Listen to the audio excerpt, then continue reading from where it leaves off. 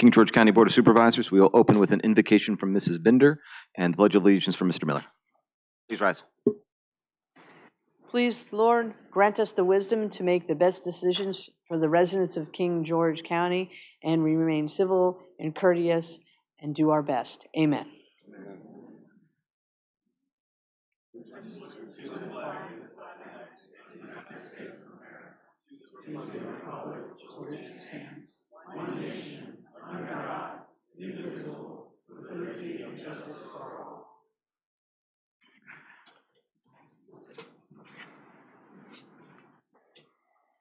Thank you, Mrs. Binder and Mr. Miller.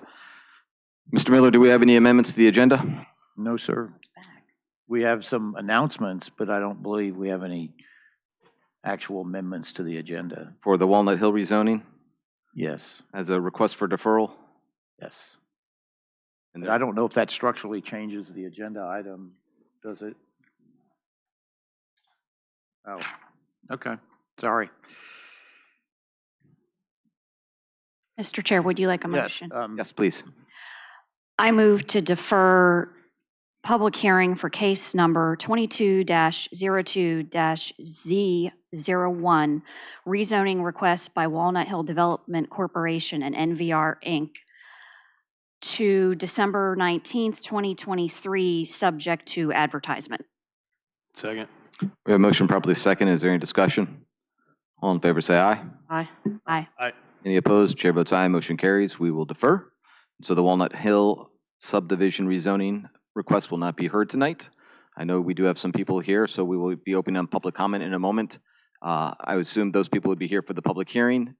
If you're here for that, though, you are still welcome to come up and provide public comment during our regular public comment time, which will be open in a moment. So comments will be limited to 3 minutes per person in order to afford everyone an opportunity to speak. And if public comments relate to a specific public hearing item, we ask that you offer those comments at the time of the public hearing, which for Walnut Hill will not be happening tonight, so please come up at this time. When you come up, please state your name and your address. And so the floor is open for public comment.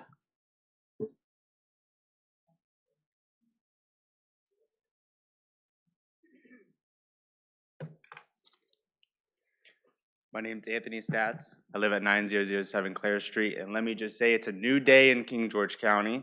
The people of this county have voted for 3 new supervisors, and regardless of how you feel, it is a momentous day when our county gets together and votes on who to lead us into the next generation of problems and solutions. I will say, though, today on the agenda will be the Amazon agreement. Now, people who've been coming to the meetings regularly know that this agreement has been hid in the back rooms. This agreement has been dropped at the 11th hour because, just to put it blankly, there are 3 supervisors who will not be here in January. If you look at the agreement, it is a joke. There is nothing benefiting King George in this agreement. And you can just look at it, and one of my first questions is to Ms. Lackley. Has the county hired outside legal to look at the agreement? I think that is step number 1. This agreement is clearly a joke. The $125 tax that we put on Amazon is until 2050. That's a joke. It's almost like Amazon gave us a list of demands, and as a county, we just kind of went, okay, there's no negotiation here. A question. How many times have we gone into negotiation with Amazons? Once, twice, 3 times? From the look at the agreement, it's only been once or twice. And a couple other things I think the county residents would love to know is how much money are they going to bring in? When will we see the revenue? When we know we will see the revenue? Maybe in 2050. Now, when I say maybe, look at the language of the agreement. Language like maybe. Language like intends, may. All this in the agreement shows that this board is selling out to Amazon. This board has done nothing to put Amazon on notice. If you want to come to our county, we're going to have stipulations. What's the stipulations? Water? Well, the water they're giving us, there's no stipulations that it's going to be good water. They can just give us dirty water and say, well, we gave you water. And finally, the 3 supervisors who won't be here. How could you vote on something that you're not going to be held accountable for? And Mr. Granger, you did face county residents, and I want to congratulate you on that. You were not successful in your endeavor, but you had the courage to say, you know what, I believe in this, let me take it to the citizens, but the citizens rejected you. You have lost your mandate to be a supervisor. So take that in consideration as you will vote tonight to hopefully, not allow Amazon just to walk willy-nilly into this county. We have a chance in King George County to set a standard. If Amazon comes to a rural locality, they will follow our example. We are the first one for the cloud infrastructure grant, all these different grants that we are giving Amazon. We are the first domino to fall. So thank you.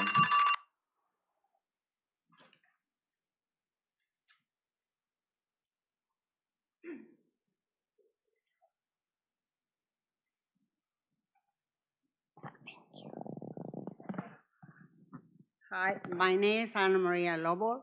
I live in Presidential Lakes. I want to thank all of you for your service to the county. I am hoping that you make good decisions for the county. Also, I want to know when the decal fee will be eliminated. Some people in the county don't even know what a decal fee is. I feel that since the taxes for the last 3 years have been higher, there shouldn't be any problem with elimination of this fee. Some have said the county will lose $750,000. This is a shame. The $23 you're charging for each car will not make a lot of difference to the county, but it should be good to give it back something to the community. I hear that you're going to raise the service fee for the rescue squad. That should make it up for the loss of the decal fee. I would like to ask Mrs. Kapka to explain to the new supervisors coming in the next year that we have been trying to eliminate this fee for more than a year. 3 of you are leaving. That is hard for the county because I was hoping that the supervisors will lower our taxes. I have seen people come and go for many, many years. I feel bad because nobody seems to be responsible for anything.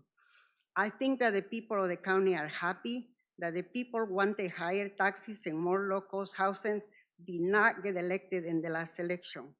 King George County is a safe place to live, but more low-cost housing will have an effect on the safety of the community.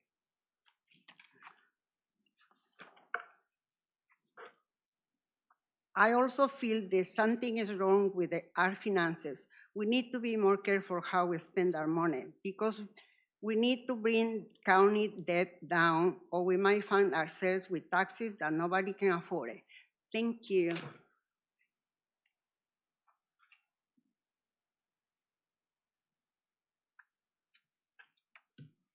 No, I'm not drunk, sorry.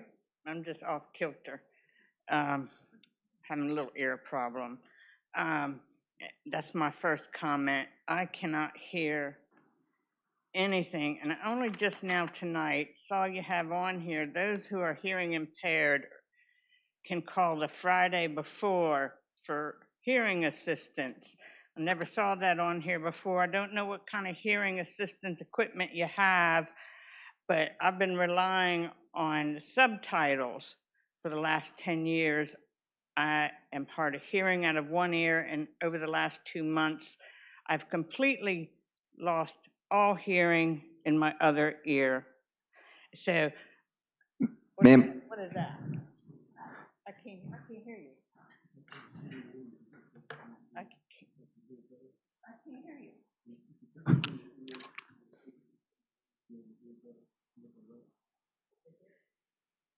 Sorry. How does it work? So turn it towards your ear. That's to hear. I can't hear anything out of this one. Okay, go here. Mr. Dines, will that pick up the microphones? Yeah, so if you talk in attach, see if she can hear. Ma'am, are you able to hear me okay? Is that coming across to you? Or are you? Oh, go. Okay, I can hear you now. Okay. Okay. A little too much juice. Okay. All right. Now I can hear you. I'm sorry for the challenges. I hope that does help. Thank you, Mr. Dines, for providing that. If you could please state your name and your address, and then once you get that settled, Okay. we can move on to your public comment. Yes, ma'am. All right. It's okay. Leslie Shelkey, Walnut Hill Lane, King George. Um, what I'd like to say is this Walnut Hill project. Whoops, sorry. And nobody else will be able to hear me. Well, now I can hear me. This deferral business is getting old, and if Mr. Hicks and Mr. Gerald are able to defer, I'd like to have the ability to defer as well. Moving this to December, just before Christmas, I find that very inconvenient, and I'm sure other people might as well. That's 6 days before Christmas. I believe the date is supposed to be December 19th. People are going to be, some people may be traveling or getting ready to travel for the holidays. Other people are going to be last minute Christmas shopping, madly, running up and down aisles of stores. They're going to be wrapping gifts. They're going to be cooking, etc. So to pull them away from, their holiday preparations, I find is a bit not so nice. And so if they can defer, I feel like we as residents should be able to ask for deferral to January and to let us enjoy our holidays. And put this off till January. Also, I'd like to mention, sorry, y'all, but I don't like them calling me either and offering to fix my yard. Because I feel like that's going behind the backs of the citizens to do favors for me. Maybe they meant it in a nice way, but I feel like that's kind of a backdoor dealing, and I don't work that way. Thanks.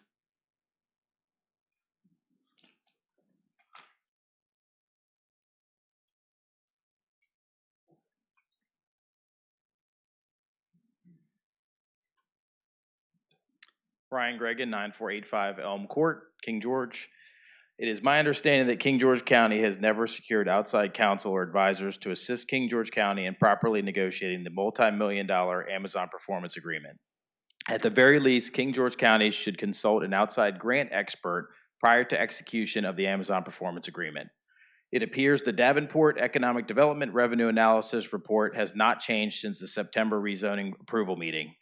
That means that possibly little to no negotiations have occurred since the rezoning hearing on September 5th, 2023 regarding King George grant funding, tax rates, or tax rate terms.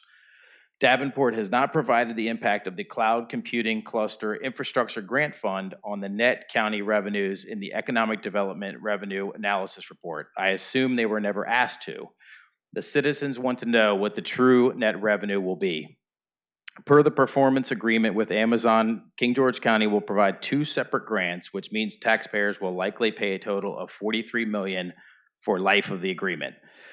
Now to Amazon's blank check from King George County taxpayers, also known as the Cloud Computing Cluster Infrastructure Grant Fund. This is the 3rd grant that is available to Amazon that directly affects King George taxpayers. Every infrastructure cost eligible for grant funding at the state level, King George citizens will pay for 3 times in tax revenue. As an individual, there isn't anything I would pay triple the price for, nor would you. 3 board members that will no longer be board members on 1/1/24 are about to decide for the entire county of 27,000 King George citizens that we will all be obligated to pay 3 times for Amazon's infrastructure cost, which could cost the county in excess of $100 million of tax revenue. I ask that tonight you wait to vote on the Service Authority dissolution since the absorption guarantees Amazon additional infrastructure grant funding. Please also postpone voting on the Amazon performance agreement until King George County can secure the services of an outside grant expert to further investigate the millions of dollars associated with the Cloud Computing Cluster Infrastructure Grant Fund and outside legal counsel to review the performance agreement and memorandums of understanding associated. An enormous debt burden with uncertain revenue is a horrible legacy to leave. If the chairman and board members are not willing to postpone the Amazon performance agreement vote, I ask that you afford all board members time to discuss the agreement publicly tonight, since no public discussions have occurred since the release of the performance agreement to the public on Friday, November 10th. Thank you.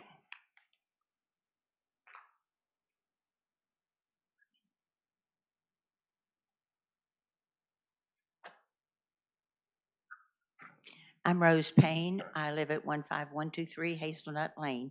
First, I want to thank the board members who took me up on my offer and actually came to look at the property for themselves.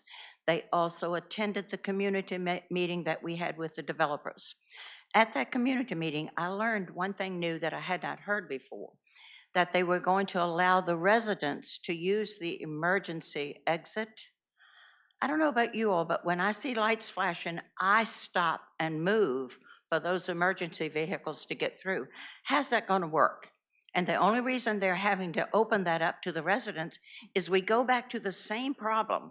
There's only one way in and one way out of that subdivision. And yes, they're saying some of these things sound good. Yes, they'll take care of Bayberry folks. They won't get flooded anymore from the water. They'll help us with our service authority money. They'll help this and they'll help that. But you know the one thing they can't help and none of us can change? Traffic. Traffic. It's my understanding when the board approved the 42 homes, and again, we wouldn't be here tonight if they had not been shut down for erosion. When you all approved that, I think it was with the exception, if I'm not, I think I'm right, that they could, you were concerned about having just the one way in and the one way out. So how can we possibly entertain adding approximately, and I think it's more, 895 cars a day coming out on a country road called Owens Drive that's very narrow? And it's not going to change because we've got families living right on the road. So I'm asking you, as a citizen of this county and a taxpayer, please don't be fooled by perks. They sound good and they could be good, but don't let them cloud your vision about the real impacts that are going to affect not just my life, but I think about the folks on 206. It's a lot of traffic this way and that way, and you're going to add to that. So again, I commend you for coming down and looking at it for yourselves. And I'm asking you, please think about the impact. I heard a lot about, at the community meeting, a lot about the impact on the school. I don't have children in school, but I pay tax dollars to help the school. So think about those impacts. It's not just all about what they can give you in order for you to approve their development. You've already approved them for 42. And that, like I said, those houses would be up right now if the county had not shut them down because of erosion. So I'm asking you, please. Thank you.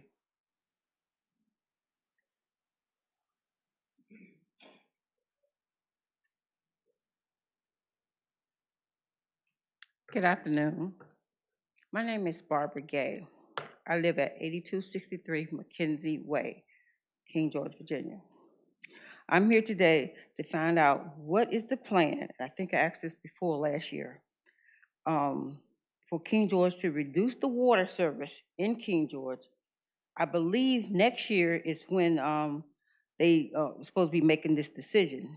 Would it be made on how King George would propose start hopefully reducing the bill that was placed on us and the consumers to pay for something that we, the consumers, were not aware of, that was some mismanagement of funds. Because when I came into King George, that's what was told to me. So I mean, it is appalling, the water bill in King George. I love King George, but the water bill, it's like, should I pay my mortgage or should I pay the water bill? And I think that is ridiculous. And as the two gentlemen talked about Amazon, which I had no idea about that, I really think you all need to consider what you all are going to do going forward with this water bill, because it's not fair to us to be putting something on the consumers. We did the 5 years, the 5 years will be coming up. So what are we going to do after that? Thank you.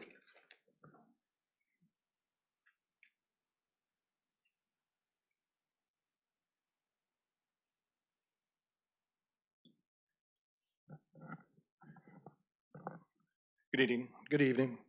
I respectfully rise to thank you for the affirmative vote on our request for a deferral this evening. Could you state name and address, please? Oh, shucks, I went right through it. Thank you, sir.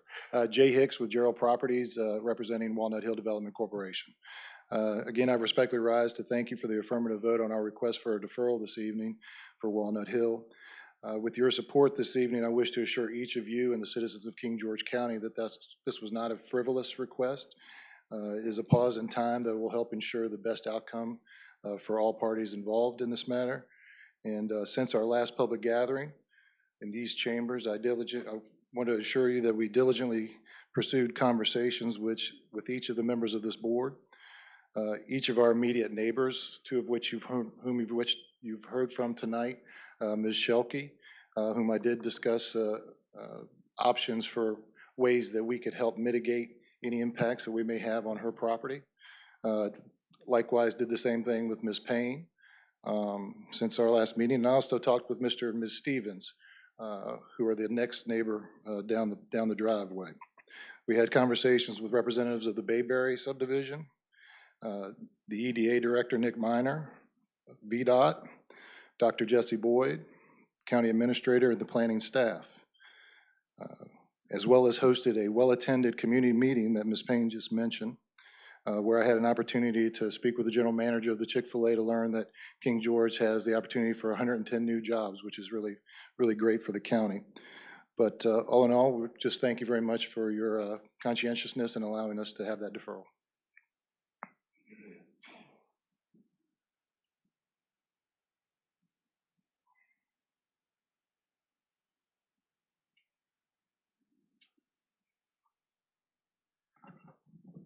Hi, my name is Ed Toot. I live at 6325 Vista Court in beautiful King George here. And my comments are just basically, I'll start with, we're all afforded this opportunity to offer public comments, but this is before we hear anything. So I'm not really sure what we comment on, okay? Second, and more importantly, is transparency. I come to a few of these meetings and I hear closed session, this, that, whatever, okay? I have no idea what goes behind that wall. And whatever goes behind doesn't come out this way. We're not in for on that.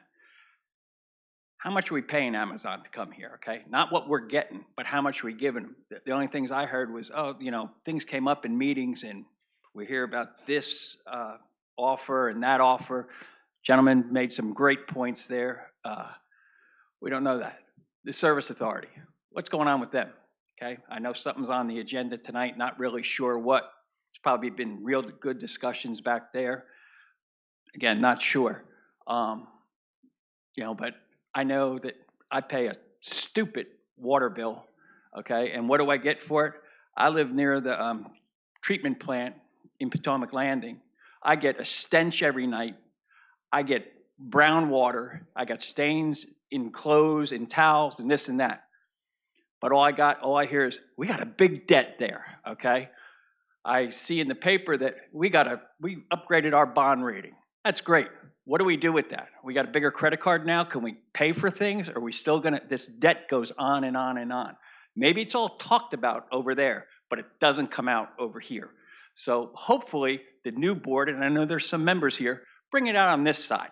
We've got room. We can have you sit out here, okay? We've got room to talk about things, okay? We, the citizens, we're here because we care. I appreciate your efforts here, okay? Thank you for devoting your time for this. I wish the best to the ones that are not going to be here anymore, that are going to make a big impact on the rest of my time here in King George, but then are going to leave. But thank you, okay? But please, to the current members here, members are going to stay, new members that are in the audience here, please bring it out. Let us know what the heck is going on in our county. Thank you.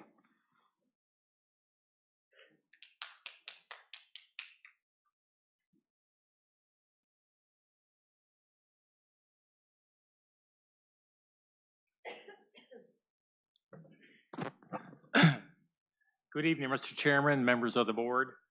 My name is Hobie Mitchell. I'm a managing member of Green Energy Ventures, the applicant for the King George Technology Center project currently before King George County. My offices are located in Aldie, Virginia. I wish to comment on two matters before you this evening. One, the Economic Development Local Performance Agreement, and two, the presentation by Davenport and Company titled Economic Development Revenue Analysis, which relates to that first item. Please know that we support the economic development initiatives of King George County, and we hope that our project will one day contribute to the economic success of the county. While considering the economic development, please also consider that the county's desperate need for infrastructure improvements, some of which have been mandated by the Commonwealth, such as a new public water treatment and distribution system that you have to get off the groundwater. So that's a mandated requirement. Also, for your consolidation of the wastewater treatment facilities, the hop yard. Both of these will require large capital investments. In the current draft agreement that is in front of you tonight, Section 5 utility packages recognizes the need for adequate utilities being critical to the success of the AWS project.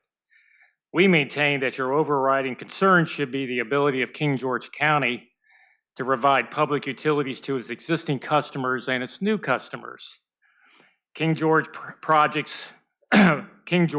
projects future water needs of between 2 to 3 million gallons to support existing customers and growing economic. While 60,000 gallons is proposed to be at no cost to the county, there should be an inclusion of the county's future needs, which could very well be in excess of that 3 million gallons.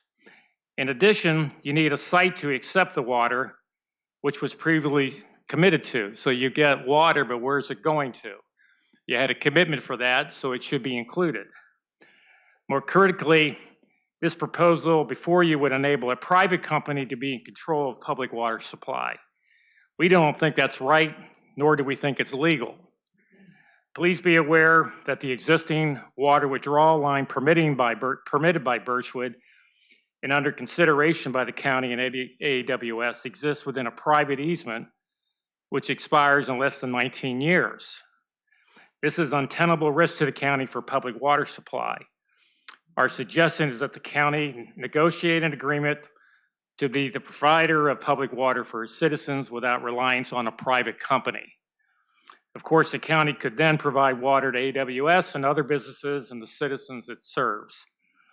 Please also consider that the legislation passed by the Commonwealth to attract data center development, matching infrastructure requirements of localities could enable King George to pay for these commitments using utility infrastructure. One last comment is that... Mr. Mitchell, the time is up. Okay. Thank you.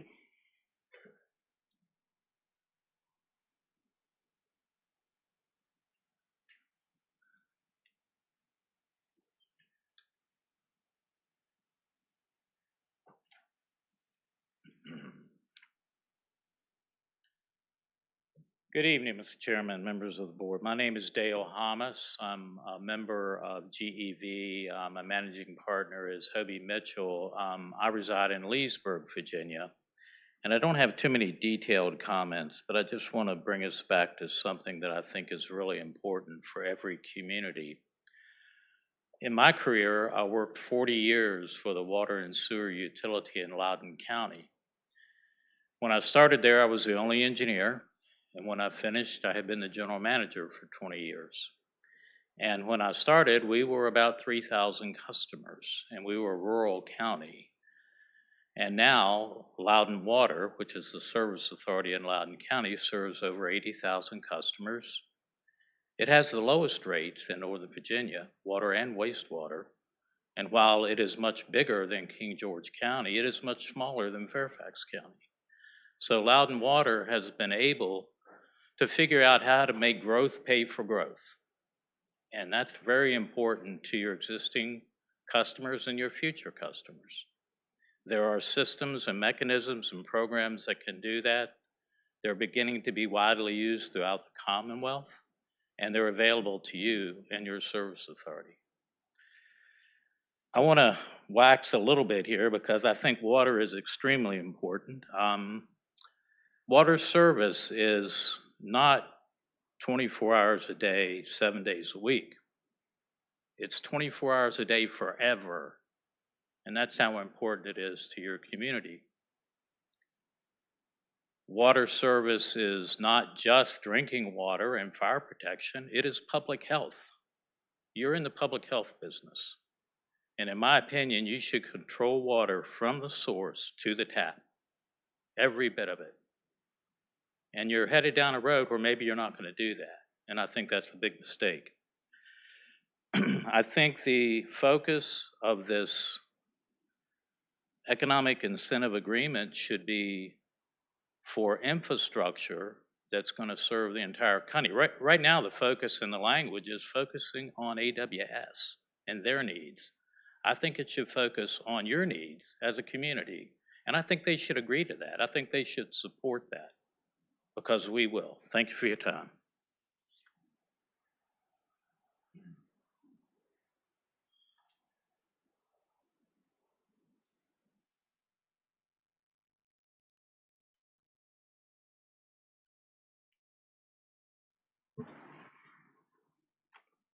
Good evening, everyone.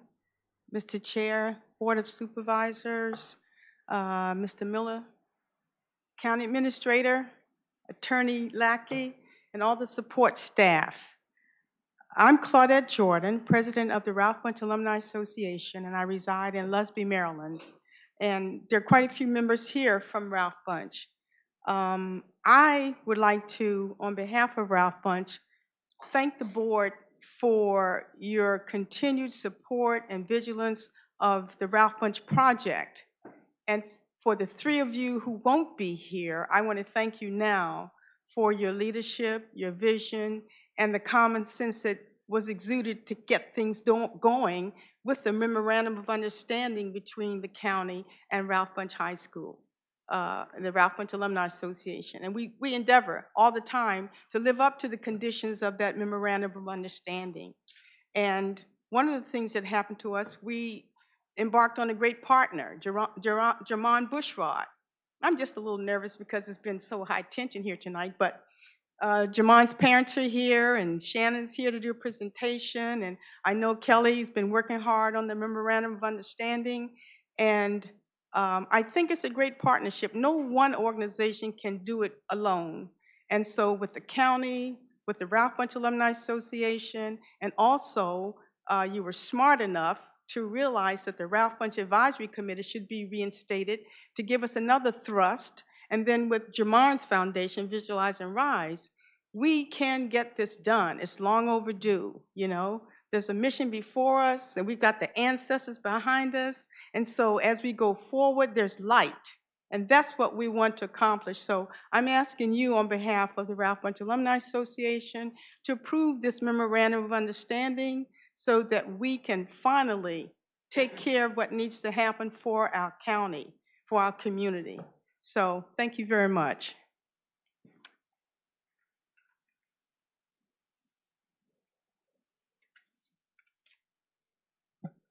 Good evening, Mr. Chair and members of the board.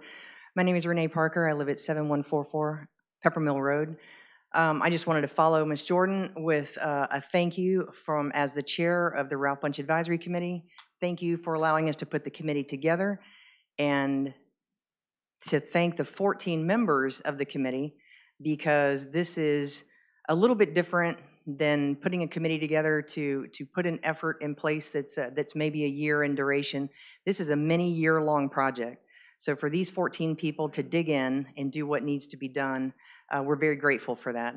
For the memorandums of understanding, and for us to be diligent in the future, like Ms. Jordan said, to adhere to the requirements of that memorandum is paramount. And we realize that, and we want to thank you for your support. All of you, thank you very much for it. We appreciate it.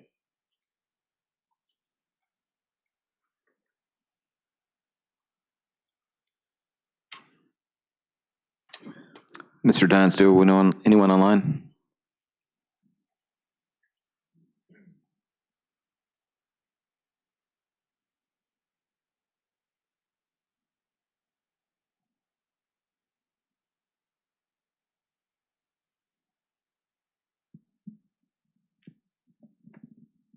No, Mr. Chairman. Did anyone receive any correspondence to be entered into the record tonight? Okay.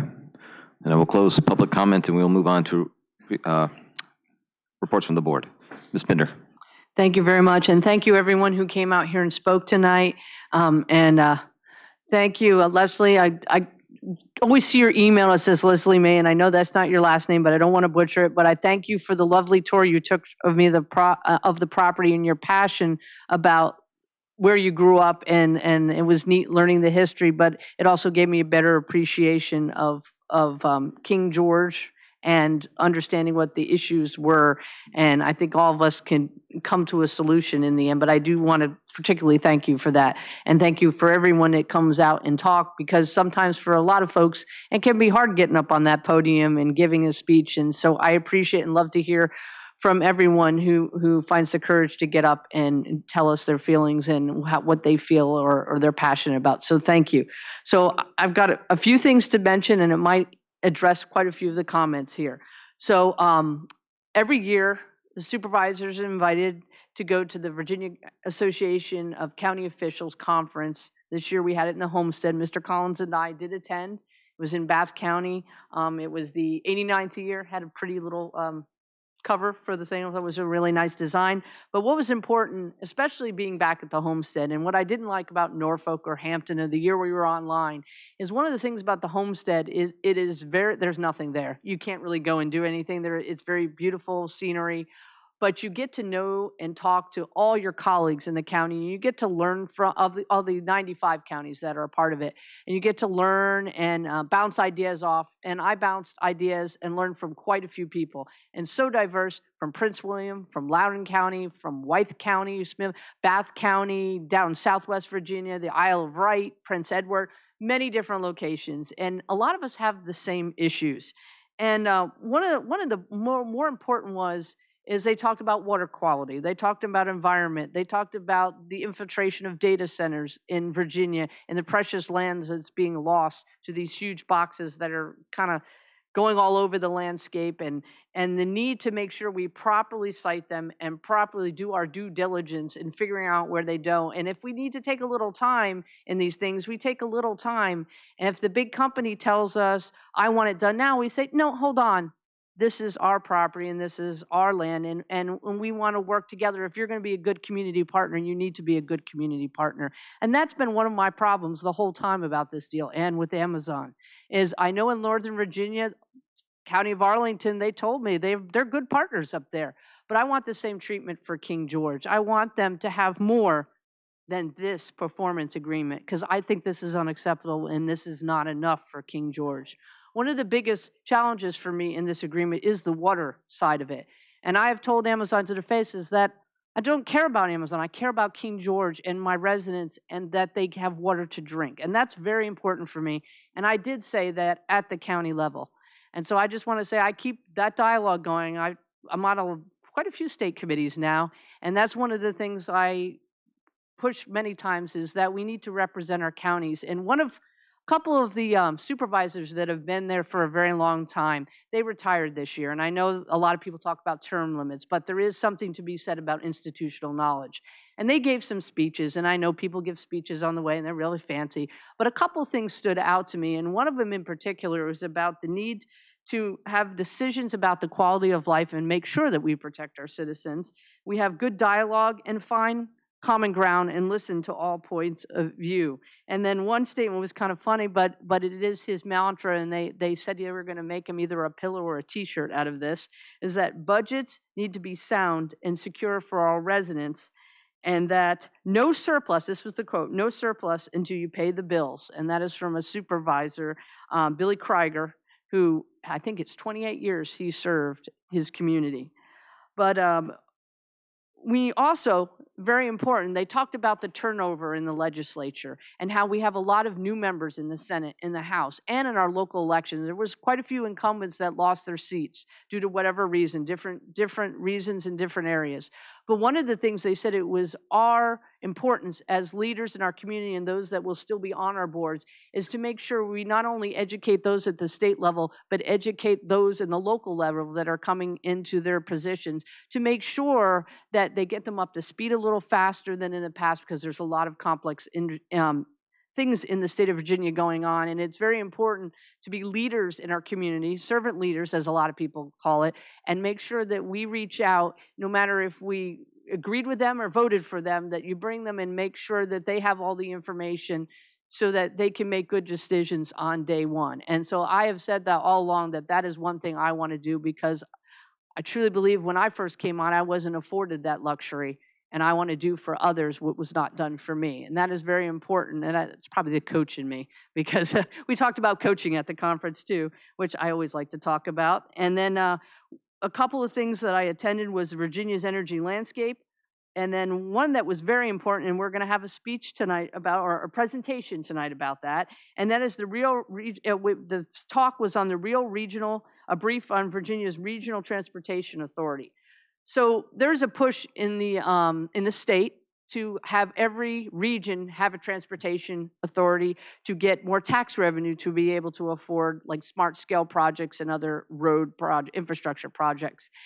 But the problem is, and I actually spoke to 2 delegates directly, and they never answered my question. They kind of did some word salad and danced around the issue.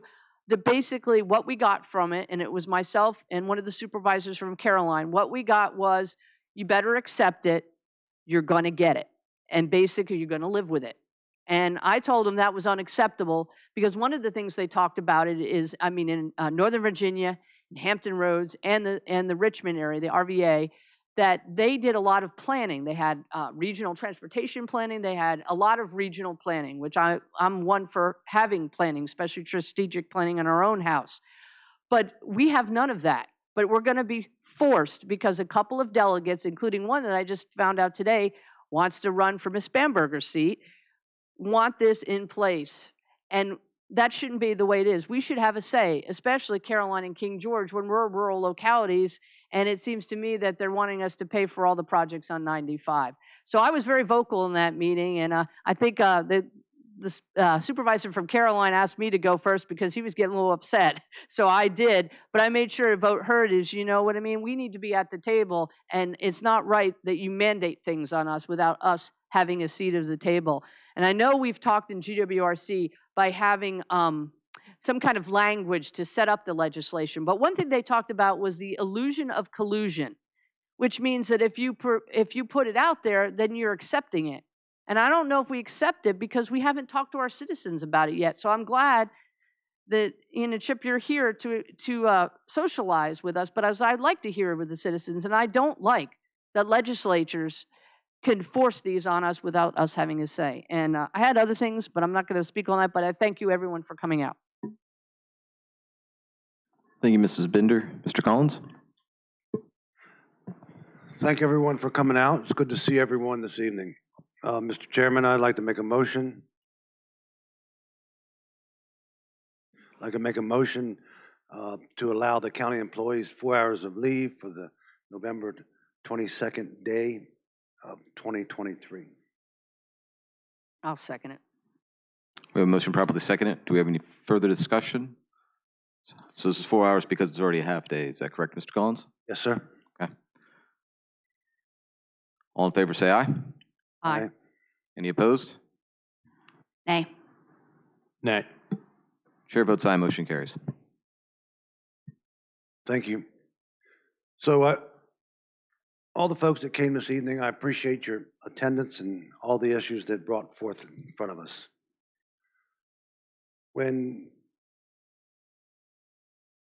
First, I'd like to make another motion, Mr. Chair. I'd like to make a motion to defer the performance agreement, item number 11.7, till January. Second. We have a motion properly seconded to defer until January for the performance agreement. Any further discussion? All in favor, say aye. Aye. Aye. Any opposed? Nay. Nay. Chair votes nay, motion fails. Thank you. So the performance agreement just came out for the citizens to see it.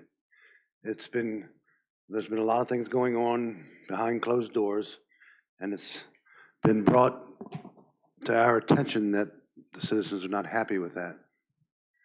There's a lot of things in the agreement that need to be worked through. There's a lot of things in the agreement that need to be talked about with the citizens.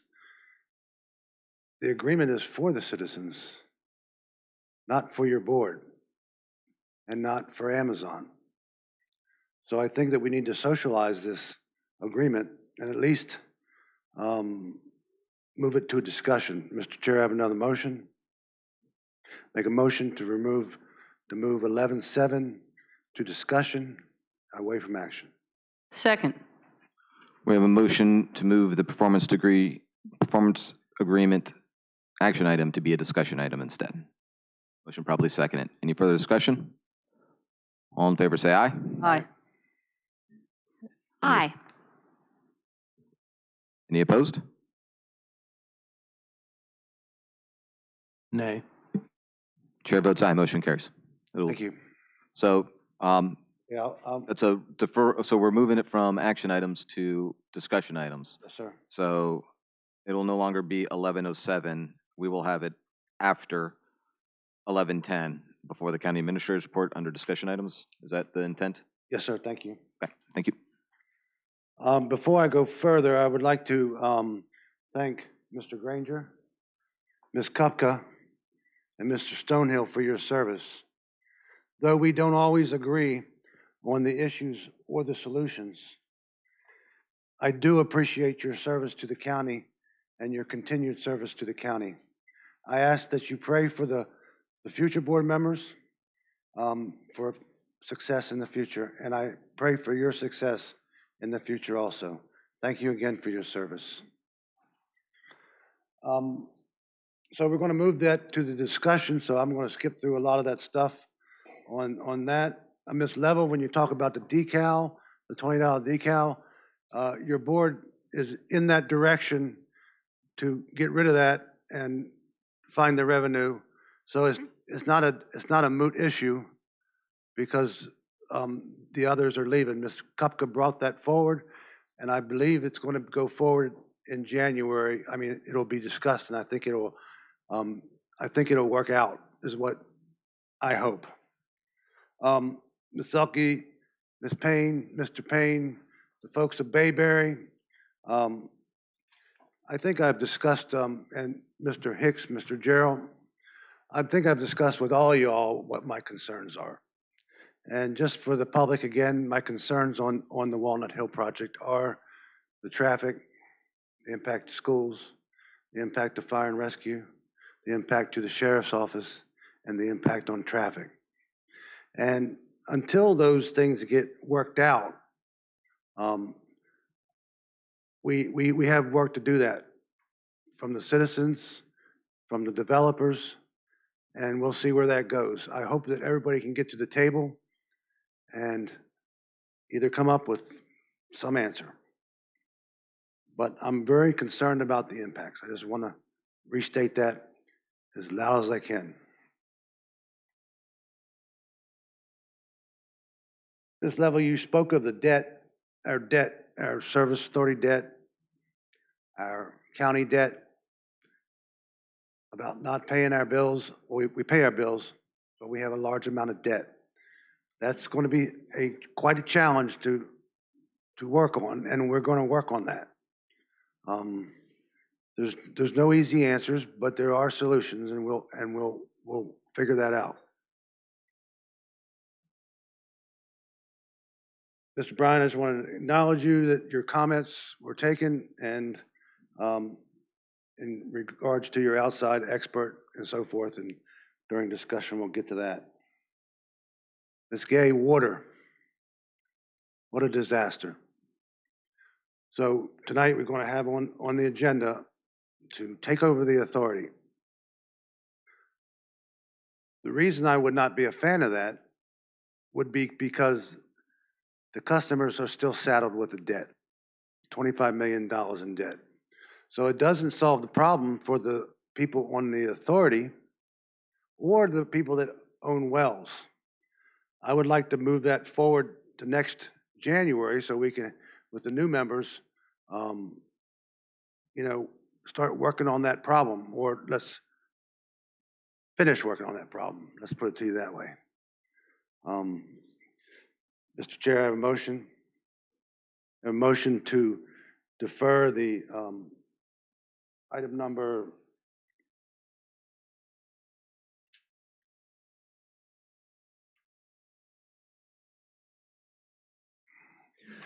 1105, resolutions to authorize a merge with the Service Authority. Second. A motion properly seconded. Do we have any further discussion? So it's for 1105. So you're deferring to not even discuss it tonight, or what is? I'm sorry. Is it, I'll take it, at least take it out of action in the discussion. so it's a motion. I'll make the motion for discussion. Okay. We have a motion to move 1105 from action to discussion. Second. And it was properly seconded by Ms. Bender. Do we have any further discussion? All in favor, say aye. Aye. Any opposed? Nay. Nay. Chair votes nay. Motion fails. Thank you. Mr. Mitchell and your associate that came with you. I'm sorry, I had to slip out real quick, but I did hear what you were saying, sir, in the back. As far as the water in the agreement, well, let's just talk about the water. So the water in the agreement is going to be taken out of the Rappahannock River. The Rappahannock River is a natural resource. By the Constitution of Virginia, that natural resource is for the good of the Commonwealth and its citizens, which means that it's not good for a private entity. That's not what the Constitution says. So I'm very concerned about that particular part of that. Ms. Jordan, good to see you again. We're going to go to yours. We're not going to defer it. I'm not going to ask for any motions to move it. I'm going to ask for passage of those. I'd like to thank the members that have been on the board that worked on that. Good job. And y'all have done some great things. Ms. Parker, thank you. The Ralph Bunch Society folks that are here, I appreciate that. Marilyn Tolliver back there. And I hope your daughter is here too. Okay, yep. Thank you so much for your work. You're all doing such a great job. Thank you. That will conclude my comments, and I wish everyone a happy Thanksgiving. Thank you, Mr. Collins. Mrs. Kupka? Thank you, Mr. Chair. Thank you to everyone who joined us this evening for public comment. I just want everyone to know with regard to election or re-election, I closed my campaign bank account on December 31st, 2019. I did not intend to run for re-election. And I'm very proud of the fact that every decision I have made on this board these last almost 4 years, I have made without fear of impact on re-election. And I'm going to continue to make decisions through the remainder of my term, December 31st, 2023. With that, on October 18th, I attended the FRA annual meeting. On October 23rd, I attended with Ms. Bender the GWRC meeting. On November 8th, Mr. Stonehill and I attended the Chick-fil-A ribbon cutting. I am very impressed with the new owner-operator, and it's definitely a family affair. As it was mentioned earlier, he did hire 100 or so folks. He said he had slots for, I think it was 110, and over 300 applicants. So there was enormous interest in the community as far as employment there, working there, and it just looks like they're going to be a great partner in our community. On November 13th, I attended the Veterans Recognition Ceremony at Historyland Memorial Park, and I want to commend the owner, Mr. David Stork, and his staff. I hope you all take time to go by and see the new Veterans Memorial. So in erecting the granite statue, they chose to honor Robert P. Holmes of King George County, and they actually had an engraving of, I'm sorry, it would be your right hand when you swear your oath to the United States military. There is an engraving that is his actual handprint on the granite, And then on the ground below, they did a granite of his footprints. It was just a very impressive, very moving ceremony and a wonderful way to honor our veterans. And thank you to all of our veterans. And with that, that concludes my report. Thank you, Mr. Chair. Thank you, Mrs. Kupka. Mr. Stonehill? Thank you, Mr. Chair. And thank you for everybody coming out. It's good to see such a good crowd. Our crowds are getting better and better, even though we have a lot of big things going on.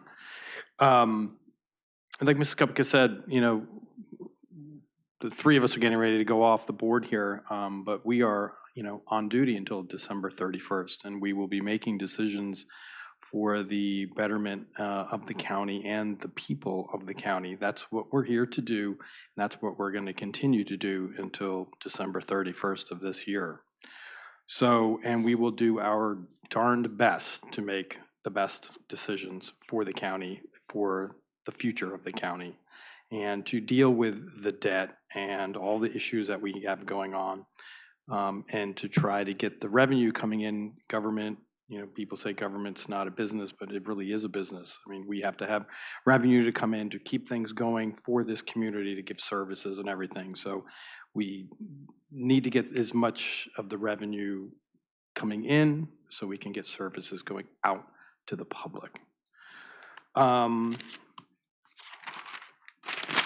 Back on October 30th, I attended the second downtown dog run event that was up in Fredericksburg. Great event that was up there once again. Just every time we go to this, I get more and more about what dog runs have been doing. You know, I've been here, you know, almost 30 years now, and it's just amazing the things that I find out about what NSWC does and that every year what they come out with. Abigail Spanberger was the keynote speaker along with our King George resident. It just went out of my head. Dale Sisson. I don't know, just went right out of my head. And they had a great turnout for that. It was even bigger than they had it was last year. November 8th, I attended the ribbon cutting ceremony, like Ms. Kupka said, of Chick-fil-A. The owner-operator, Nolan, and he and his wife, just great people. And, you know, they, like they said, you know, they had over 300 applicants for 110 positions. It seems like it's a really good group, and the folks that came in, and, you know, for years and years and years, everybody has been waiting for Chick-fil-A, and now we have it. And then today, finally, I attended the Commonwealth meeting with Mr. Granger down at Mary Washington, and that was hosted by King George and Captain Wilson from base. So we talked about things going on at on base and the community. We had all local community members from Colonial Beach and Indian Head. So it was a good event.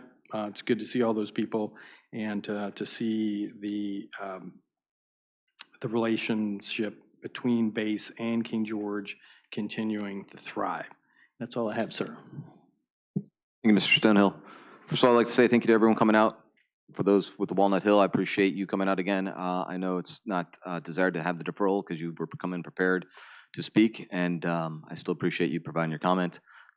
Everyone else, I appreciate all the comments as we continue to look at the performance agreement, and we will continue to look at that this evening as a discussion item.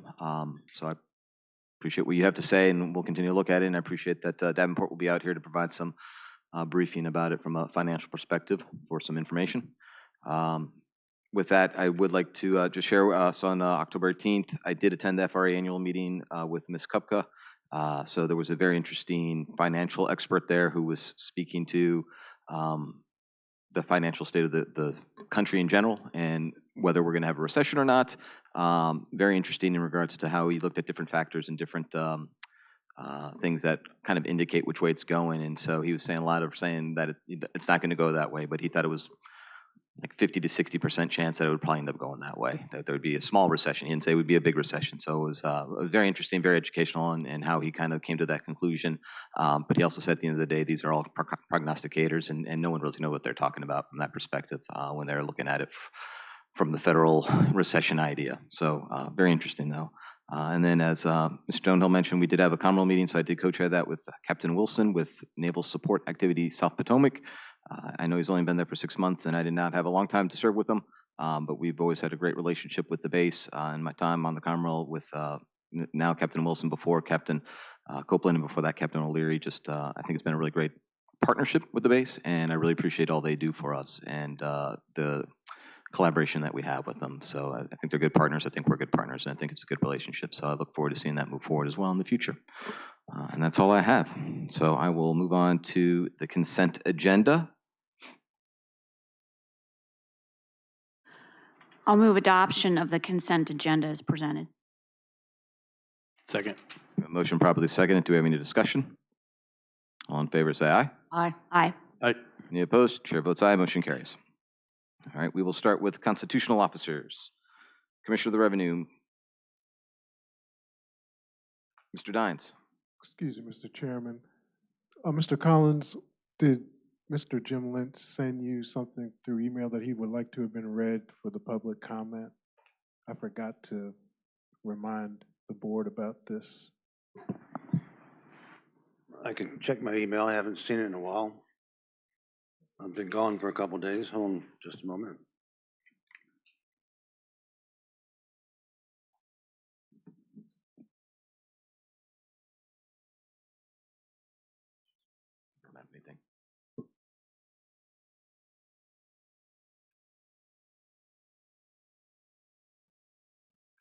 So as we are past the public comment period, I would say that, Mr. Collins, if you do have it, if you wouldn't mind forwarding it, so that could be entered into the record under public comment. If Yes, sir. you can find it. Sir. Okay. Is everyone amenable to that? Okay, thank you. Thank you, Mr. Dines. Okay. Ms. Hart, sorry. Hi, good evening, members of the board, Mr. Miller, Ms. Lackey. Our collections from July of 23 to present day for the cigarette tax is $660,960. And our sales for the number of packs sold during this past month is 333,748. Does anyone have any questions for Ms. Hart about the cigarette sales receipts? Okay. Okay, Thank you, sir. one more little thing. I drove a school bus in King George for 16 years. I worked in the Commissioner of Revenue Office for 18 years. 8 of those were as commissioner. And it is with sadness and a lot of joy that I say I will be retiring 1/1 of 24. I want to thank those who have assisted me over these years for many, many things. The people working here in the Rivercombe building, the courthouse building, all the fire and rescue folks, the sheriff's office, and the IT department. I don't want to call names because I know I'll leave someone out. And of course, the board members have assisted me on a lot of things, and Ms. Lackey as well. My office and the treasurer's office work closely on so many, many things pertaining to the county and the taxpayers. Thank you to Randy, Cece, Marissa, Carrie Ann, and Chandler. You all are awesome. Thank you to my staff, the 7 ladies that work in my office, Regina, Ashley, Linda, Joanne, Stacy, Megan, and Deanna. I have put together the most amazing team. I couldn't ask for any better group of hardworking, dedicated individuals. My staff works hard at keeping the Commissioner of Revenue Office up and running each day. We have had best time working together. We have laughed together, and we have cried together. I will keep each of you in my heart. Most of all, my family.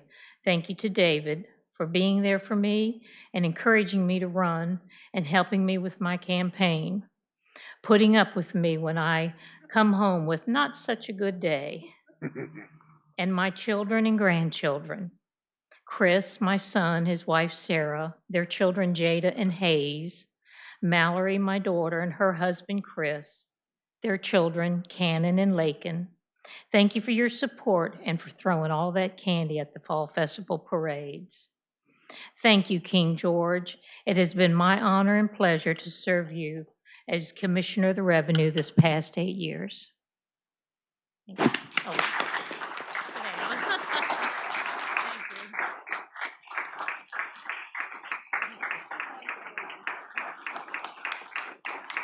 Thank you. Now Regina's in my shoes, stretching them. Take it over. Good evening, Mr. Chairman, members of the board. I'm here before you tonight to request that we eliminate the vehicle license fee. The revenue will increase due to proration versus the non-proration we are now. I have compiled information for you that you'll be able to look at in your agenda package, which contains details regarding the 2 years of historical data as you had requested. Our system will not administer the license fee properly. We have difficulty now with processing the license fee on the supplements we do issue. When we move to proration January 1, 2024, it will be even more of a burden for our office due to the increased workload as a result of proration. With the vehicle license fee out of the equation, my office will be able to transition to proration more efficiently. Thank you. Thank you, Ms. Puckett. Does anyone have any questions for her about the presentation? Okay. Mr. Chair, Mr. Collins? I think Ms. Kupka, this is Ms. Kupka's baby, so I'd let her make the motion. Thank you. So first I wanted to thank you for all of the data. This helps a great deal. And I know it was time consuming and burdensome. I really appreciate it because there are a lot of good numbers here to crunch. So with that, Mr. Chair, I would respectfully move for consensus of the board to place this item on for an action in December. Second. We have a motion properly seconded. Is there any discussion? Mr. Chair, if I may. Yeah.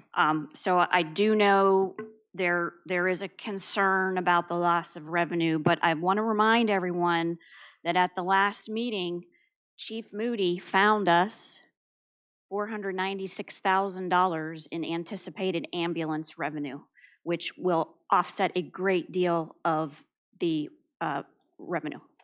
Thank you. Thank you.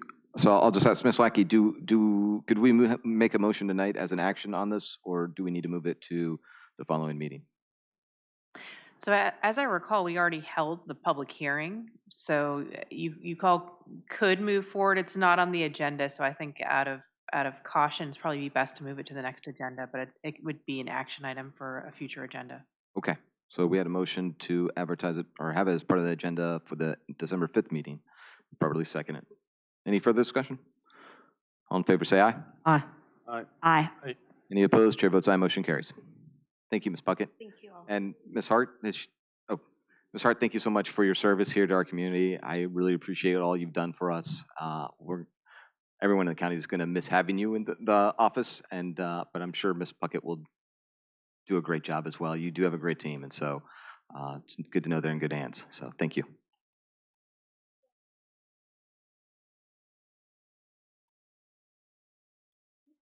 Sheriff Giles.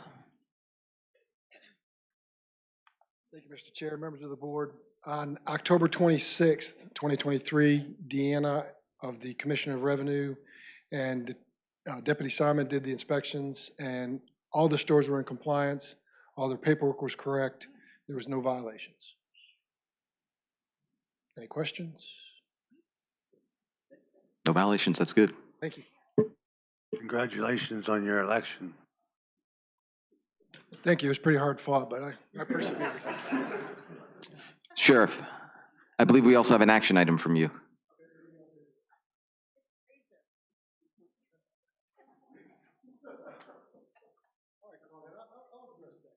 Mr. Chair, can you indulge me for a second? Yes, sir. So this is for No Shave November. My office participates in No Shave November where the deputies or the employees, they donate $2 a day for the month of November. Therefore, obviously with public education, I was able to deduct that $60 a person. So with that $60 a person, we pick an organization to donate that money to, and we were really close to $1,800 that we donated to Love Thy Neighbor. So that's the No Shave. Can I pay you now to shave? No, I already paid my $60 not to shave. Thank you, Mr. Chair. Anyway, for my action item, on September 14th, 2023, we submitted a request for FYI 24 staff recognition grant. On September 28th, 2023, the Virginia 911 Service Board approved the request in the amount of $38,750.00. This is a one-time bonus for both full-time and eligible part-time communications officers. This one-time bonus will be pre-taxed, and the appropriation should be as follows. The revenue, they'd like to do a line to establish $38,750.00, and I do have the approval for the letter. So my recommendation or my request is you authorize the county administrator to accept the 911 staffing recognition grant in the amount of $38,750.00 and amend the FY 2023-2024 budget for the $38,750 funds received from the Virginia 911 Service Board and to appropriate the funds as presented. So moved. Second. We have a motion properly seconded. Do we have any further discussion? All in favor say aye. Aye. Aye. Aye. Any opposed? Chair votes aye. Motion carries. Thank you, Sheriff. Thank you much. Right. Ms. Lackey, legislative position on FOIA meeting notices.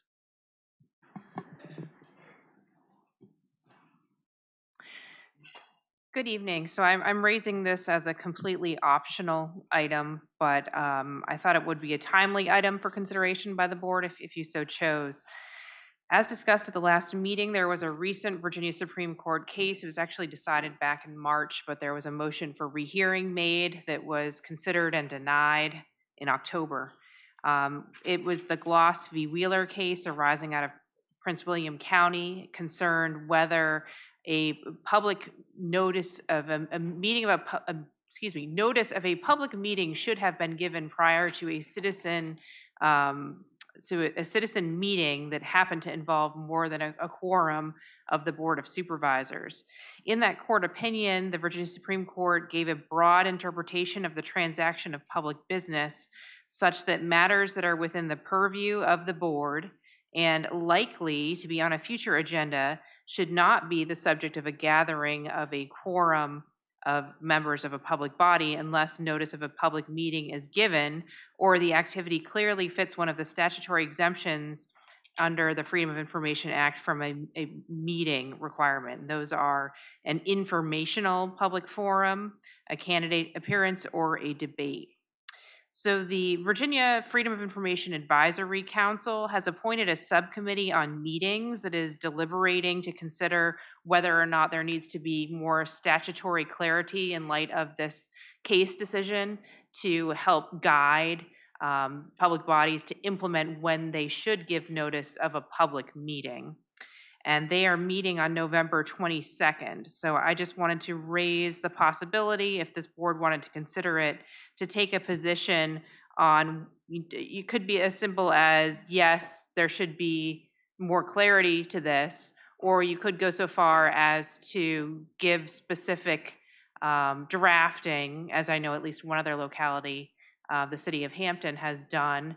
In your agenda packet, and you'll see on the screen, is a government statute from Texas that defines what a public meeting is and is not. And I haven't done a comprehensive study of all 50 states, but I pulled statutes from at least a couple states that did provide some clarity and did seem to have some consistency with what I think most attorneys in local government thought was and was not a meeting. So for example, it excludes trainings, excludes workshops, it includes things that are called by third parties that are not the public body, so long as there is not deliberation of a particular public issue or action on a particular public issue.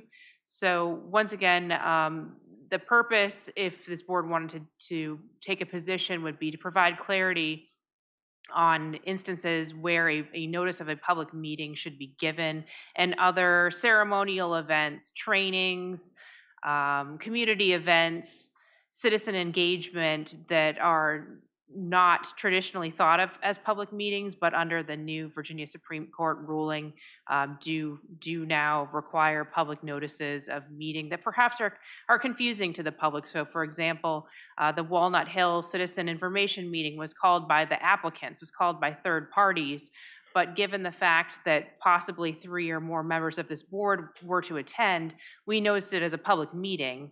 So that might have been confusing to the public because they were expecting perhaps deliberation by the board or a formal agenda by the board, and instead it was engagement of the public by a third party that just happened to have folks from this board who wanted to be apprised of what was going on in the community. So once again, completely optional, just thought I might raise it for purposes of discussion and possible recommendation if you all were so inclined. Thank you, Mr. Chair. So down at VACO, this was a big topic of discussion, as you can imagine. There was discussion in regards to the Supreme Court case that you cite, but there was also discussion in other Supreme Court, Virginia Supreme Court sites on whether or not it does need to be clarified. But it doesn't, I don't know how far notice needs to be given. I mean, I think that notice for a community meeting would be different than a notice for a meeting of the board to deliberate. So I also am concerned about that. So what happens, needs to be very clear from the General Assembly. If 3 of us go to the wine show at Caldon and we don't even know each other showing up, by some definition that would be a meeting. So I would hope that there'd be some very clear-cut clarifications on what is and what isn't, what's acceptable, what isn't, and how much notice. So like the Walnut Hill notice would be different than this notice, because it was called by the third party and there wasn't enough notice that normally is given. So that's a concern. Thank you. Yes, thank you, Mr. Chair. One question, this brings up one point that I want to bring up, for next year too, is you bring this up, the legislative, most of the localities have a legislative program, and that they then, they discuss and they bring up, to those in Richmond, to VACO, to people they have, so they can petition their legislatures. These are the things King George is passionate about. So I think that's something we need to look at, because this just clarifies this. This is something that we could put on an agenda and go and lobby for it to make sure that our voices are heard. So I want that something we possibly consider. Thank you.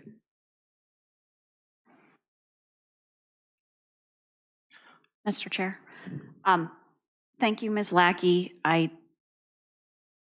I like the examples of definitions that you gave us here, and I think if there is consensus, it is worth having you advocate in some fashion. Thank you. I think more clarity would be important. I would agree. Not to belabor the point, but yeah.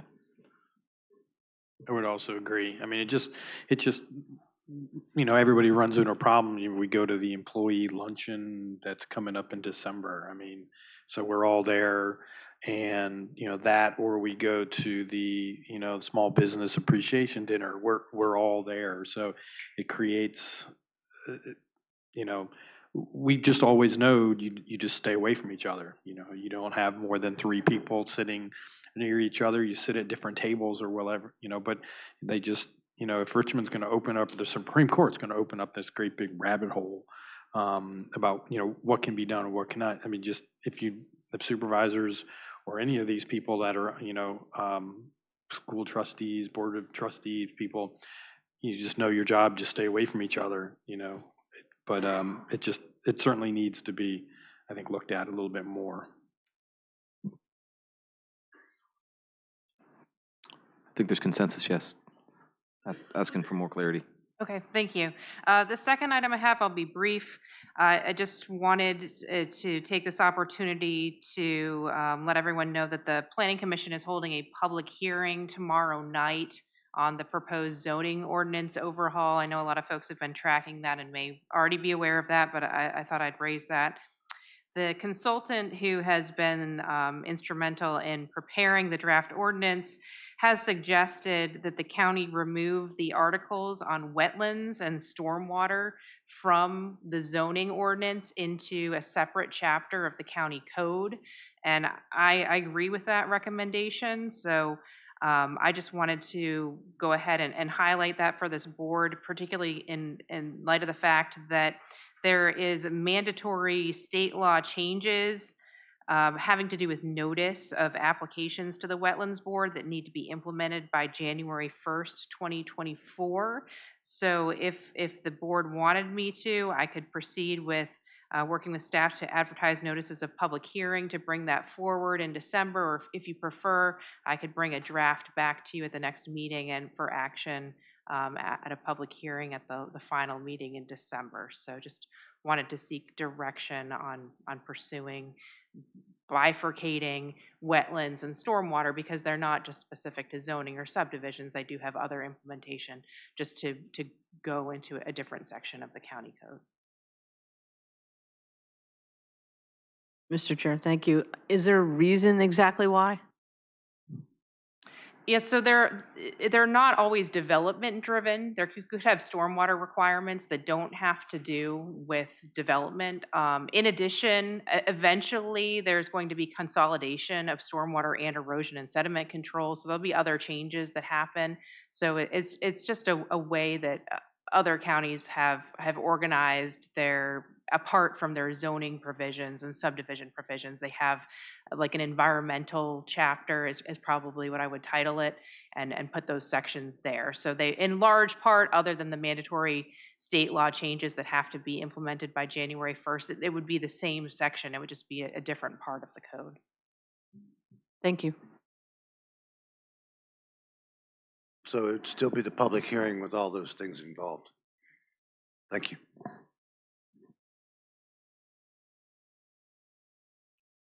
Mr. Chair, yeah, I'd like to move forward with the public hearing on that in December. Thank you. Would agree. Stono agrees. Okay. Is that all, Ms. Lackey? That's all I have. Thank you. Awesome. Thank you. Okay. We'll move on to All Points Broadband presentation. Mr. Inez. Thank you for coming out. Yes, sir.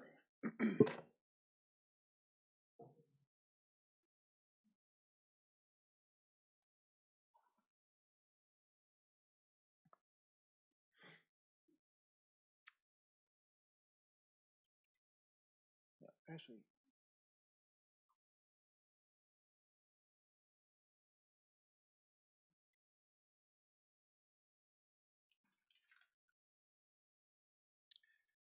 Mr. Chairman, members of the board, thank you for this opportunity to provide an update on the broadband project. Couple of reminders of where we are. This project that we're working on is to get fiber optic broadband to a little more than 2,000 locations that don't have it today through 2 different grants that were awarded by the state, an investment from All Points, the county, and Dominion Energy. We're going to do that by building about 260 miles of fiber throughout the county.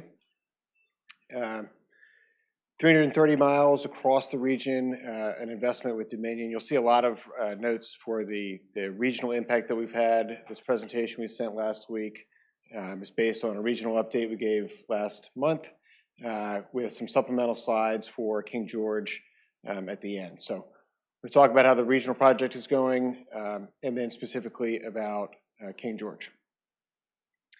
So we've talked a lot tonight, or heard a lot about grants and how the county funding gets a return on investment. For about every dollar that the county is committed to this project, you're getting about $20 of investment in your fiber infrastructure. To date, we've drawn down reimbursements from the county of about $280,000, and we don't get any more reimbursement until the project is completely done in the county. So all told, it'll be about $650,000 from the county and $12 or $13 million worth of investment from All Points, Dominion, and the state. Overall, we're going to build 1,000 miles of fiber to connect 10,000 locations. As something that we've discussed multiple times, these are locations that were unserved by the definition of broadband 2 years ago. That definition has changed in the time in between. And also the maps showing where locations are unserved has also changed in the last few years. And I appreciate several of the board members who've been sending constituents and communications to me about homes that maybe don't show up on the map. They were not constructed at the time of the grant, or the FCC in its infinite wisdom says this is not a home when it obviously is a home. We're working with all of you. If there are any more homeowners who go to our website or go to the map and don't get the right answer, please send them directly to me. I'll work through those. I've gotten multiple from all the supervisors. Let's go to the next slide.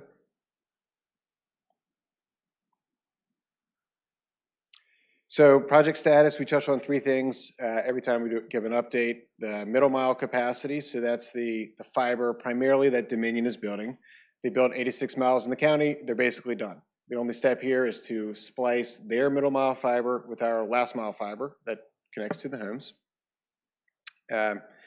Number two, which is the focus right now, is making all of the utility poles ready for our attachment. So we don't own utility poles. For the most part, they're owned by Dominion or Northern Neck Electric Co-op. And we have agreements in place to attach our fiber. I got a couple slides on what the make-ready process is, but we're very, very close. We're about 84, 85% done.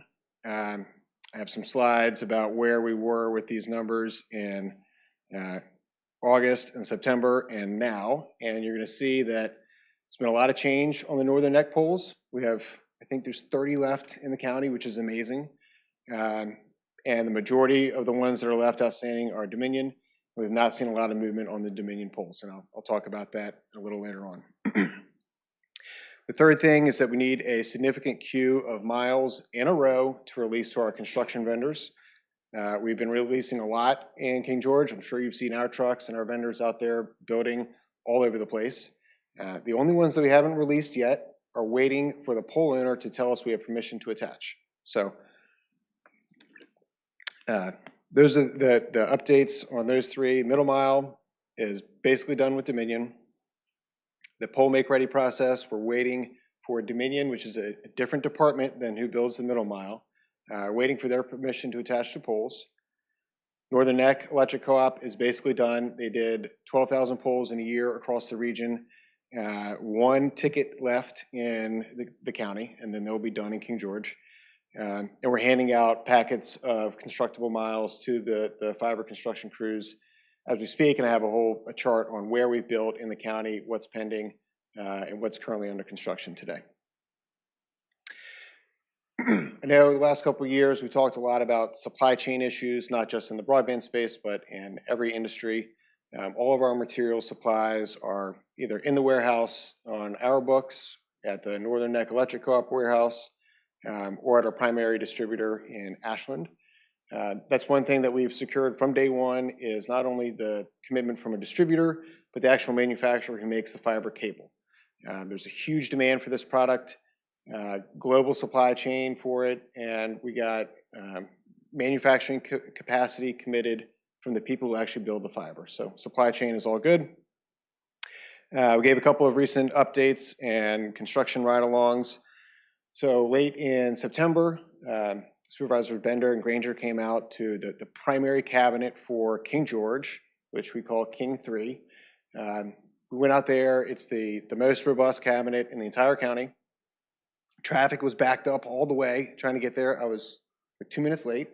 And the traffic was backed up because we were also crossing the road with our fiber. And in the meantime, between our meeting starting and heading out, the crews had crossed the road and gone down probably 6 or 7 poles.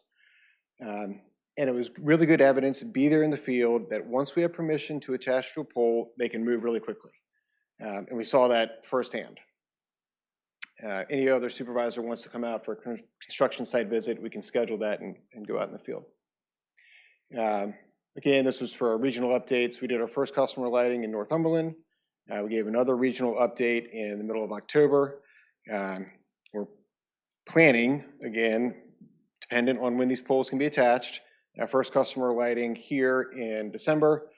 We're halfway through November. We don't have those attachment notice to proceeds right now, so December is going to be really tight, but we are right there on the cusp. The time to notice to proceed for the remaining poles has far exceeded the FCC targets and the guidelines that the electric utilities are bound to. It's not a coincidence that they're 120 days late beyond when the FCC says they're supposed to finish, and we're about 120 days behind on construction. They're linked directly. Now, NNEC, they are rocking and rolling. We were thinking they'd be done in October. They're going to release this last ticket of polls any day now. September was Dominion's best month in producing notice to proceeds, and they beat that in October, but they're still not at the pace that we need them to be. So that's our project status right now. In King George, we have a number of polls that we're waiting, again, for 120 to 165 days to get permission. Once all of the poles in these columns are green, then we can go out and attach. Again, this is regional. I have a King George specific slide for these exact same stats. Down in the bottom, this was as of October. Here are the bottom chart. Sorry, go to the next slide.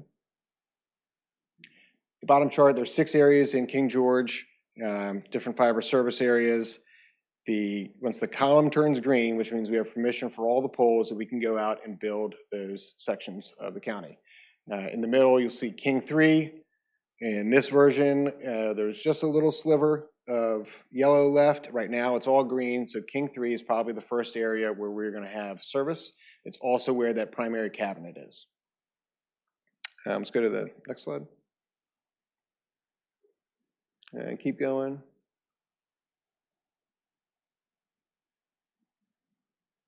Okay, so in our regional update, we use King George as our example of where we were with poles. We can't provide service in a fiber service area until all the poles are made ready and we have attached fiber. They're all connected in each individual segment of the county. At this point, back in October, we were waiting for about 3,600 poles across the region, and they had been in a utility pole owner's queue for 209 days. It's the center of the bottom chart. The FCC says it's supposed to take 165 days. We're waiting a little bit more than expected, and there's nothing that we can really do about that except for keep the pressure on the electric utilities, which we do, and I know you all do as well. At the time, we were about 60 days behind schedule overall on the region, and then even later in King George because we had applied earlier in King George. So let's go to the next slide.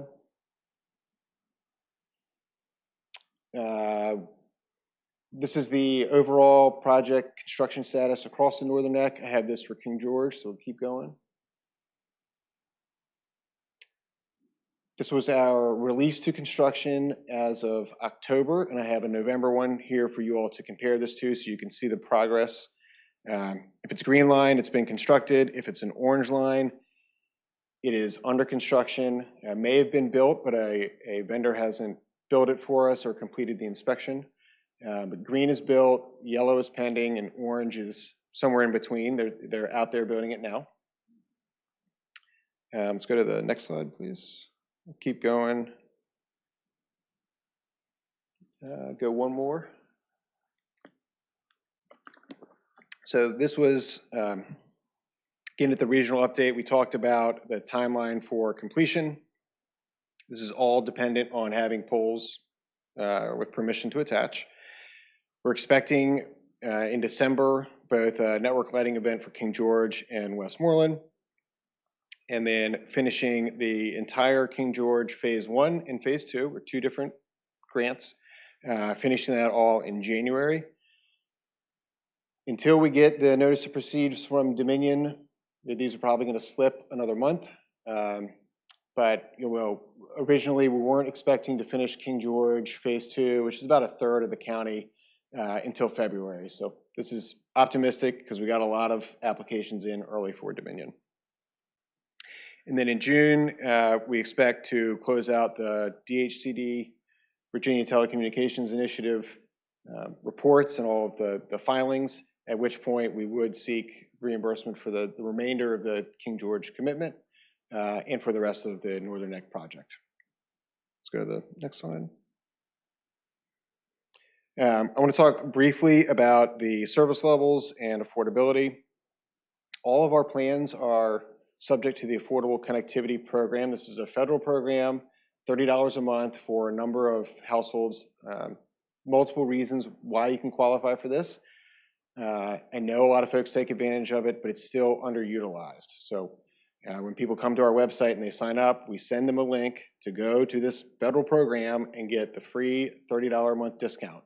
It's focused on low to moderate income, or if you have a child in a school that offers free and reduced lunch. All kinds of different programs qualify you for this. Take advantage of it now. It's a federal program that was appropriated in the bipartisan infrastructure law. And I think next year they'll probably have it up for renewal in Congress. But anyways, without the undiscounted pricing, we start at $60 a month for 50 megs, up to $120 a month for a gigabit. But the real savings is for your constituents who didn't have broadband and 2 years ago would have gotten a quote from a cable company for $7,000 or $8,000 or even higher. And the real savings here for the constituents is their install fee. So if you're in Phase 1, that's $99 for a 500-foot drop. Right now, we're waiving all the fees up to $1,000, and then after that, it's $2 a foot. So well below what we are allowed to do under the grant, and a huge savings for homeowners. In Phase 2, slightly different program. It's $199, and there's no long drop fee for the first 12 months. When we wrote this grant, I didn't have in mind our customer support and sales team, and they're very frustrated that they have 2 different programs that they got to manage. So what we're doing is we're typically shifting everyone down to the lowest cost install that we can do, just to try to make it easier for constituents, just so there's not confusion out there. And then I also wanted to remind folks that we'll do the drop on the outside of the home in one phase, and then which is dependent on our schedule, but we don't go into your home unless you're there and it's scheduled at your convenience. We get some questions about a drop from the fiber that's aerial in the air on a pole, or if it's underground, and they both count as a standard installation. And as long as we follow the path of your electric service, that's going to be a standard install. So you get homes that have multiple poles down their driveway, and then it goes underground for 200 feet to the home. That's the same thing that we would do with our fiber cable. That would be a standard install. So you get that waived for 12 months. If we come to your house and we say, all right, your electric service is aerial, that's what we want to do, but for some reason you ask us to put it underground or go around the crepe myrtle or the something in your yard, then that would be a different cost, and there would be an installation fee for that. But most people just follow the electric service, and that's a standard install. Let's go to the next slide. This is a big topic right now, broadband funding for locations that were outside of the Beatty project. It was a session this weekend at the VACO conference that probably conflicted with the other very important things to attend. But the director of the federal program was there, and he talked a lot about broadband funding and broadband spending. The state was allocated $1.48 billion from the infrastructure law through a program called BEAD. That is to get broadband access, equity, affordability, and deployment to folks who don't have it or can't afford it or don't know how to use broadband. We are very lucky in Virginia.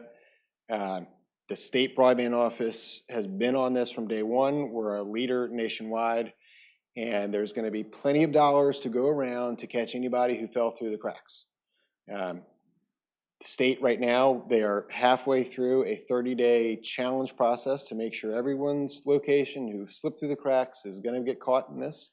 And all points, we're getting feedback from the state office that we're the most involved, making sure people are on this list. So if there's a location, a squeaky wheel in your district that keeps asking about broadband, send them to me. We'll make sure that they're on this list. The window closes on November 30th. If a resident goes to apbfiber.com, there's a series of questions. They just got to answer all the questions and actually click submit. We see a lot of people get down towards the end. They don't click submit, or they don't put in the right address, email address, or they say, my email is not giving you my email at gmail.com. Like, that doesn't really help. We can't contact you and put you on the state's program. So go to the website, fill it out. If it's a particularly tough situation, I know we've had some in your district, send them my way and I'll track them down. So this was, again, at the regional update. We went back through some, go to the next slide. Went through some high-level talking points and gave the person administering the grant an award. And let's keep going to a couple more. All right, so this was part of the November supplemental information. So this is for you all today. I want to talk a little bit about Make Ready and then talk about the King George slides. So everything else, that was exactly what we gave in the regional update. So Make Ready, there's two things that go on for a pole before an All Points or a Comcast or a telecommunications provider can attach. We have to make sure that there is significant clearance between everything that has electricity and everything that is just telecommunications.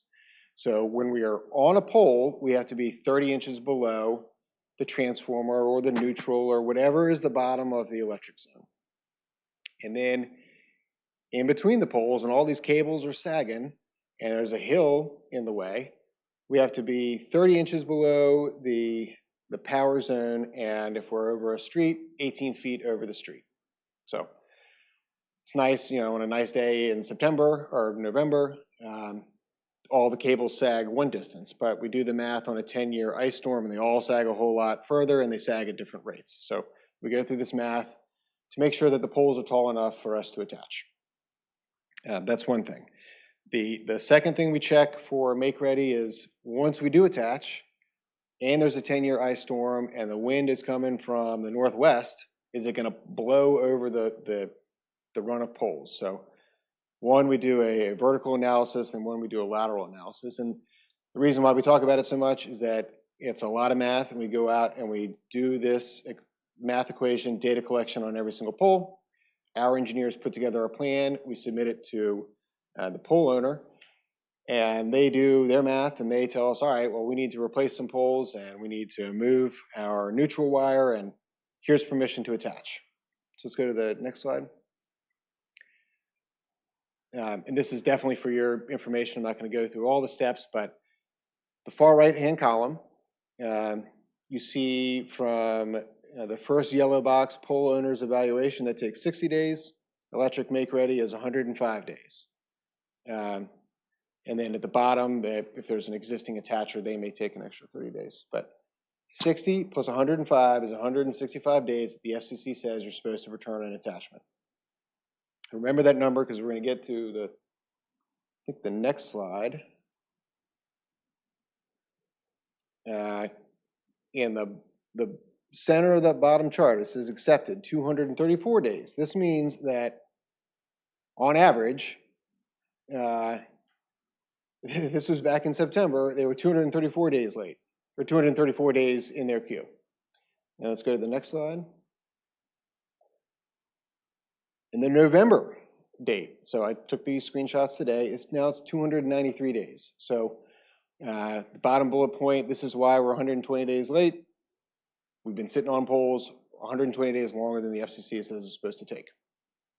You can also see on the top chart, the green columns are getting pretty close up to the top, especially in King 2 and King 3. Still a little bit of work in King 1, 4, and 6. But we're making a lot of progress. We're stuck. We got 421 polls to go, which is,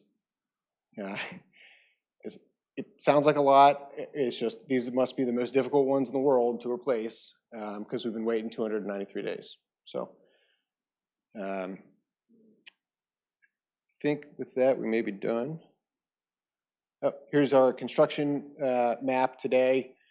Again, green is built, orange is released, yellow is pending. You can see the blue numbers, 1, 2, 3, 4, 5, 6. Those are the different areas of the county.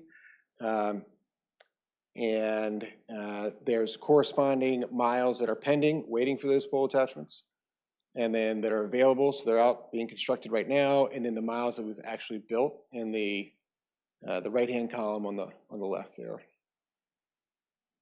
Let's see.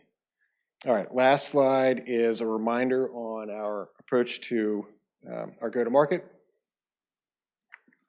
So right now we are from left to right. Day 0 is the day you actually have service. Working back about 90 days, we send out our first direct mailer. We did that back in I think August or September.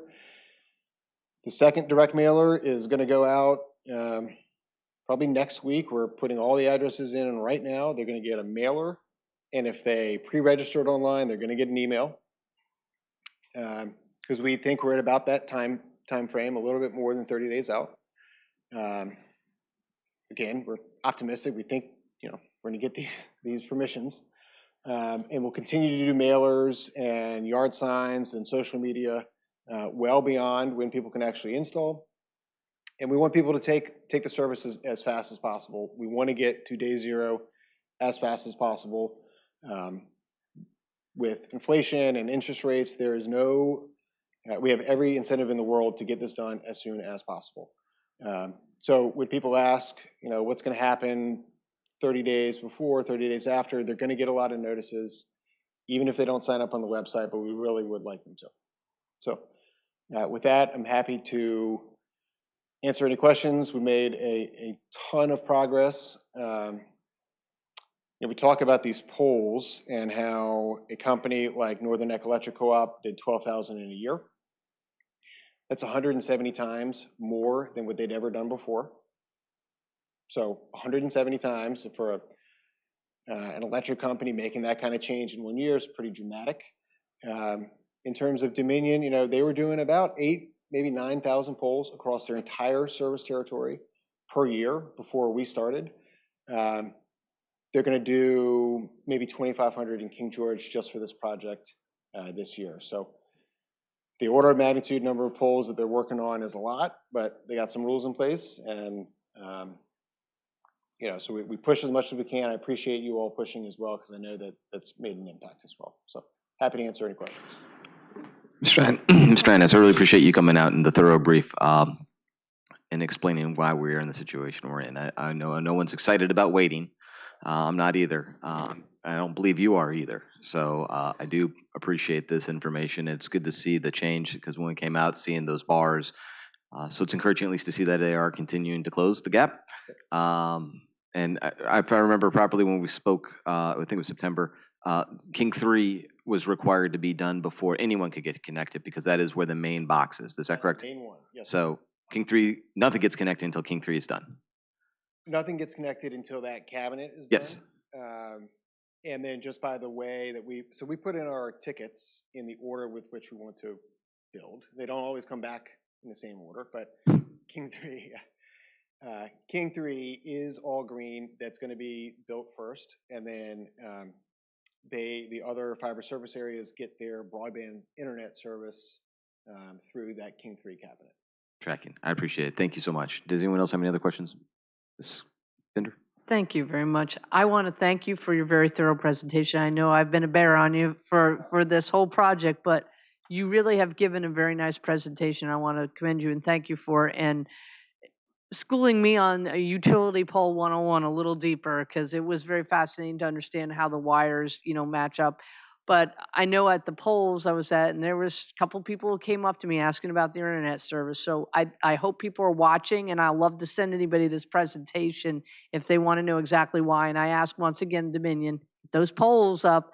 But I wanted you to explain to the public too that you've been laying wire all over, and so hopefully after the grant is over, you can offer more people. Is that correct? Yes, ma'am. So we build this fiber network to the exact locations that are in the two different grants. And we build in, just by its nature, it's fiber optic, and we have a lot of fibers going out there. And so there's extra capacity just because it's fiber along all those green and orange and yellow lines that someone in the future, if they wanted this service, we can easily tap into it. And so the program is made for unserved locations.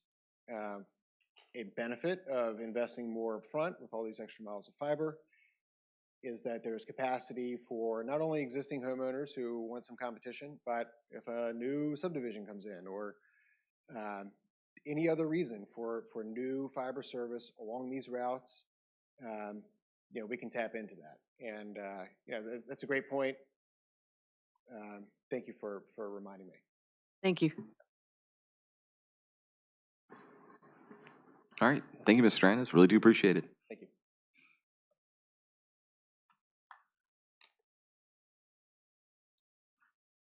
Mr. Laux, I believe we have you.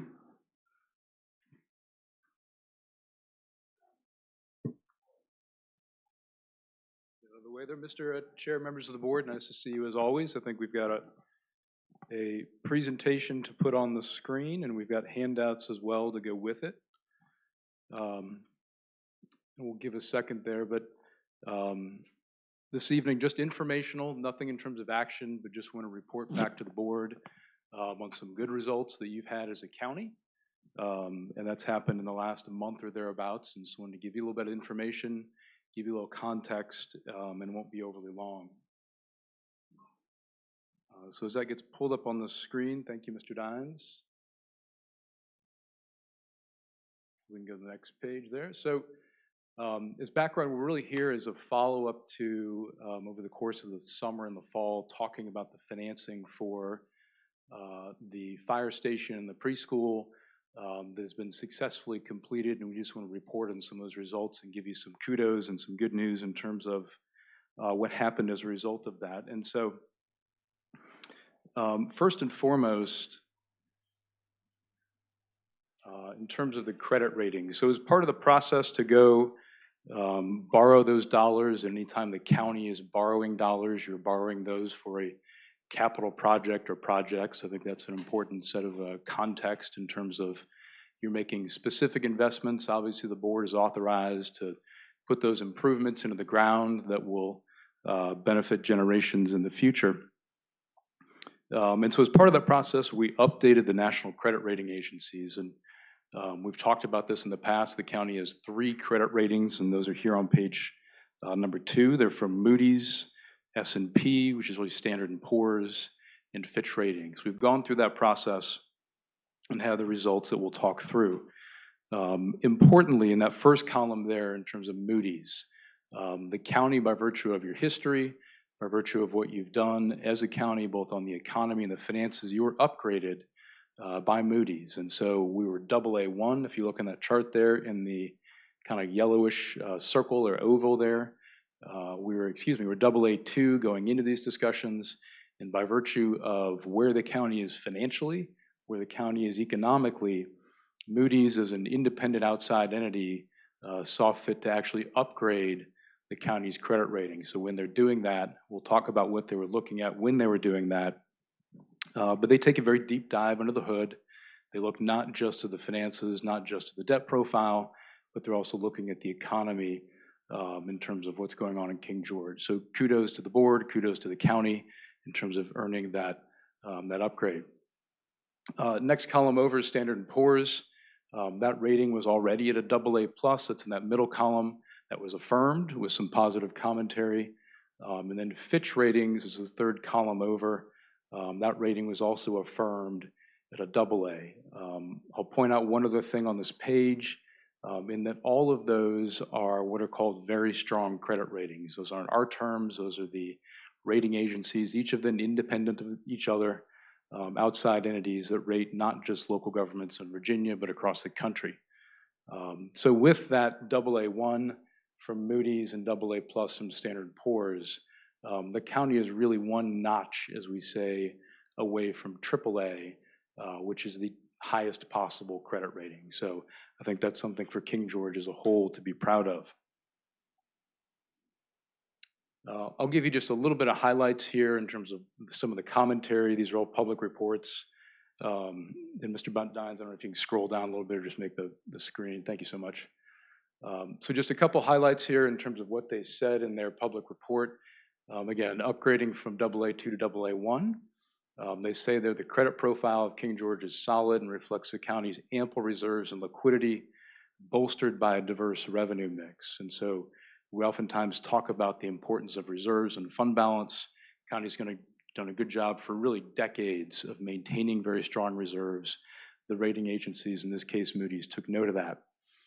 They talk about the local economy, how it's anchored by both the Naval Center, meaning Dahlgren obviously, but also the steady development both in terms of residential and commercial. And so they see that in terms of economic development progress.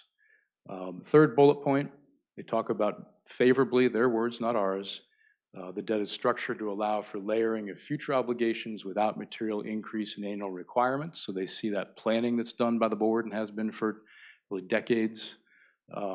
And so they cite all of those things in their report. Bottom of the page, just a couple other takeaways. They say the credit strengths, very healthy reserves and liquidity, consistent economic development. And again, those two being two of the primary things that these rating agencies as outside entities are looking at when they're providing that independent assessment.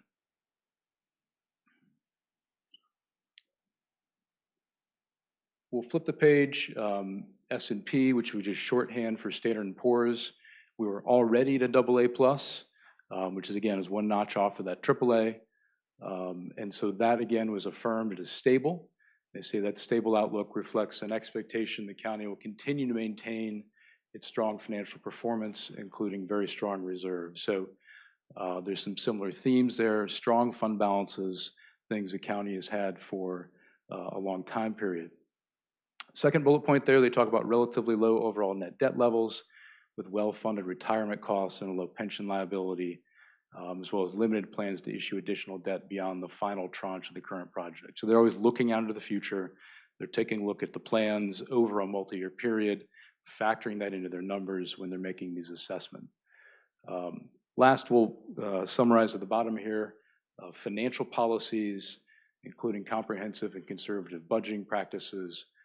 So they note those, again, all this credit strengths, excuse me, when providing that affirmation of the very high AA+ credit rating. Last but not least is Fitch Ratings. We're at AA with Fitch. You see the things they talk about, county's superior budgetary flexibility. So a lot of what the rating agencies care about is your ability to adapt to changing conditions, adapt to challenges that you may face that you may not know about. That gets back to the healthy reserves. That gets back to budgetary flexibility. Again, they say there it helps you to manage comfortably through economic downturns without diminishing overall financial flexibility. I won't read word for word there. Again, all public reports, but certainly the third of the three in terms of providing very positive commentary in terms of where the county is financially as it works through its process here. And so that led into, again, the financing for the fire station and preschool. It was a competitive bid. Favorably, the county received 7 bids. And so in terms of outside lenders, an open competitive process and their interest in lending and in essence doing business with King George County, very solid bidding. We just put there the tightness of the bidding. That kind of tells you that there was a lot of competition for the bonds the county was selling in that open competitive process. And the winner there is a firm called Hilltop Securities, who again won that by virtue of being the lowest interest rate of any of the bids provided. It's a fixed interest rate. It's lower than the planning that was done for this. And so the payments over the lifetime of this loan, about 25 years thereabouts, will be less than what was planned as you went through as a board all the budgeting and planning cycles. Lastly, again, promise to be short this evening, but that payment, as I just mentioned, will be about $50,000 less per year than what was planned for. That'll be about $1.3 million in terms of lower payments over the life of the loan. And again, that's a fixed rate with the ability to refinance in the future. So it's about a 25-year loan. You think about your typical mortgage, you're going to refinance that likely multiple times over the life of the loan at your discretion when interest rates may be favorable to do so. So again, that's really all we have, Mr. Chair, members of the board. Just wanted to provide a little bit of insights, some results, and some of the commentary, especially with the rating upgrade from Moody's. Thank you so much for the brief and the good news that what this means for our community. Also, thank you for just the fiscal advice that your organization provides in order to help us move in this direction. So I always appreciate that relationship we have as well. So do anyone have any questions or comments for Mr. Laux? Okay, thank you, sir.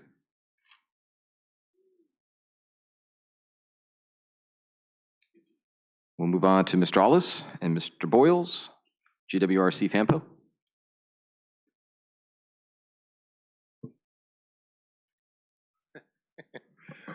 My name is Ian Allis, and with me at the back there is Chip Boyles, who is the GWRC, the George Washington Regional Commission Director, Executive Director.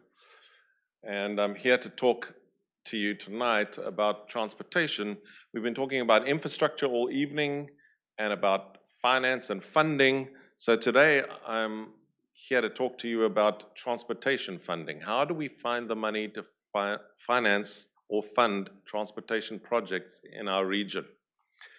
Ms. Binder pointed out earlier that we've had 3 times actually in the Virginia General Assembly proposals to create a transportation authority in this region, and they didn't pass.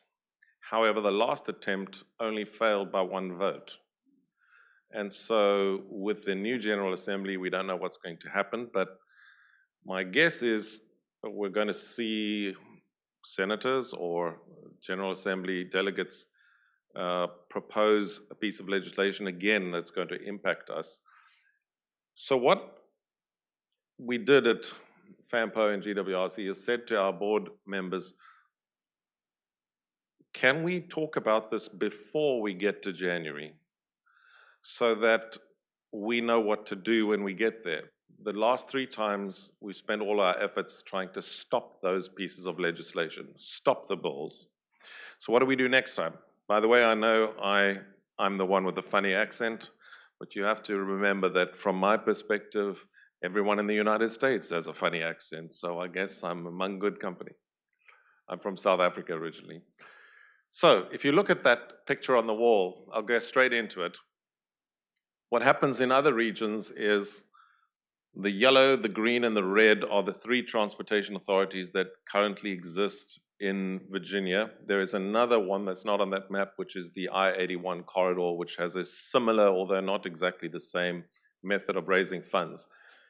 Every county and every city or town within the red, green, or yellow has various fees or taxes that are raised, put into a trust, and the money is then allocated to transportation projects in those 3 regions.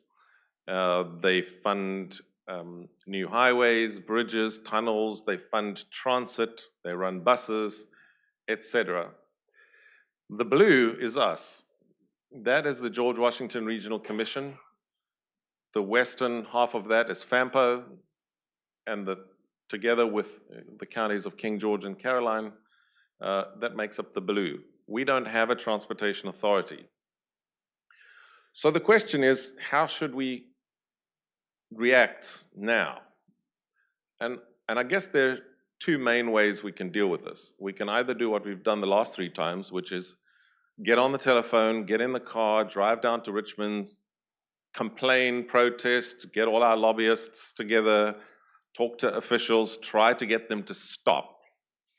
Or we can try and come up with something that's better than what they're proposing and try to convince them to do what we want rather than what they think is a good idea. So those are generally the 2 approaches.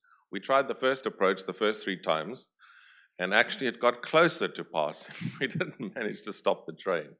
So my proposal to FAMPO and GWRC this time around is to say, well, if we're going to get a transportation authority, how could we design it in such a way that we might be able to live with it, that it wouldn't cause us harm, and that it could do some good? And we've spent the last, I think, 4 months talking about that. And that's what I'm going to show you quickly now. The FAMPO Policy Committee mandated us as staff, and I'm a staff member, I'm not an elected official. They mandated us to do the research. We've done some research, and this is what I can show you. So if I can scroll to the next slide. I don't know who's running the slides. Is it frozen? Sorry about that.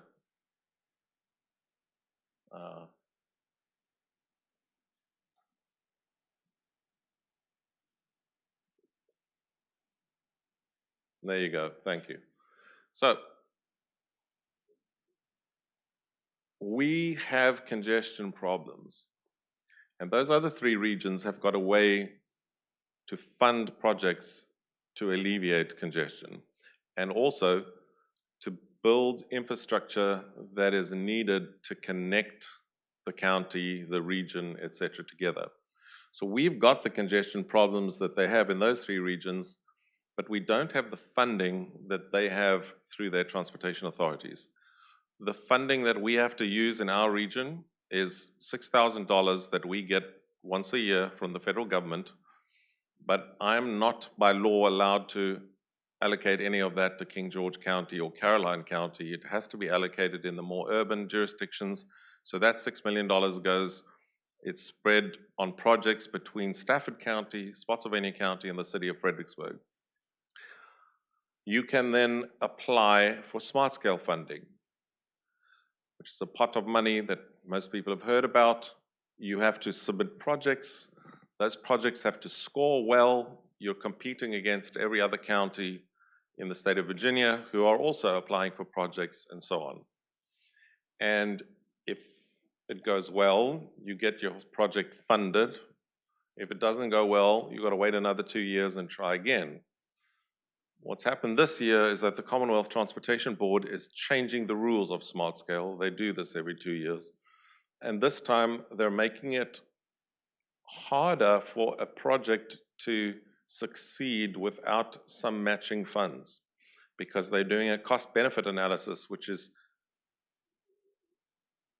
impacts your score. If you put in a project for a new roadway or a road widening or an intersection upgrade, it gets scored, and part of the score is what is the cost of the project and how much benefit does it bring, and if the cost is high and you put in no funds of your own, it's difficult for it to score well, and then you don't get the project funded. It's very competitive.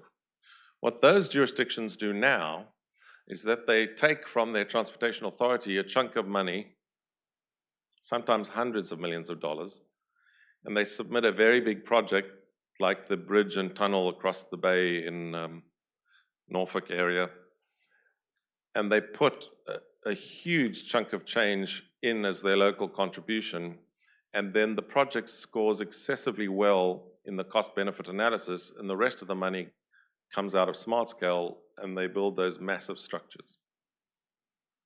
We don't have that. We have the congestion problems, we have the accessibility problems, we don't have the funding. Next slide. So if we're going to have a transportation authority, there's some decisions we will have to make, or they'll possibly get made for us. The first one is, what do we call it? I did the same presentation a couple of hours ago at Stafford County at their board meeting, and I said to them that the name at the top is the one that I used in the proposal because it's used before by others. And they pointed out to me that there's a big error on my slides, and of course the error is on your slides, your version of my slides too. The same name appears twice. It almost sounds like I'm trying to lead you to something. It's an error. I'm not making any comment by doing that. But we have to pick a name for this authority. The folks at Stafford County seem to feel that we should call it Rappahannock something, and not Fredericksburg or Fampo something. So we have to choose that. Next slide. Membership of the board. So what we did was we looked at the other three transportation authorities and saw how they made up their board. We also looked at the proposals that have been submitted by the senator and the delegate. And we're suggesting 2 representatives from each jurisdiction that is participating. 2 of you, for example, would sit on that board. 1 representative from the General Assembly's House, and 1 from the Senate, and then 1 representative from the CTB. You don't have to have that combination. You can have 1 per county. You can not have the CTB member. All of this is just proposals, right? You can mix and match. Those would be the voting members, and then we would look at possible non-voting members who are just there to support, provide information, research, and that kind of thing. 1 from VDOT, 1 from the Department of Rail and Public Transportation, the Director of FAMPO, and the Executive Director of GWRC. Basically, they're just to give transportation information to the board that would be made up of people such as yourselves. Next slide. Voting. So a lot has been said about voting. The proposal here is that the representatives that vote for the allocation of funds to projects have to represent at least 4/5 of the population of those participating in the Transportation Authority, which basically means that there's got to be general consensus before you hand out $100 million worth of money, right? 4/5 because sometimes there's always one that just won't agree. And eventually a decision has to be made, except the next line, no single jurisdiction may veto projects in everybody else's jurisdiction. You can veto any project in your jurisdiction. So King George County can veto any project that anybody wants to build in King George County, but you can't necessarily veto a project that all the other 4 jurisdictions decide to support that is in, say, Spotsylvania. And then if you have, as we've proposed, 2 voting members from each county, and you want to do that population calculation, how do you do it? So we've put in a line that says the population of each county would be split between the board members from that county. So each county vote would count that many thousand citizens. Next slide. Prioritization of projects. The reason for this is that you need to have some research before you fund a project. You can't just say, hey, we want a new road. Here's $50 million. You can't do that. So what this does is creates a prioritization methodology. We do this for that $6 million that we get every year to allocate. We have a score. Each project must be scored, and that gives an indication as to which projects will provide the most benefit to the jurisdiction or to the region or whatever, and we use that score then to allocate funding. It just provides some objective basis to providing funding. It's not just, I want my local street upgraded. It has to be a little bit more data-driven than that. And we would be able to fund highway projects, roadway projects, transit projects, bike and pedestrian projects. For example, if the county decides that they want to have a bus route in the future, one day, how do you fund it? Well, there are some amounts of funding, but there's always a local match. This is unencumbered funding. The only conditions are that it must be spent on transportation projects, and you can use this funding for your local match. So when you apply for a federal grant, almost every federal grant now for transportation projects has a 20% local match. And when you need to upgrade 206 or the intersection with 206 and Route 3, it's going to cost a lot of money. And this could provide you with a local match, and you could get a federal grant for the other 80%. Right now, we are working on the Safe Streets for All program, which you all support, and we've picked, in the process of picking the 5 streets in King George County that have safety needs because there are a lot of crashes and accidents and people injured. And the federal government will give you 80% of the money you need to put in place the infrastructure and other things, signage, crosswalks, sidewalks, whatever it is you need to fix the safety problem, to address the safety need. But the 20% they won't give you. The federal government gives you the 80%, but how do we find the other 20%? And if it's a very small project, you probably have the money, but if it's a larger project, it might be harder to come up with that 20%. Again, something like this could provide that 20%. So we would use a prioritization method to allocate funding to those kinds of projects. So where do we get the money from? So the policy committee asked us to do research, and we did, and we looked at a grantor's tax, a transient occupancy tax, the state recordation tax, retail taxes, and fuel taxes, gas tax, diesel tax, and then the highway use fee, which is for electric vehicles or dual-powered vehicles, which are supposedly more environmentally friendly, but they don't, because they don't use as much gasoline or don't use any gasoline, like say a Tesla. That person has to pay a fee because otherwise we're maintaining the roads for the Tesla driver, right? So that's what the state instituted, the highway use fee. We worked on that, and I'll show you in a slide in a moment that we don't think the gas tax or diesel tax or highway use fee is the way to go. We don't think that it's a good idea to add another tax onto your automobile, for the simple reason that we'd initially thought there was and I'll show you this in a moment, actually, if you can flip to the next slide. No, well, one more. See that green at the bottom? We thought that there was a gap between the gas tax here and the gas tax elsewhere in the state. And we could exploit that gap so that we bring everybody up to the same gas tax, but there would be that green portion that we could put in the Transportation Authority. We discovered that there is no such gap. What the state of Virginia did was to take the commuter rail gas tax, which was meant to fund VRE and trains, and they extended it across the entire state of Virginia. So every county, including this one, the gas that's purchased here has the commuter rail tax on it, and it is going elsewhere. In fact, some of it ends up in smart scale, which you have to try to win funding to get that money back, right? So that gas tax, you don't get any of it. It's gone, unless you institute something like commuter rail or a big transit operation where you can buy into the system. But there is no gap. Is it possible to go back? So that's how the gas tax works. I don't expect you to understand that. I battle to.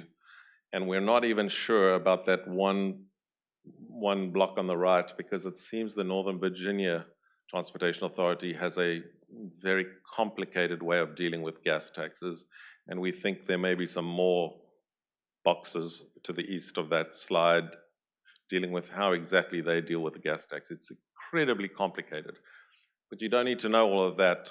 What you need to know is the same gas tax exists everywhere in Virginia, so there isn't a way for us to add another little gas tax without making our gas taxes higher than the rest of the state, and we think that would be a mistake. So we're proposing not to do that. Could you go back one more slide? I'm almost done.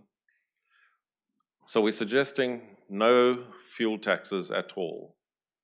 That would be a bad idea. The retail tax is where these three transportation authorities get most of their money from.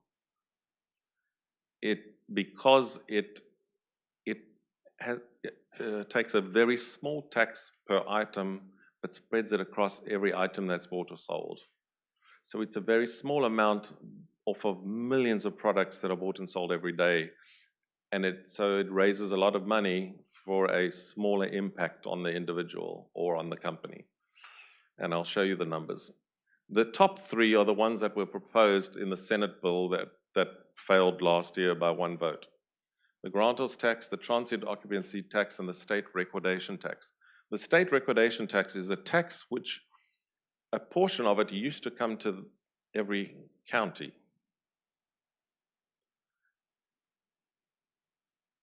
And that portion was shifted by the General Assembly into a fund that Hampton Roads largely uses to build those bridges. So that money is already levied. It's not a new tax. The tax exists, and it exists, but the money doesn't come back to the county that it's from in the way that it used to some years back. It gets sent into the Hampton Roads Transportation Authority, and they're using it. So the bill proposes that we get that money back, all of it, and then some. And you'll see what those numbers look like. That's not a new tax. The transient occupancy tax was proposed last year, but to be honest, it doesn't bring in a lot of money. We'll show you the numbers. It's the least effective at raising funding for transportation projects because it just doesn't bring in a lot. However, it's one way of charging folks who don't live in your county for driving on your roads. That's the one way of getting money from people who don't reside in the area. And the grantors tax, I think you know, but there's often confusion between the grantors tax and the state recordation tax. Why? Because in the legislation that talks about the recordation tax, it keeps talking about grantors tax in the legislation on recordation tax. So it creates this confusion of terms. Okay, now we can flip through 3 slides quickly to the 4th one because I've done those already. There we go, stop there. So I was asked to do more research by the policy committee of FAMPO. On the left, you can see the current transient occupancy taxes. I reached out to each county to ask them to verify the numbers. And the blue there on the left, you can see are the transient occupancy taxes per county in our region that exist today. And then we looked outside of the region to compare, and you can see in Prince William County, we looked at the numbers there. The highest in the state currently is in Virginia Beach and Emporia. They have an 11% transient occupancy tax. Prince William County is one of those that's within a transportation authority, so they added 3% onto their transient occupancy tax to pay into the Northern Virginia Transportation Authority. What our proposal is to look at a 1%, which would keep you still below the 11% in Virginia Beach and Emporia, but each of our counties obviously has a slightly different transient occupancy tax, and so it will affect you differently. In King George, you have 5%. Currently, that would take it to 6%, which is one of the lowest around. The sales tax, this is the one that brings in most money if you need money for transportation projects. Across the state, there is a 4.3% across the board tax. It's the same everywhere. And then there is a 1% local sales tax, except in the historic triangle, where they've increased that to 1.5%, and then they added a 0.5% tax for their tourism fund.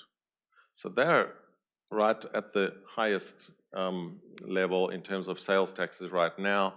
The 0.7% tax goes to the Hampton Roads Transportation Authority, in addition to those others from the historic triangle. Hanover County is another example. They have 0.7. The other three transportation authorities all have 0.7%. So what we're proposing in our region is that we make sure it's less than that, at 0.5, which means that we come in below these other transportation authorities. We don't have taxes as high as they have. We don't want that because we think business here needs to do better than in those other regions. Next slide. This is the grantor's tax. You don't actually have a grantor's tax. You do have a recordation tax. We're suggesting that we match the Hampton Roads one at 0.06. The Northern Virginia Transportation Authority has 15 cents. This would be 6 cents. Next one. And then that's what that looks like in terms of funding in this region using all 5 jurisdictions. And the University of Mary Washington kindly, in conjunction with the FRA, ran a model for us to calculate approximate income for the region if we had these taxes. So you can see if we had that 1% transient occupancy tax, it would bring in $730 or $40 or $50,000 per year.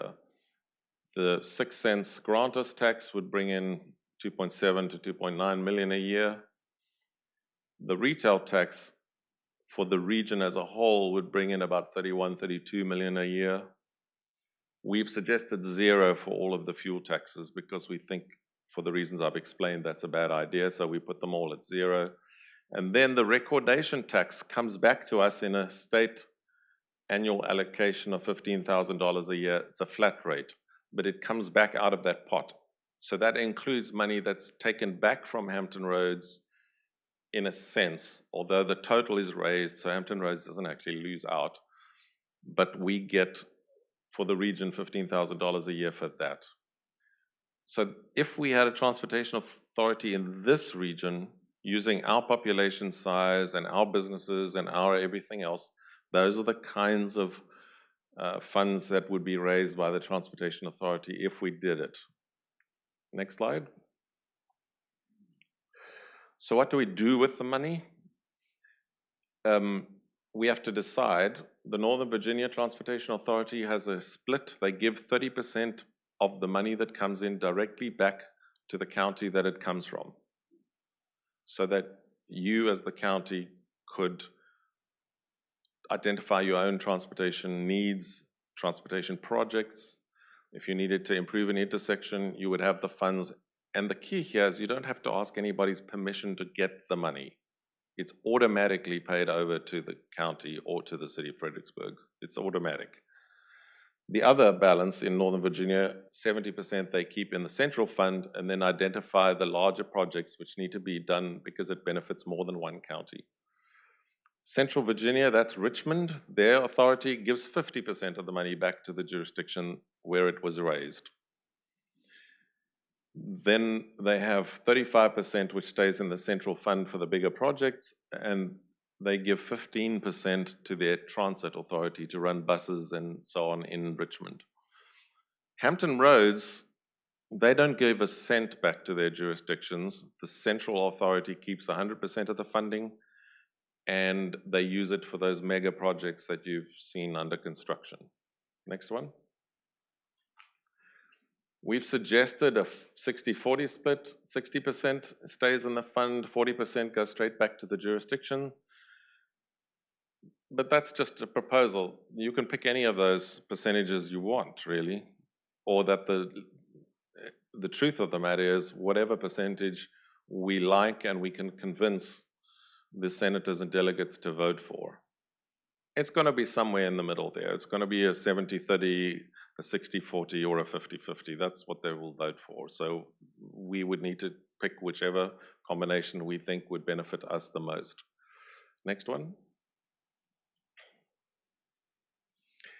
So I've suggested something in addition which they don't really have elsewhere. Because it's an unknown. We don't know exactly what's going to happen in the future if this authority is approved. So my suggestion is that we develop a memorandum of agreement, an MOU, between the jurisdictions that are participating beforehand. If this thing gets implemented, it will be the 1st of July, will be the first that the money would be available. So between now and then, we should have the jurisdictions that are participating meet, talk about which projects they need to get funded in the next 10 years. What are those? Our travel demand model shows that the 206 Route 3 intersection is going to be gridlocked by 2050. That's a long way away, but you need to plan because you're going to have to either get smart scale to pay for it or find the money or get a federal grant to pay for that. I know there are other projects you want. I know you're concerned about the additional traffic coming over the new Harry Nice Bridge, what the impact is on your local roads, how do you deal with those? You might need to widen a stretch of road. And frankly, it's hard. I know we run the rural transportation planning at our office, and I know how hard it is to find funding for projects when you need it. And you always have to jump through somebody else's hoops, right? So this would be a way to get an agreement on at least the first 5 or 6 projects beforehand. Next one. You could use that initial funding as your local match to go after a smart scale funding or a federal grant or one of the other kinds of grants. The ones that we can't get federal funding for or smart scale funding for, we could then fund fully out of the Transportation Authority. So it tends to be a joint thing. Doing it on your own is hard, but if you do it as 3 or 4 counties and the city of Fredericksburg, you can then jointly say, we'll fund project 1, 3, and 5 ourselves, and we'll try and get 2 and 4 funded by the federal government or smart scale or whatever. It just gives you more options. Finally, the last slide. This is just an example of what I mean, so you understand what I'm talking about. We try to find a project for each jurisdiction and perhaps a transit project or transit operations, and we put that in an MOU beforehand. That's just an example. So please don't look at those specific projects or those specific amounts of money. That's all up to the board to decide in the Transportation Authority or the MOU that you agree beforehand. I'm just putting it in as an example so that you can understand the process and the concept. Whatever the projects are will be for you all if you decide to go along with this to do. So that's the end of my presentation. I happily take some questions. The idea really is to gauge the county's feelings about this and to see whether we should continue to move forward or stop this. It seems to me, and I'm now just giving you my opinion. This is my opinion now. Don't blame anybody else for what I'm about to say. But it seems to me from the meeting tonight in Stafford County that they're in favor of trying to get a transportation authority under certain conditions. And they're talking about what those conditions might be.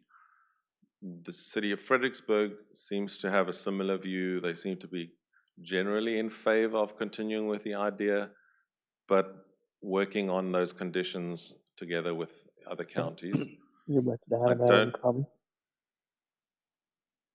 I don't know whether Spotsylvania has decided tonight, but I know it was on their agenda to talk about. They may not want to be part of it. We will wait to hear in the morning as to what they decided. I wasn't able to attend all 3. And Caroline County has asked us to come back in January and present to them again. So we don't know what their view is. That's just a general overview. Chairman, it's over to you as to whether you want to field questions or... Thank you, Mr. Ellis. Did anyone have any questions for Mr. Ellis? Well, I want to thank you for your presentation. You guys did a really good job. I really appreciate it. You always do a good job. So one thing I do want that was brought up when we talked to a couple of the delegates, one thing that was mentioned is instead of doing the legislation is ask for a study. so that there could be more mapping and planning about the, where would be the transportation issue, to be more developed. Has that ever been considered to ask for a study instead of the legislation?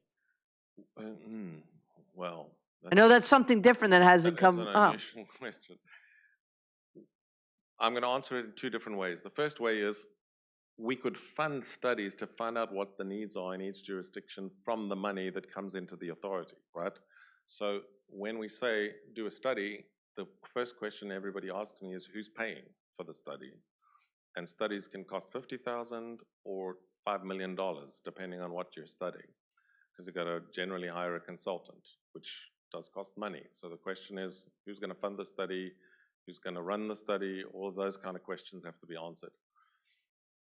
Certainly, you can fund a study once this authority is in place to find out what the next 10 projects are that you need in each jurisdiction. That we can do. We're doing a study now about the safety needs in King George and Caroline and Stafford in the Safe Streets for All program. It's ongoing right now. Whether we could do a study instead of this, I don't know, but the question would be what happens when we finish the study and we decide here are the 25 projects in our 5 jurisdictions that have to be built and need funding.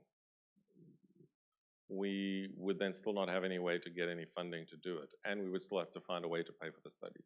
I was just throwing it out that it was something that was brought up by one of the delegates.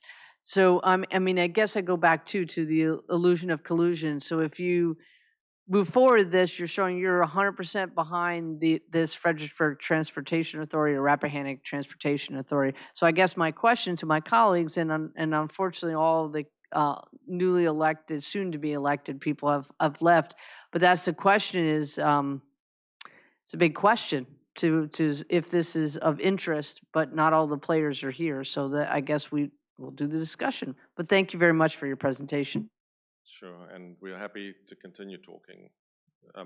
As I say, I don't have a vote. I just make suggestions and do research and bring you the results, and elected folks make the decisions. Mr. Stono? Thank you for your presentation. Very nicely done. I am not a huge fan of having Richmond tell us as a region what we need to do with traffic. They're in Richmond, we're here. When it came up a year or two ago, or I was glad that did not pass. That that's like having DC or something say, yeah, we're going to do a transportation authority for your region, and they don't know the first thing about it. But this, we can't fight it, like you said. Do you want to fight it and butt heads, or do you get a plan together and you get behind a plan that we can all kind of live with? And it's, that would be a whole lot better than just fighting it and then having Richmond say, yeah, you're going to do it. So I'm definitely in favor of moving forward and looking at this more. I think you laid it out pretty good. I like what I saw. And if we can get all the regions, the counties together to work on that, I think this is definitely a better way to go as opposed to just, butting heads with Richmond. So thank you. I did have one question. You did say the recordation tax. I think you were saying 15,000, but I think it was 15 million, correct? 15 million, I beg your pardon. Okay, yeah, I was looking at that. I was going, well, he was saying one thing or the other. So those are the two things that bring in the real money: is a very small but spread over wide area sales tax, right, and the recordation tax, which brings back some of the money that they're raising from your residents anyway. It gets it back, but those bring in the two biggest amounts of money. Yeah, I would certainly like to see it come back here to the county. So, okay, thank you. Thank you. Good evening. Thank you for coming. You kind of lost me after 100 times. You said tax. So, when you're talking about this, I can see the minds of the folks in the audience thinking about how's this going to cost them more money. It's going to cost them more money. And the second part is it's going to cost them more money and it's going to go somewhere else. So King George always gets the bottom of the pot. We don't, of the transportation issue. Stafford and Spotsylvania, you know, they work together sometimes on roads like Route 1 and stuff that interconnect them. But if you notice, it doesn't really come this direction. So, you know, a transient tax is not, I'm not against that because that's not people that are affected by living here or working here. But I don't know why we would tax people here and not keep the money here and send 60% of them to Fredericksburg so they can help out with their stuff. So that's what I see up here. Am I missing something? So whatever the percentage is, and I said it's up to people who write the legislation or us lobbying them, and I use the word lobbying in the general English sense, not in the I paid somebody some money, right? I don't mean that kind of, I'm talking about just influencing them to make a better decision for us. They will ultimately decide that we want to be prepared to discuss this and push a particular thing that we think is better. The 40% comes automatically back to where it came from, to your board or the future board, who would then decide what to do with the money. Or it's 50-50 or 70-30 or whatever that, I mean, I'm not here to tell anybody what it should be, but that's a proposal. The other 60% would go in a fund and you would sit on that board. The board isn't some other people in Fredericksburg. It's two of you, two in Fredericksburg, two from Stafford, two from Spotsylvania, and collectively you would decide what to do with the money. Spotsylvania, I think I can say without fear of contradiction, has got the same more concern. They think that most of the money is going to come out of their county and go to the smaller jurisdictions, in inverted commas. So they have the same concern, right? And I think that every county and the city all share that same view. We're going to put money in this pot and then these other people will, the thing is you are the other people because the board is not some other people. The way that the voting is set up there, basically the delegate and the senator and the CTB member, no population is allocated to them, right? The population is allocated to you, and if 4/5 of the population have to agree, you can see the way that voting is going to go. The three other non-local delegates, their vote is going to count a tiny, tiny amount because they don't have the population for the 4/5 requirement. So it's going to be you all that are going to sit on that board and make those decisions as to which projects to fund. So first of all, a big chunk of it will come back to you automatically, and the other chunk you're going to sit on the board and decide what to do with, together with the people from Stafford and the city and so on, or whoever participates, and we don't know yet who's going to participate. So let's say we didn't participate and we raised the transient tax up whatever percentage point, and we would receive 100% of it, and then we could have that for a local match for the federal, we would receive more money than going down that road. Well, The math, that's what the math tells me. Tell me if I'm wrong. With all due respect, I think... You can tell me I'm wrong. Everybody else does. Twice I've been told tonight I'm wrong, so that's fine. No, I think you're wrong because the particular tax you picked on is the one that brings in the least money. So actually, you're going to have to raise it a huge amount in this county to bring in the kind of money you're going to need for a transportation project. They're charging $10 million for a traffic circle now. And VDOT, I hope they don't get cross with me, but this is a fact.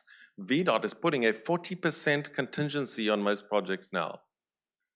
So they get a cost estimate for 10 million, and now they're putting another 40% on top of that as a contingency just in case, because prices are changing and inflation and everything's going crazy. The trouble is with $700,000, you're not going to build a traffic circle. You're going to build a very, very, very tiny piece of sidewalk. So that particular tax may help a tiny bit, but it's not going to really build a lot of transportation. So the other ones sales tax and that grantor's tax are the ones that will bring you the real money, way more than the 700,000. But we can't get that without the General Assembly. You can't, in this county, do what they've done there without the General Assembly voting. So you have to have the General Assembly's approval to raise taxes, which they didn't do properly the first time they set up the Hampton Roads Transportation Authority. They were told that what they'd done was not legal, so they had to cancel it and do it again, because you can't just raise taxes outside of the state in Virginia approving them like that, particularly for some of those other taxes.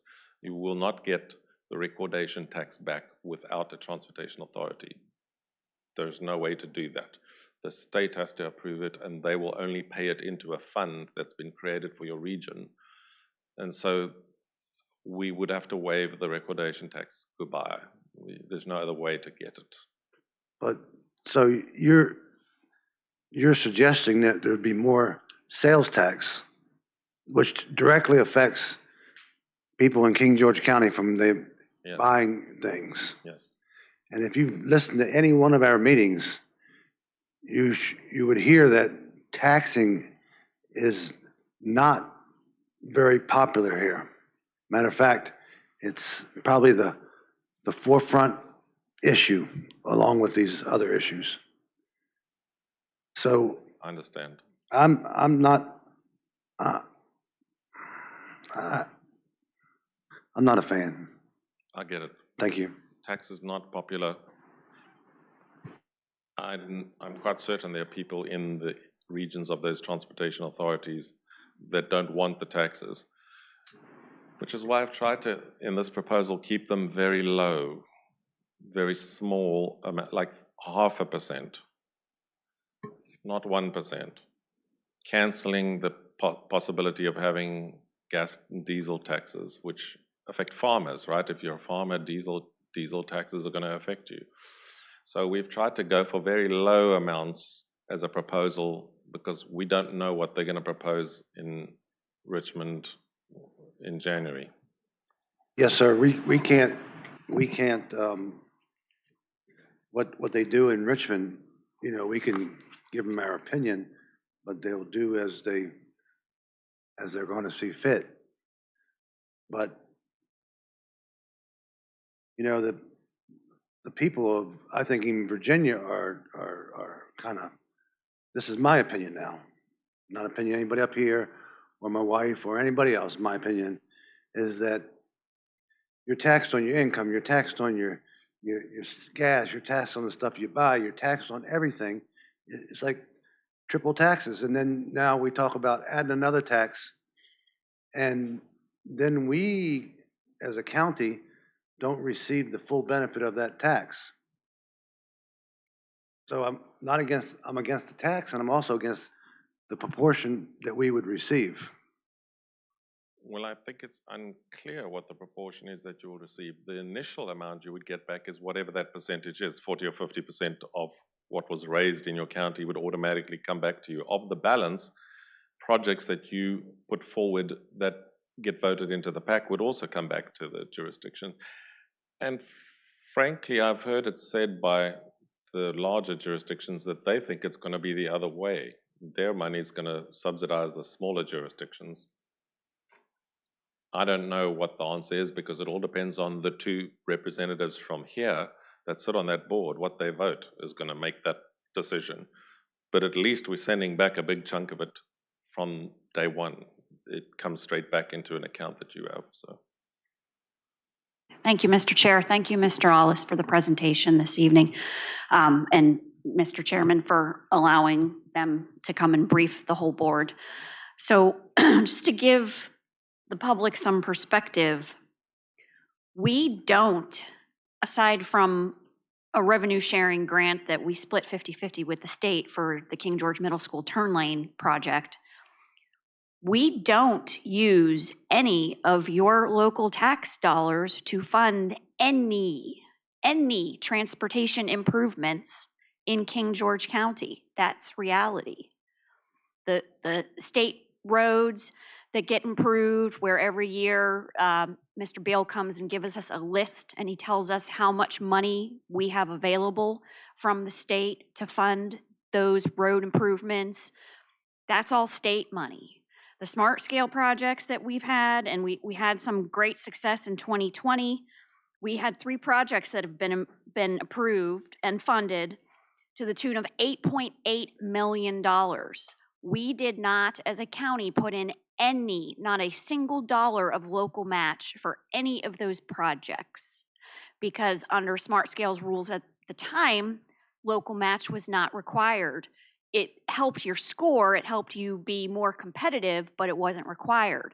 Well, so the rules are changing now in Smart Scale, as Mr. Allis mentioned, and they're not going to be looking favorably upon projects from localities who do not pony up any local match. So I just want to make sure everyone understands that going forward, the only way to improve our roads in King George County, aside from the once a year secondary 6-year plan allocation that we get, that we usually use for rustic rural road improvements, is going to be to tax our citizens. So if this is a way that we can try to come up with a plan and be proactive and try to work together as a region to start funding some of these improvements, then I think that we should continue to work towards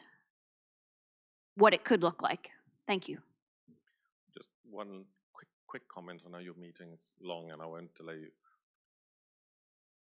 Nobody outside of the region will tell you what to do with this money that goes into that account. Only elected officials in this region will make that decision based on that weighted voting. So the one good thing is Richmond can't tell you what to do with the money that's in that pot. Nor can Washington, the feds. Nobody outside of the region can tell you what to do with that money. So. Could you go to slide 5 for me real quick?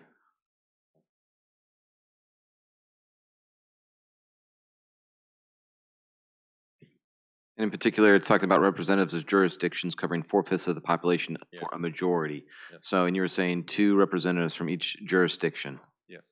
And so, just to make sure I understand that, are you saying that each jurisdiction would have a 20% vote? No. No, it's going to be weighted on the population size of the jurisdiction. Okay. Yes, but because you need 4/5, you basically need 4 of the jurisdictions to agree. You can only have 1 dissenting jurisdiction. If 2 jurisdictions dissent, you're never going to get the 4/5. So basically, it has to be a collaborative effort. You get something, I get something, the other guy gets something. It's got to be a collaborative effort so that you don't have one big jurisdiction dominating everybody. So even Stafford, which is the biggest population, will not be able to veto a project if the other 4 jurisdictions agree to fund it. Okay. So, but if, for instance, Stafford and Spotsy and Fredericksburg are interested in a project and Caroline and King George are like, no, we don't think that's right, those 2 jurisdictions together would be able to. They've got the 80% of the population. We can check those numbers. Because that's what I'd be interested in understanding. Ours is 27-ish thousand. I think Caroline's around 30-ish. And then Stafford and Spotsy are all both in like the 150-ish. Is that roughly right? No, Spotsy is, well, I don't have it exactly in my head. I think Spotsy is 140 and Stafford is about 160. Am I right? Something like that. The 2 of them have about 300,000. And the 3 small jurisdictions, I think what will happen is the 3 small jurisdictions will get together and decide what important projects are that they want and make sure that they vote together, because then the 2 big jurisdictions won't be able to constantly outvote you because the 3 of you takes away the 4/5. They're done. You're safe. It's better than FAMPO. I'm the FAMPO guy, right? I only have 3 jurisdictions and it's like 2 wolves and a sheep deciding what's for lunch. And I have to try and keep it all going. At least here you got 5, right?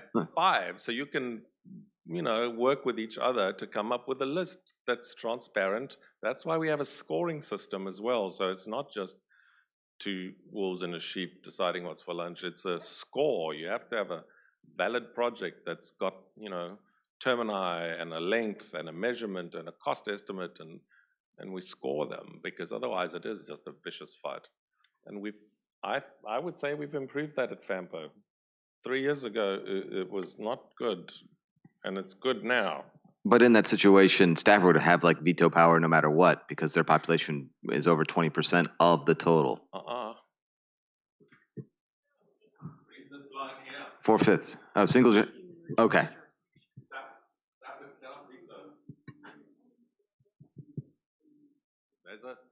There's a fail-safe there, and the fail-safe is you can't veto. Oh, I'm sorry. On your own. Maybe veto's the wrong jurisdiction. word. I'm saying that Stafford's population is over 20% of the whole region. Yeah, but they still don't get a veto. Let's say the other. But if they don't agree with it and the other four agree with it, they would be under 80%, would it not? But that line in the legislation fixes that by saying a single jurisdiction doesn't have a veto. They can only veto projects in their own jurisdiction. So Stafford can only veto Stafford projects. They can't on their own veto everybody's projects. They would have to get one or two other jurisdictions to agree with them. They cannot on their own veto because of that second line. Okay. Already drafted draft legislation, and that wording is already in the draft. So if we can make progress, we can try and sell it to the senators and delegates. But that is an important line. Without that line, you're in trouble. That's correct. That's the concern. Okay, I appreciate that clarification. No, I agree. So yeah, I'm not excited about the idea of it, but I would, if it's going to happen, I'd like to make sure that the county's protected as well. I'd prefer not to be at all, though. I just do the research. I understand. No, I'm sorry. That was not. Present ideas. I don't get a vote. But I do. I appreciate you coming out. Thanks for the brief and for the information. Done? Yes, sir. Thank you.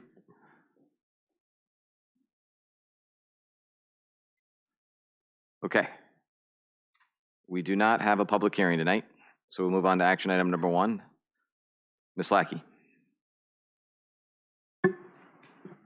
Yes, so if I understood correctly, 1105 and 1107 are moving to discussion. So 1106. 1105 is not being moved to discussion. 1107 is, yes.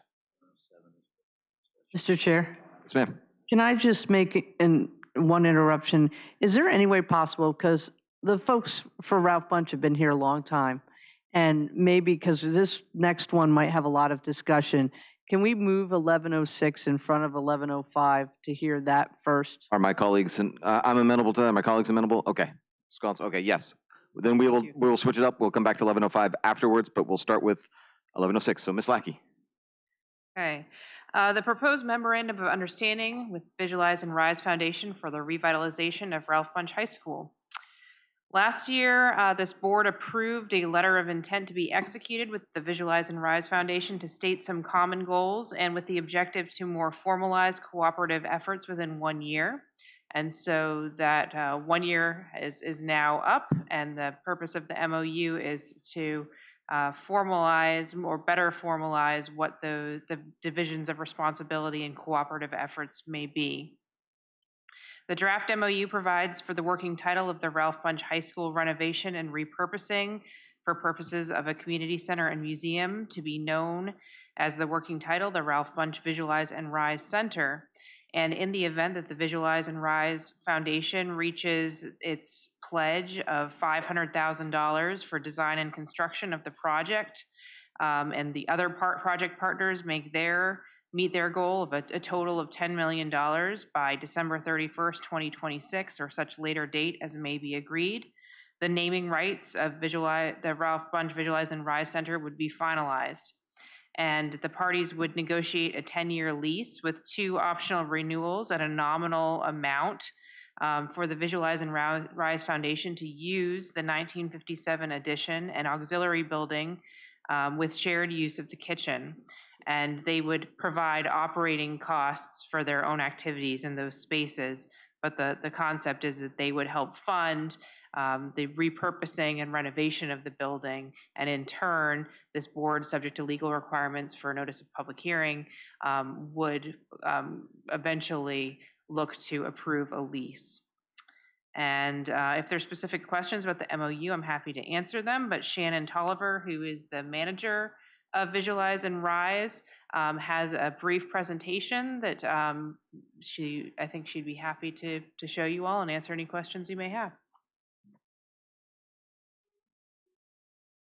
Well, good evening, everyone. Thank you, Ms. Lackey. Thank you all for the opportunity. As she stated, my name is Shannon Tolliver. I'm the manager of the Visualize and Rise Foundation. On behalf of Mr. Jermon Bushrod, his parents, my family, and the entire foundation, we thank you for this opportunity and appreciate the time.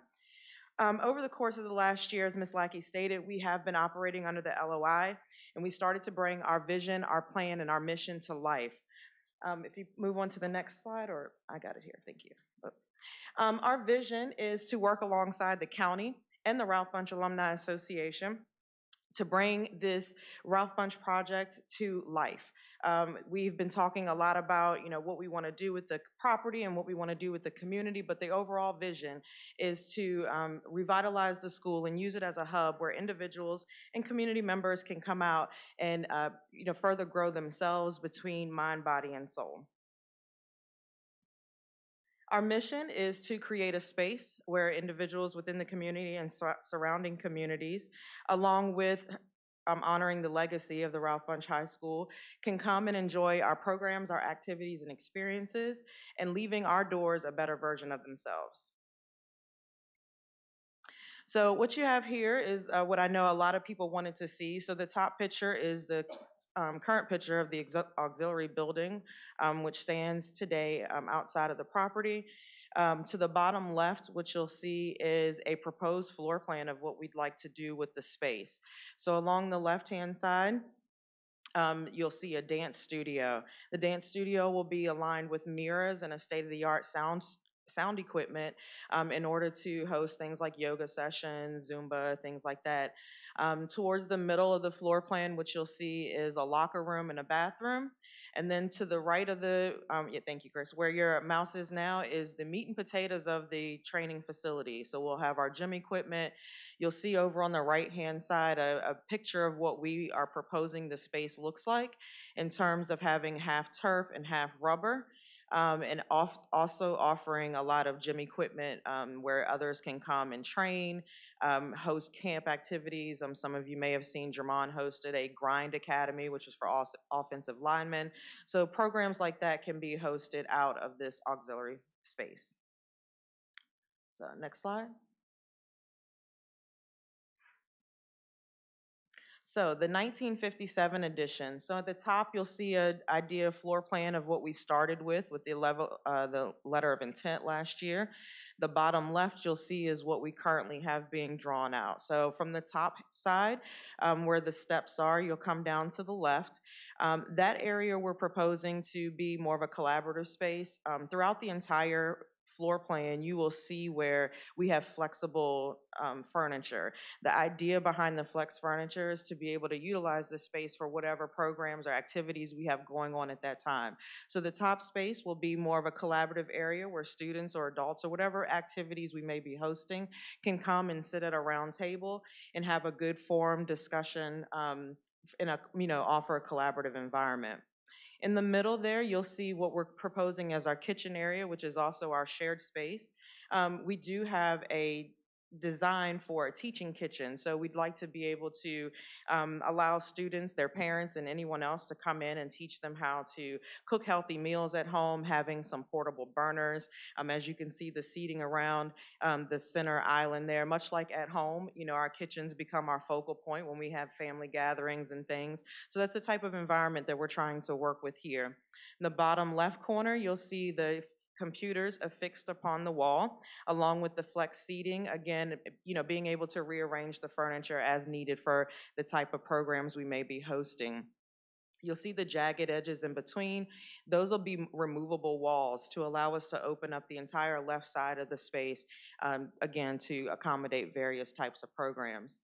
On the right-hand side, we'll have our ADA compliant bathrooms. a conference room. And then I want to point out down at the bottom, along with our office space, we do plan to put a podcast booth. As many of you know, Jermon has done things like, various podcasts. He's doing broadcasting with the Saints. So one of the programs that we'd like to bring to our kids to align with our STEM initiative is to allow kids to learn how to do broadcasting, networking, and things like that. So actually having a soundproof room to give them that type of feel of what it's actually like to host on a networking scale. And again, down the center, we have our flex seating. On the right is probably my favorite out of this entire presentation, is a proposed picture of what the space will look like. It's incorporating the Visualize and Rise colors, which also happen to have the gold from the Fox's colors, which I love. But you can see some of the sample flex seating, the hallway aligned with nice recessed lighting. We're trying to give an environment of a corporate feel, but also give a collaborative feel. We want our students and the children or the young adults that participate in our programs to walk in our space and feel empowered, give them an inspiration to, be their best selves as a part of our mission. So the next slide, please. So where do we go from here? Again, I appreciate the opportunity tonight, but our next steps are to pivot, collaborate, and impact. What I mean by this is, along with the other entities here, the Ralph Bunch Alumni Association and the county, we're all aligning and driving synergies with our mission to align what we want to do with this space by using the 5 gears here: bridging the gap, planning our success, hands-on change, teamwork, all of it to become a better you. The overall goal is to ensure that we take this property and this building and we not only honor the history and the legacy that is the Ralph Bunch High School, but we use it to empower our community. So I think that's my last slide. Any questions for me? Any questions? Thank you, Mr. Chair. Not a question. I just want to thank you for the presentation this evening. And Mr. Bushrod, hopefully you're listening for what happens next. He is listening. He's texted a couple times. Ms. Bender? I would like to, because I remember when you were at Ralph Bunch with the architects and figuring out which architect you wanted to pick. And you were very excited about the one, and I think it's the one you chose. It is. Yes. It is. And as a coach, I'd love to have that training space for athletes because, I talk to people all the time about coaching at VACO. I talk to people about coaching. I've talked to Jermon about coaching. And it's everything I ever dreamed in that space and to help the community that you all grew up in. And I just think it's wonderful to give kids an opportunity to be able to achieve, even if they do not have the money to do travel and all that. It's a place that Jermon and your organization can help kids succeed in more than just athletics. And I think that's an honorable and an awesome thing. So thank you. Thank you. Mr. Chair, I have a motion. I move adoption of the Memorandum of Understanding between King George County and Visualize and Rise Foundation Incorporated for cooperative efforts for Ralph Bunch High School revitalization as presented. Second. We have a motion properly seconded. Do we have any further discussion? All in favor, say aye. Aye. Aye. Aye. Any opposed? Chair votes aye. Motion carries. Thank you so much. Thank you.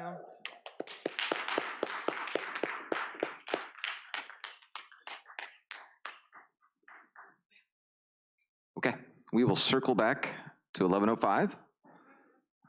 Ms. Lackey, the resolution to authorize merger of service authority with the county.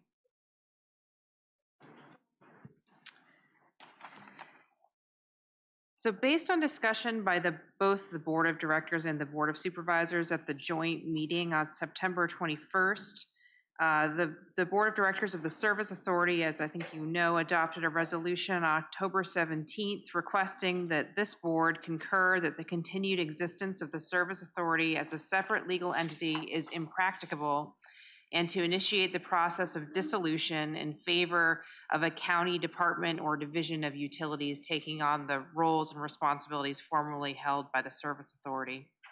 Liabilities, including debts of the Service Authority, would be restricted to an enterprise fund of revenues and assets from water and sewer facilities and operations.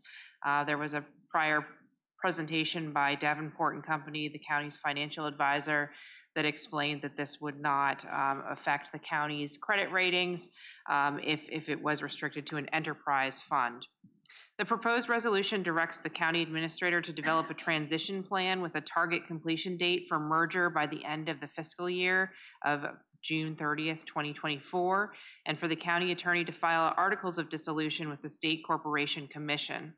By law, even though we have that target date, articles of termination of actually fully effectuating the dissolution would also need to be filed, but they cannot be effective until all of the authority's functions have been taken over and its obligations have been paid for or assumed by another political subdivision. In this case, that is proposed to be the county, accepting and adopting the former rules and duties of the service authority. So that is the proposal for consideration and discussion. Have any questions?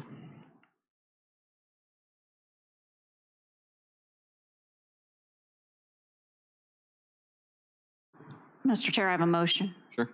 I move adoption of the resolution of the King George County Board of Supervisors to accept and approve the request by the Service Authority's Board of Directors for termination and dissolution of the Service Authority by merger with King George County.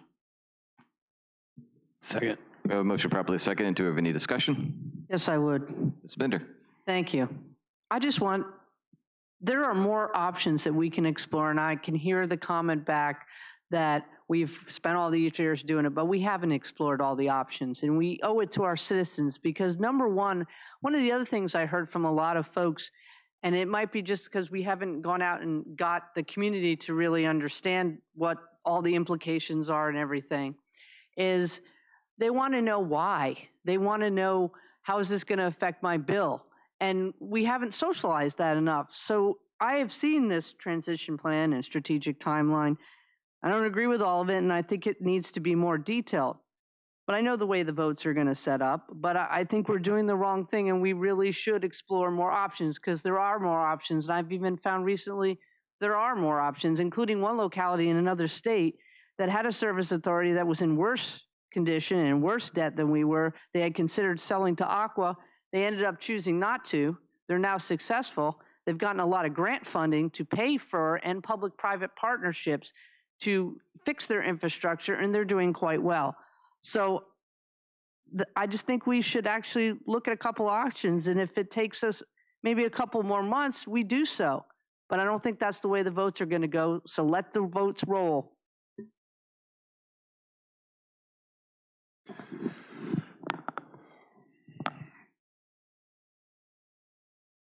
So the Service Authority has $25 million in debt. That'll continue with the customers to have that $25 million in debt. The customers, through no fault of their own, are going to assume that $25 million debt they still have, which is half their bill, which in my case is $150 for my water and $150 for my debt. It's $300 a month. I'm on a fixed income. I'm not just talking about me. There's a whole lot of people out there. What happens when the Service Authority would want to take on more debt? So is it right to have the people that have the well and septic take on that debt? No. Is it right for the people that are currently screwed with that debt to have that debt? No. Ms. Bender is 100% correct. There are more options. There are more options than this board has explored. There's more options that I've explored, and separately Ms. Bender has explored, and still exploring. Without giving too much information, I'm telling you there's more choices available than this disaster that you're about to occur. Thank you. Any other discussion? All in favor say aye. Aye. Aye. Any opposed? Nay. Nay. Chair votes aye, motion carries.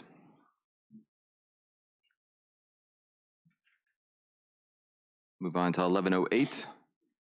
Department of Finance, advertise for projects coordinator for the new enterprise resource planning ERP system. Ms. Han.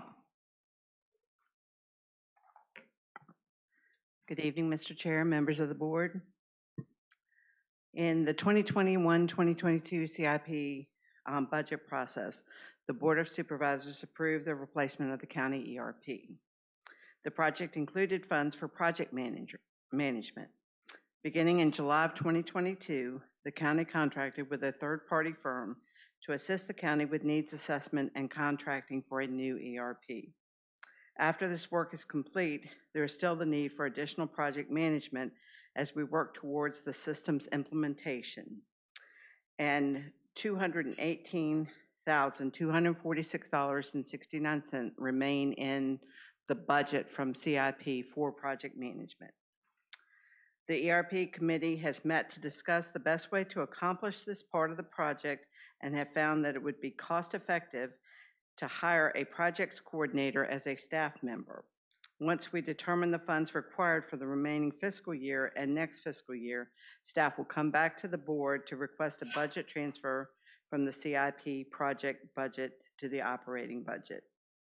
So with that, I recommend that you authorize the county administrator to take the following actions: to create a new position to be housed in the finance department for project coordination, and advertise the new position to be filled as soon as possible. Mr. Collins, you have a comment? Oh, go ahead. I make a motion not to advertise for a project coordinator at this time.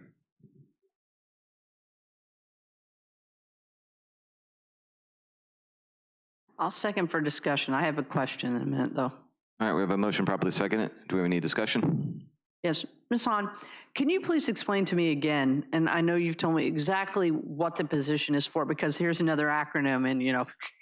So the ERP is the Enterprise Resource Planning System, which is what is the term for the financial system. So at the last board meeting, you voted on the contract to move forward with Tyler Technologies.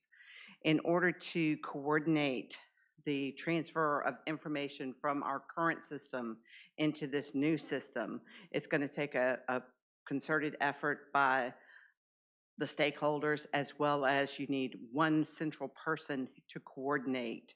Our IT department would be, they would have the most knowledge in this area, but they're busy with other county efforts and would not be able to take on a project of this size.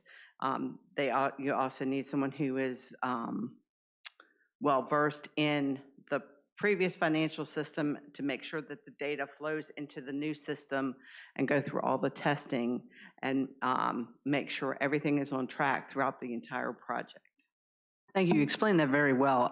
Because our system is quite old. Is that putting it blindly? I always joke about it looks like the screen from war games, but it really is.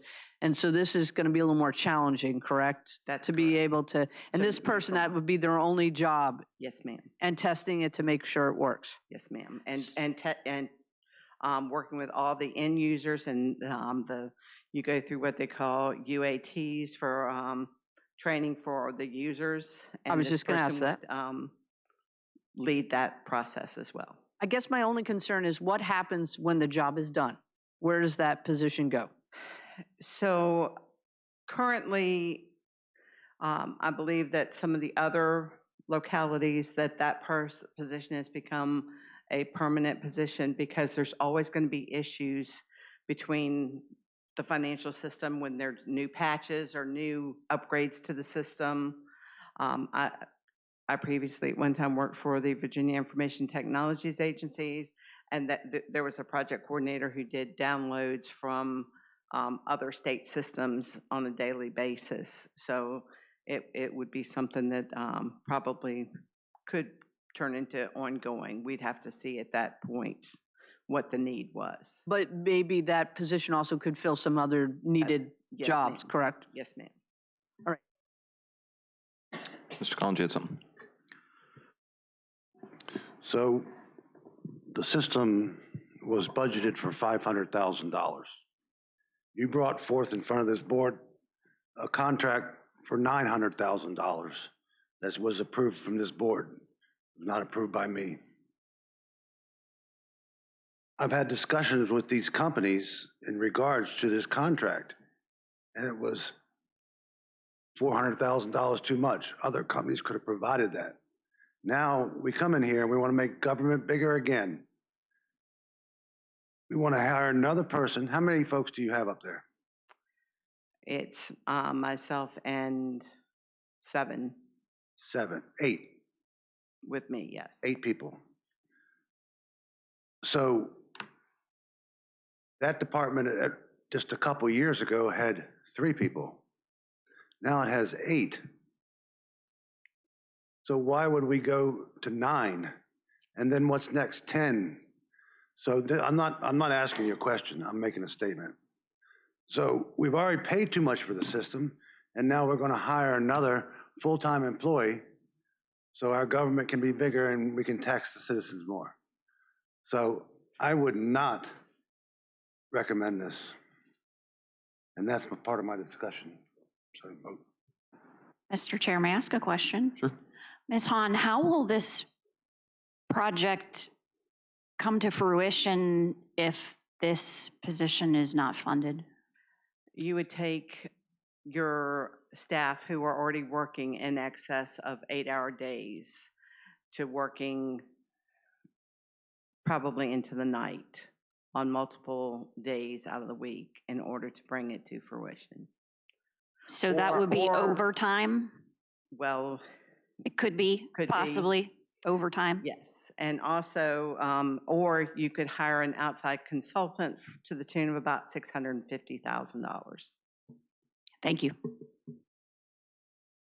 So this projection of overtime, can you give me data that would back that up? Can you give me data that would back up any of this information?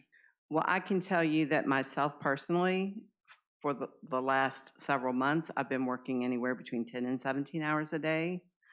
And to take on this project coordinator responsibility, I just don't know where I'd find the hours in the day to take that on. Is that a time project or an efficiency issue?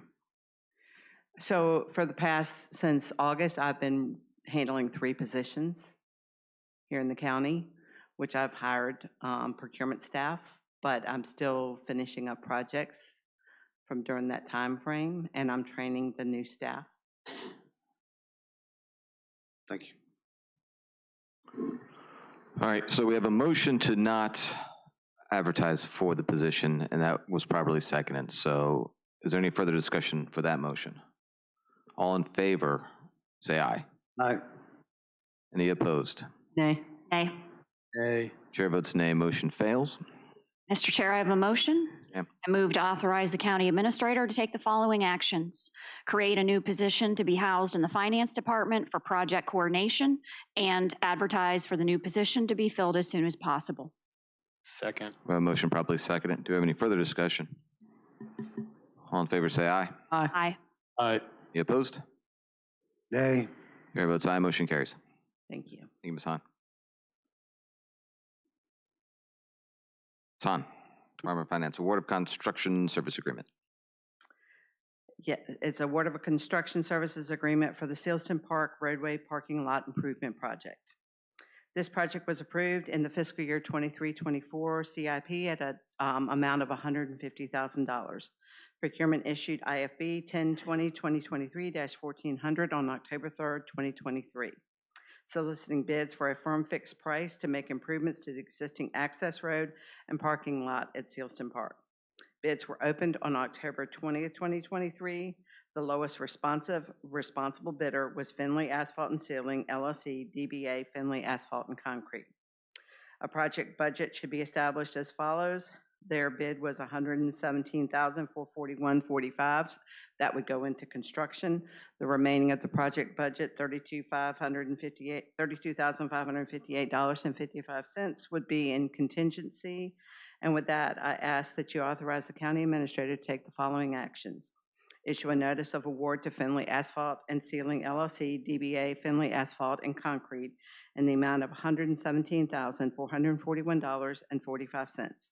Authorize the execution of a construction services agreement with Finley Asphalt and Sealing LLC, DBA Finley Asphalt and Concrete, in the amount of $117,441.45, subject to approval as to form by the county attorney, and to establish the project budget as presented. Have any questions? Okay. Mr. Chair, I move to authorize the county administrator to take the following actions. Issue a notice of award to Finley Asphalt and Sealing LLC, DBA Finley Asphalt and Concrete, in the amount of $117,441.45, and authorize the execution of a construction services agreement with Finley Asphalt and Sealing LLC, DBA Finley Asphalt and Concrete, in the amount of $117,441.45, subject to approval as to form by the county attorney, and establish the project budget as presented. Second. We have a motion properly seconded. Do we have any further discussion? All in favor, say aye. Aye. Aye. Aye. Any opposed? Chair votes aye. Motion carries. Thank you. Thank you, Ms. Hahn. Mr. Franklin. Good evening, Mr. Chair, members of the board. I come to you this evening, hopefully with a brief request asking for the use of $32,133.48 of American Rescue Plan Act funds for a renovation project in our facility. We have been in the facility for 40+ years with some interior renovations over the years, but we have never addressed the public entrance. Many of our customers have mobility issues, and entering into our facility is difficult and challenging. Along with that, we have some security needs as well. One of the main accesses into our front office is protected by a basic residential interior door, not sufficient for the security of our customers or our staff. So we have sought over the last 10 months bids from a series of contractors. Unfortunately, I only received one official bid, several who expressed interest in the project, but only one formal bid. So that's what is before you from Countrywide Building LLC. This is a much needed project, and I believe a good use of the ARPA funds. Mr. Collins. So, Mr. Franklin, why would you seek a bid when it hadn't been approved to put out the bid by the board? Why would you seek a bid on your own and come up with a proposal from this company when we haven't heard anything about that? We didn't say go ahead and seek a bid. You just went out on your own and decided to do that, and then now are asking for the money for that. I mean, I did consult with county administration and finance and throughout this project. So I must remind you that the county administration and finance do not make the decisions here. There's 5 of us that make the decisions. So again, we're circumventing the system as we have in the past. So obviously you see I'm frustrated with what's going on. Mr. Chair, if I could point out that for work for this certain dollar threshold is in accordance with the King George County purchasing ordinance, because the purchase is in the amount between $15,000.01 to $50,000. So this is the county policy that has been in place for years that allows county staff to seek bids from qualified vendors and then bring them back to the board for approval. And yes, if he had, when he sought those bids, he was looking to find out how much this was going to cost, and had it cost over 50,000, he would have brought it to the board in the CIP process, where you would approve the project beforehand. This project hasn't been done, and he's just seeking approval to go ahead and do it, but he didn't, until he seeks bids, he doesn't know how much to ask for. So you're talking about ARPA funds, which we have the control over the ARPA funds. So I would think that you would seek us and then go through them if you thought that we thought that was a good project. So who's doing your building maintenance now? So recently we entered into an agreement with General Properties where they will be assisting with the majority of our routine maintenance. However, if there's additional maintenance or repairs that are needed, painting, wiring, electrical stuff, then we contract that out. So again, circumvented the system again by having an agreement with General Properties now that a building that you would take care of, which is a rental unit. So again, I'm frustrated of the way how you go around, or how some of the county staff has gone around the process. I'm not accusing you, I'm making a statement. Thank you. Mr. Stonehill? Mr. Collins, it's a county policy. It's not circumventing. It's a policy that we have in the county. Mr. Franklin, I just have a question. We rent that building, correct? Correct. Do we get any kind of credit for leasing or anything, to doing the upgrades, or? Not at this time. Oh. So under our current lease, the landlord is responsible for maintaining the HVAC system, and we are responsible for anything else. Now, I have discussed this with the landlord, received his permission to pursue this project since it is his building, but I'm not aware of anything that would obligate him at this point. So we're just updating. I mean, it's needed. I've been in that building quite a few times, and it certainly needs to be updated. I'm just concerned of updating somebody else's building that we're then paying them rent. Understood. That's where I was going. I was going to ask that because, it's their building. So when the renovation is done and they decided not to have you there anymore, then they would keep what the county was. So one thing I would like is a little more assurance about this with, because we don't own the building. So we're putting an investment in making somebody else's property more marketable. That's one of my concerns.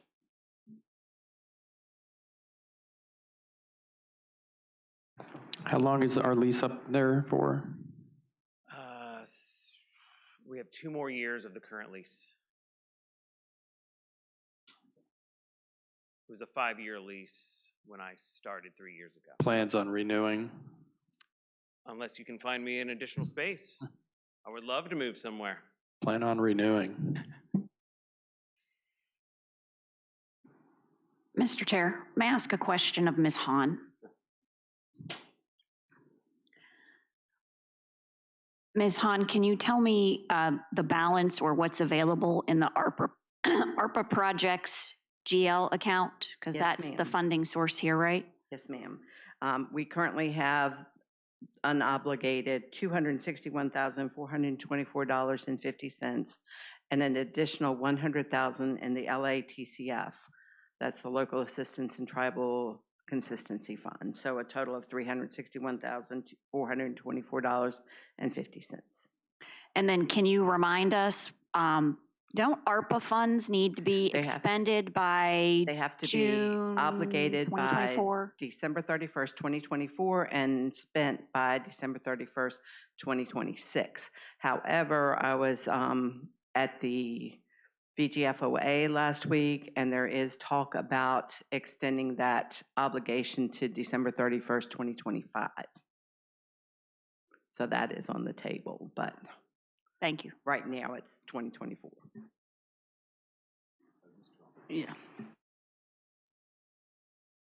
So we pay a lease. I heard Mr. Stonehill's question. So we pay a lease for a product to rent a building for it to be taken care of. Is that correct? Correct. Okay. So now we want to spend county money for a building that we don't own, that we already lease, that they should take care of, or whoever it is. And then third, we're going to have our general properties get more overtime because they added an additional building.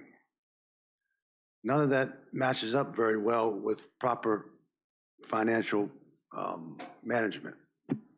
Mr. Chair, if I may. Mr. Franklin, when did you begin to receive the services of the general properties? I believe it was several years ago that you had some issues with a private contractor and you asked if that was something that Mr. Muncy was able to provide janitorial services, and that has been going on for almost a year and a half, I believe. Correct. Initial janitorial services were provided because of a private vendor issue, and it became a benefit to us and I believe the county. And recently, last week, 2 weeks ago, was when we extended that to general maintenance as well.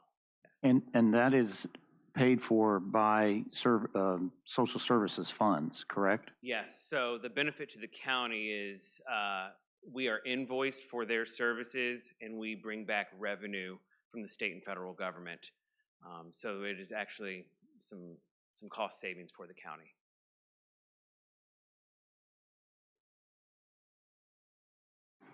Mr. Chair, I have sorry. I just had a quick question, because you mentioned security and you mentioned a door. Is that Zlaki the responsibility of the leaser, because that's a security and a door, you know what I mean? So it all depends on how the lease is written. There was a department head huddle in recent memory, and there was discussion of security concerns of various departments, and based on that and some concerns that were expressed from Mr. Franklin's department, I took a look at their lease a couple months ago just to see, and as I recall, that Mr. Franklin's explanation is correct. There's very limited obligations of the landlord. I mean, if we wanted to extend the lease, we could try to negotiate something into that.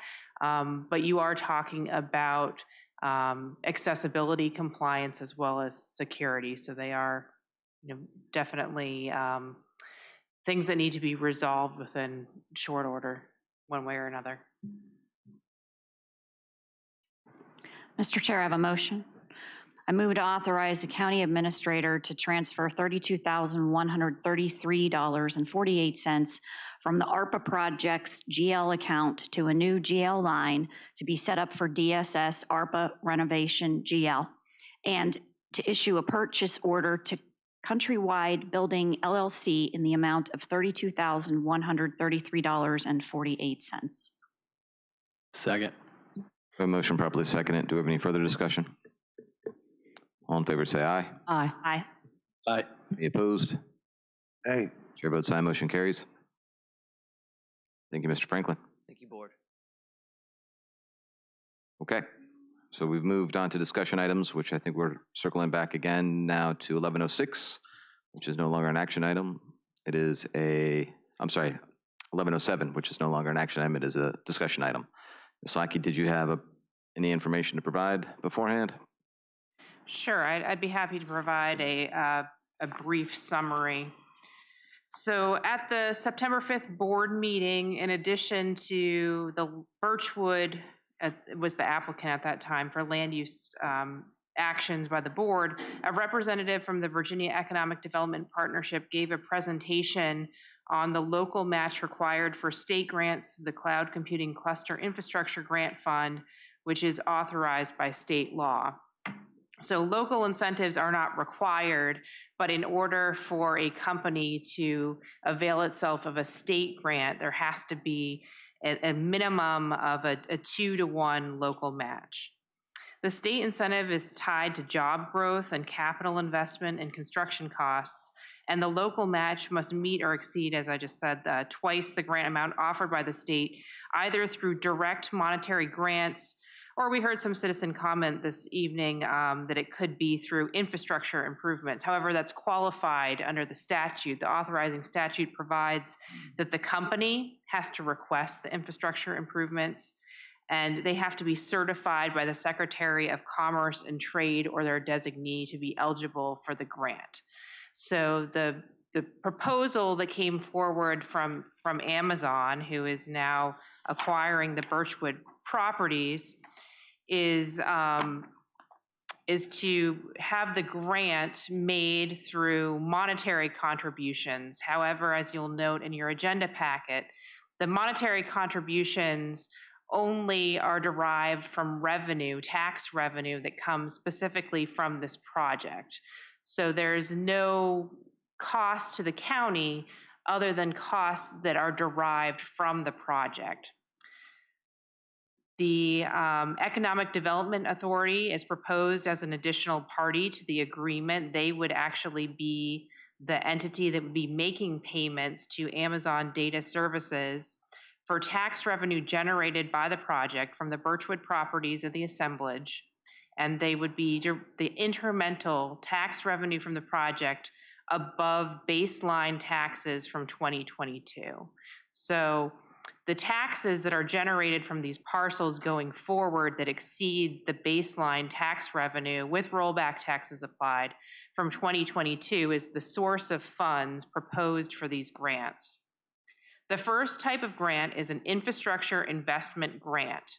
So Amazon has an estimate that it is going to make at least $336,260,000 of infrastructure in King George County for this project. So it is seeking that the county pay 10% of that estimate. So it is an estimate based for the grant proposal. And it would be paid based on a percentage of the tax revenue that's generated from the project, specifically 60%. So Amazon would pay its real estate taxes, pay its property taxes, which are quite lucrative, as we'll hear from Davenport on a data center facility. And within 90 days after they pay in full the taxes due, the EDA, subject to appropriations by the Board of Supervisors, would issue a check to Amazon of 60% of the taxes that they paid. That would be an annualized grant up until the time that 10% of Amazon's estimated infrastructure expenditure is paid. So until the total of $33,636,000 is paid on an annual basis, there would be an expectation that the board would appropriate and the EDA would disperse 60% of Amazon's taxes. And once again, they'd have to pay those taxes before they would be eligible for that grant. As a further incentive, there is a part of the performance agreement that's called an investment performance bonus. So Amazon is expecting that it's going to make a huge capital investment for this project of $6 billion or greater in the county. And so it has this additional performance bonus that it only receives if it spends more than $6 billion or more in the county. It would receive an annual grant of between 10 and 20% of its combined incremental taxes. This would not be duplicative of the 60% until that initial grant is paid of the $33,636,000. Until that amount is paid in full, they would not be eligible for the investment performance grant. But once that initial grant is satisfied, if they do reach $6 billion or greater, then they would get another grant. And as I say, it's between 10 and 20%. If they invest between $6 and $10 billion, it would be 10%. for those years. If it's more than 10 billion but less than 15 billion, it's 15%. And if they invest more than $15 billion, they would get 20% of the, once again, this incremental tax revenue. So this is tax revenue that exceeds the revenue that's generated on these parcels of property and any equipment on those parcels of property from the 2022 baseline. And so those are the large monetary amounts. In addition to that, there is what is called the tax package in the performance agreement. So this is a concept by which Amazon has indicated it was incentivized or attracted to King George by the fixed tax rate that was established in 2019. Currently has not been changed since 2019. It could be subject to change. That's a major risk for them. In light of that, they are requesting that the county maintain the existing tax rate on computer equipment. That's the large, lucrative business personal property that's part of a data center, which is currently at a rate of $1.25 per $100 assessed. So they're asking that that rate stay constant through the term of the agreement, which extends through 2051. That is a very long period of time. They have acknowledged that by offering that if they fail to meet that $6 billion target by June 30th, 2040, the county would be relieved of maintaining that tax rate. In addition, functionally, the county could change the tax rate, but there's a grant structure that provides that if the county effectively changes that rate, then a grant would be paid once again after they pay their taxes and the taxes have been made. The county would appropriate funds to the EDA for purposes of giving back to Amazon that differential. So that is part of the proposed performance agreement. And then there's additional provisions that address efforts to expedite, to the extent the county can, review of permits, plans, and inspections. There is a provision to designate a single point of contact. So in addition to whatever discussion you may have tonight, I would recommend that you give thought to who or what role might be appropriate for that point of contact if the decision is made tonight or at a future date to move forward with this agreement. In terms of confidentiality, Amazon is a company that does have a lot of sensitive trade secrets and proprietary information. For that reason, there's a confidentiality clause that they have an expectation of confidentiality to the extent allowed by law. That means that if something is mandatory, subject to mandatory disclosure under FOIA, they're requesting 2 days notice prior to release, but they couldn't object if the conclusion is made by the county that something is subject to mandatory disclosure. And there is a utilities provision that is pretty brief but important. It provides that Amazon ratifies the commitment that was made by Birchwood to provide 600,000 gallons per day of raw surface water. That means water drawn from the Rappahannock. It's untreated. It's not ready for domestic water uses, but it is something that the Service Authority had previously been negotiating with Birchwood for, and Amazon is committing to honor that commitment that was previously made by the prior landowners. They have offered to provide that water at no charge. That is a significant concession on their part because the MOU with Birchwood provides, and Birchwood Amazon will be the successor to Birchwood. It provides that the parties have 1 year, the parties being the Service Authority and Birchwood, have 1 year to negotiate terms for that water. So there's no rate fixed, but there's no obligation of them to provide that water at no charge. They did provide that they, in writing, as part of the performance agreement, that they remain willing to continue to engage with the county or the Service Authority for a greater offtake of 600,000 gallons per day of raw water. They're not in a position yet to offer more, but they're going to be a long-term presence if this agreement comes to be, they're going to be a long-term presence in the county, and they're willing to continue to work with the county and the service authority. The agreement is subject to appropriations, as I mentioned. That means annual appropriations have to be made in order to support the agreement. The agreement is subject to separate approval by the Economic Development Authority. And once again, this is an optional agreement. However, the structure or the 2-for-1 local match is embedded in the state economic incentives. So if there is no local incentive, there is no state incentive to Amazon, and that may affect how they proceed or choose not to proceed with the project. And Davenport, as part of the report, they have provided, similar to their presentation on September 5th, which was just the projections of revenue for the data center buildings. They've provided a presentation that applies those incentives, being the 60% infrastructure performance grant, and then once that is fully paid, should Amazon reach the investment performance bonus, that additional 10 to 20%, and I believe they're prepared to speak to that and offer that presentation. Yes, indeed. So, Mr. Chair, members of the board, to Ms. Lackey's point there, so what we have on the screen is an update that we were asked to prepare after the September meeting.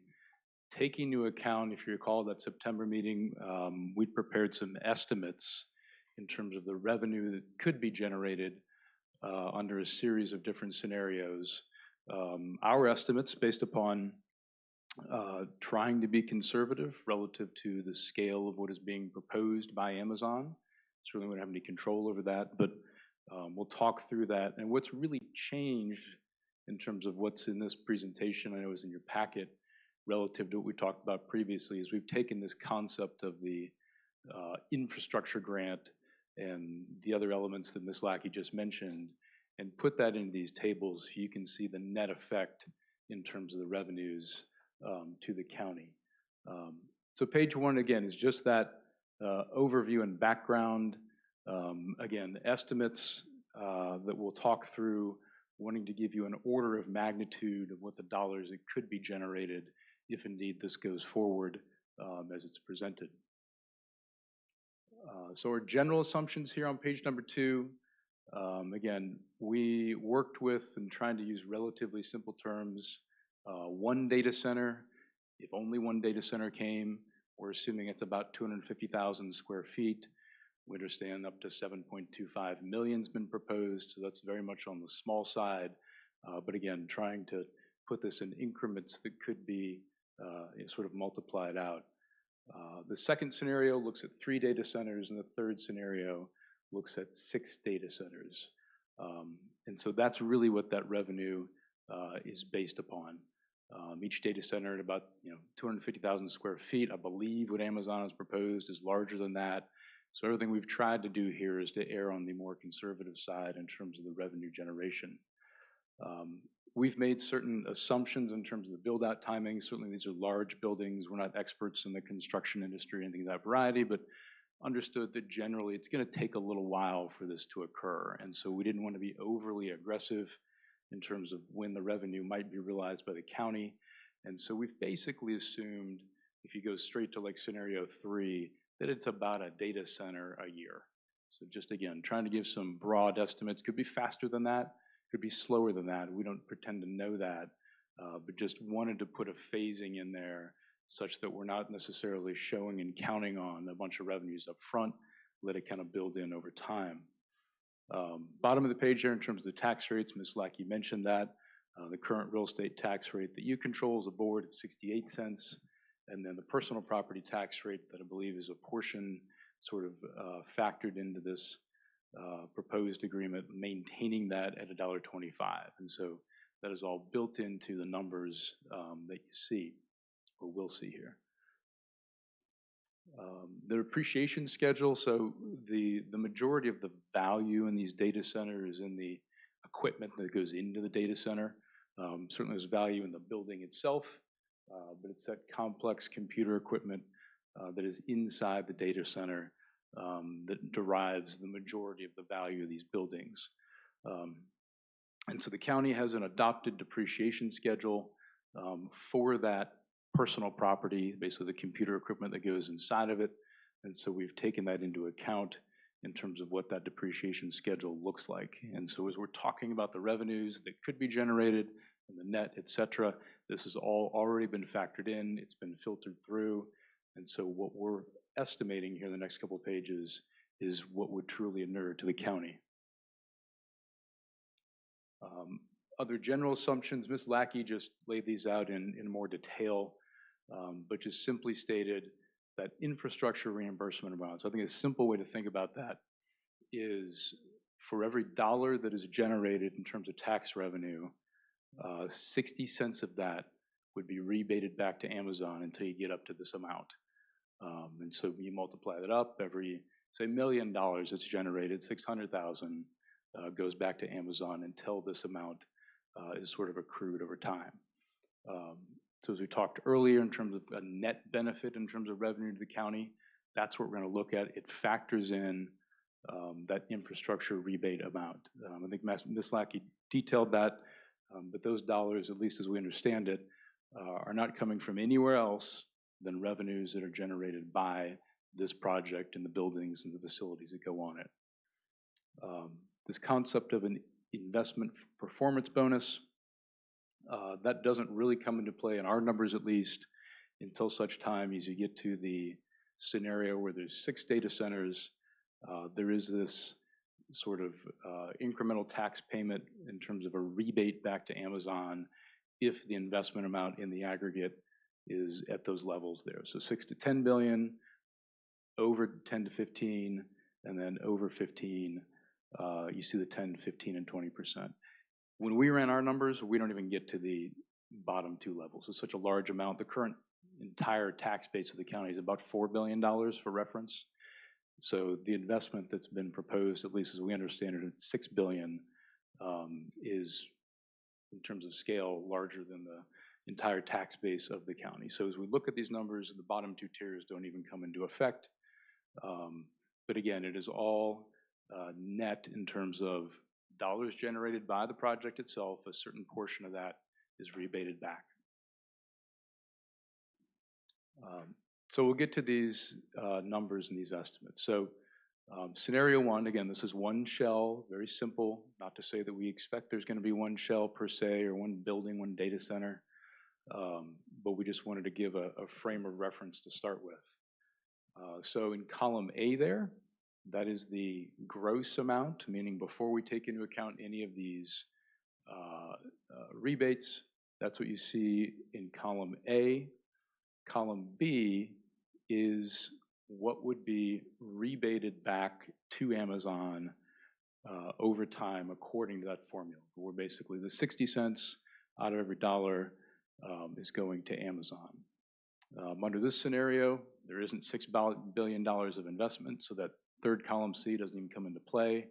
And I think what's most important here is column D, the net revenues to the county. So if there was a singular data center that came under these estimates, that was the only thing that was built, the estimate here is that around fiscal year 2027, the county, even after all the infrastructure performance grants, the county is net positive to the tune of about $1.2 million, and then $1.4 million, and $1.5 million, and so forth and so on. The way the revenue from these data centers work, again, mentioned that the majority of the value is in the computer equipment inside, and so you think about your own laptop, your phone, et cetera, and only lasts but so long, and so they're constantly refreshing and updating the computer equipment within there. We factored in an estimate of that refresh cycle that ultimately is entirely up to Amazon and how they run it, but we tried to put an estimate in there, and that's why you see that revenue fluctuate over time in terms of some of that reinvestment. So you see the net there, $1.2 million, $1.4 million, $1.5 million, $1.1 million, and then it gradually shrinks as some of that value is depreciated down in terms of the equipment inside.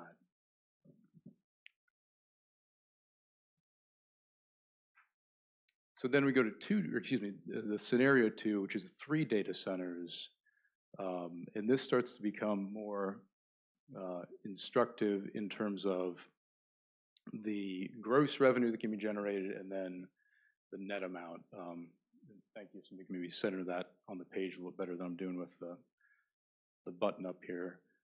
You see the amounts there, no difference in timing, estimating around 2027. Certainly could be earlier depending on if all this gets up and going, is approved, et cetera. But it starts at about $3 million in gross revenue, then it goes to about 6 and 10 as the buildings are built and they're filled up with this computer equipment.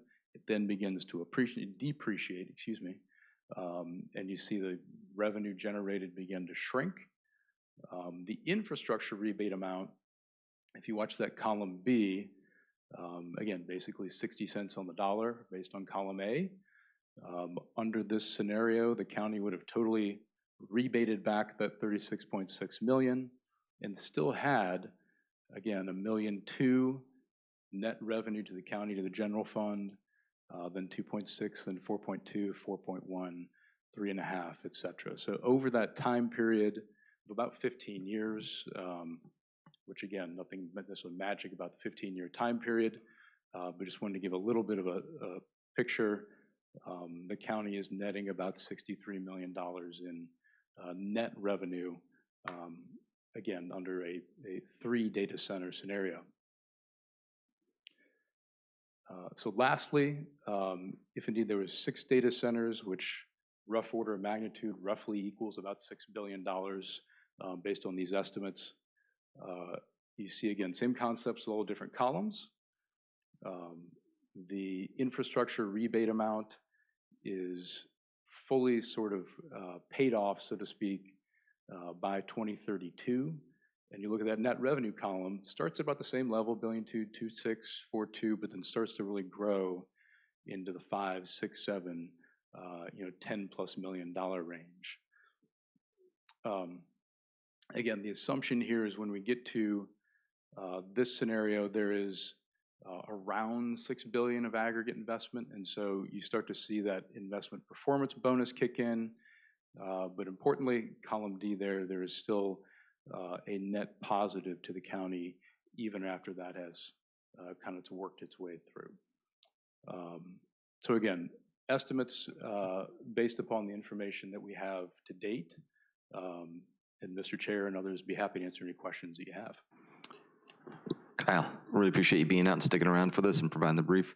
So this scenario 3 with 6 data centers, it's about 1.5 million square feet. The proposal is about 7.5 million square feet, which is about 5 times. Is the revenue generation a linear progression? It would be a linear progression under the structure that we've at least seen. By the time you pay back the infrastructure, which is at 36, where it wouldn't be exactly linear is at that level of investment. Some of that investment performance bonus would ratchet up a little bit. Mm-hmm.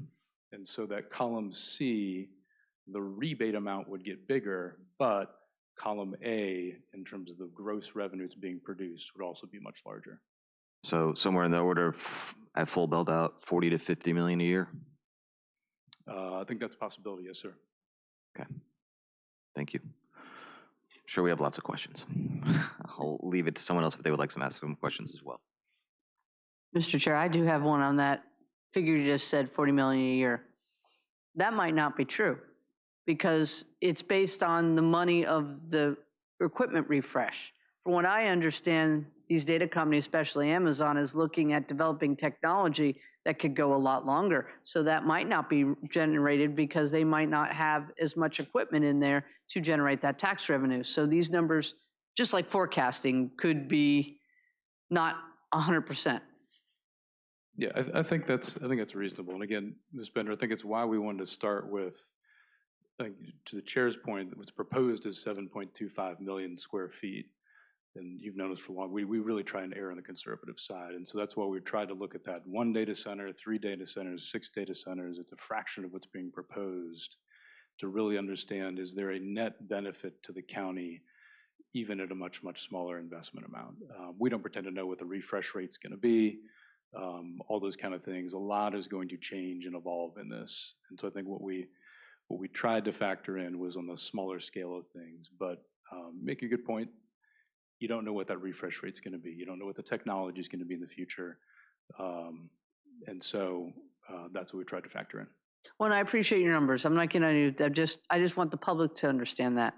So, because you see big numbers and you get big eyes, you know, because it's a lot of big numbers. So, thank you.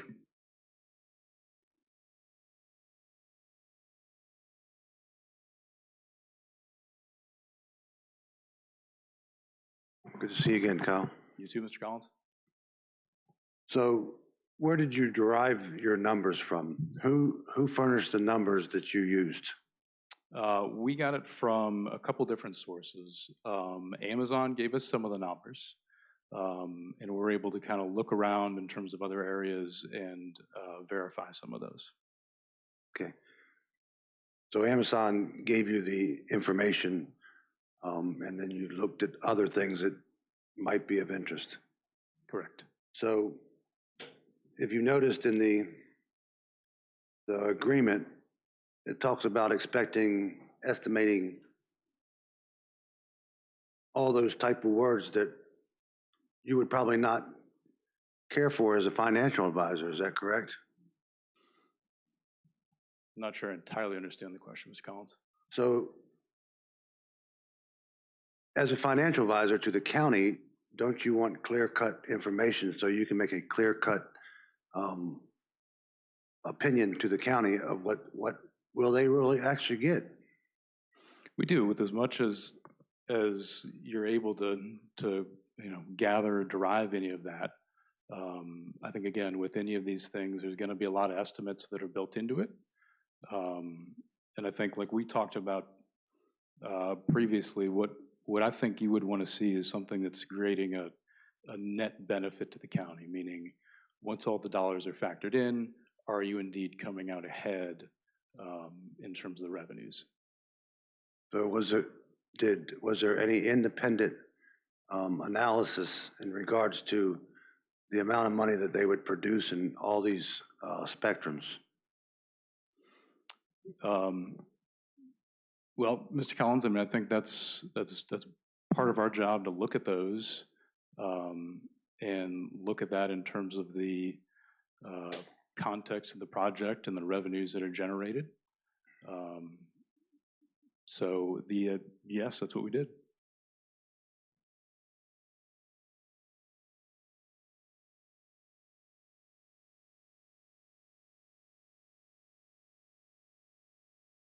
So the rest of my stuff for discussion is not for Mr. Fox. Does anyone have any other questions for Mr. Locks? I do have one more. Just Ms. Bitter. you mentioned other localities. Were those the ones with the higher tax rate, or how did you factor in using the other locality data? In terms of? When you were saying we were looking at other, maybe I misheard you earlier. You had said you looked at many factors, and one was other localities where this has been done before. Yeah, so your tax rates are specific to you. So when we were factoring all these in, we were factoring in your specific tax rate, whether it was the real estate tax rate or the personal property tax rate, if that's answering your question. No, but maybe not. I'm not saying it right, because other localities have different tax rates than we do, much higher. That's correct. Some have higher, some have lower. Mm-hmm. It's been a long day, so I'm trying to clarify. I'll come back. Thank you, though. Yep. Seth, Mr. Chair. Anyone else have any questions from Mr. Locks? Okay. I'll have you come back up if we do have any further questions. Mr. Collins, do you have something else? I was going to offer Ms. Bender's question. Oh, I'm sorry. Go ahead. In regards to the other counties' tax rate, it would considerably be different than ours. So most of the information was furnished by Amazon from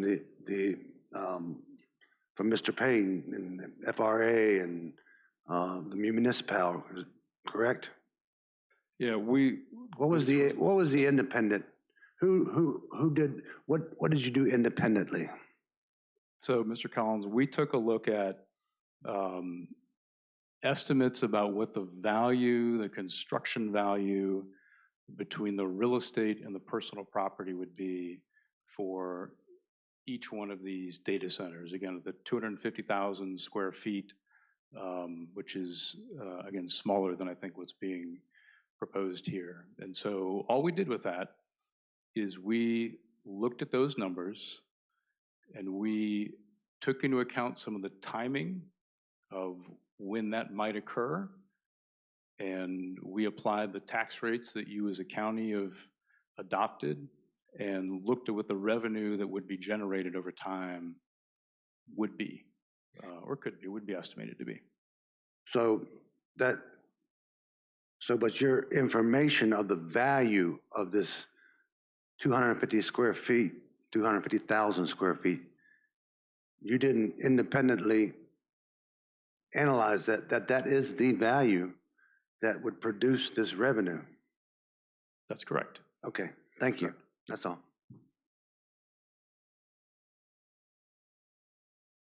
So I don't think we have any other questions for Mr. Logs. So appreciate it. I'm sure if we have any more, we'll call you back up. So if you don't mind sticking around for a little bit longer, I'd appreciate it. Do you have any questions or any other discussion, everyone? Ms. Bender? I have lots of questions. First of all, on this whole document, and I mentioned this when I had looked at it, to be honest with the public, we've looked at this very briefly in closed session, and we've had to look this, I call it a skiff in government terms. We've had to look at this in Ms. Lackey's office. We don't get to take it out. We don't get to absorb it. And for me, absorbing it is very important. We got this on Friday night. Two of us had to go to went to VACO, so there wasn't really an opportunity to really dive over this for the whole weekend. So that is a problem for me. The next one is, in this document, there's a lot of intends. I had made a comment about there was a lot of desire, so they just word salad and changed it to intends. Right here, everything that says intend should be shall. Amazon needs to be held to this. Intends is a lot of wiggle room. So that's one thing that bothers me. The tax package, the $1.25 and the incentive to be here. As I stated earlier, in 2019, we didn't understand what a data center was or a data campus. And holding a board, I think, is illegal under state code, whether I'm not right or not. Holding a tax rate to 2051, that is ridiculous. And I don't think it's legal. So I challenge that for a company to say that we can bind future boards to a tax rate is wrong. It is really wrong. And I will always say that. And you know, we were with all of our colleagues from the other localities that are a part of this, except for the city of Fredericksburg, because obviously they don't really have space to have a data center, but they weren't there.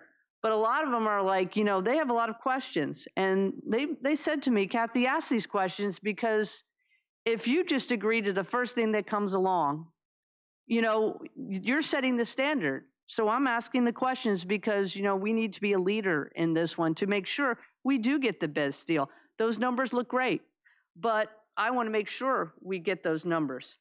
Another thing they mention in these performance bonuses and things they have to meet is the full-time jobs. But I don't see anywhere in here that the full-time jobs have to be in King George. It could be in the region. So I would like language in there that would say they have to be King George jobs, not wherever, then we meet this goal. Time is of the essence, and we have to do all these things to speed. What about all our other people that are going for community development? I know it's a lot of money, but you know, Amazon always has to be first to the plate. That bothers me. Let's see, single point of contact. That actually is really good. Because, you know, when I was in the solar meetings, we pointed out that it's really important to have a single point of contact for developers and people to go to be able to communicate information instead of all these different offices.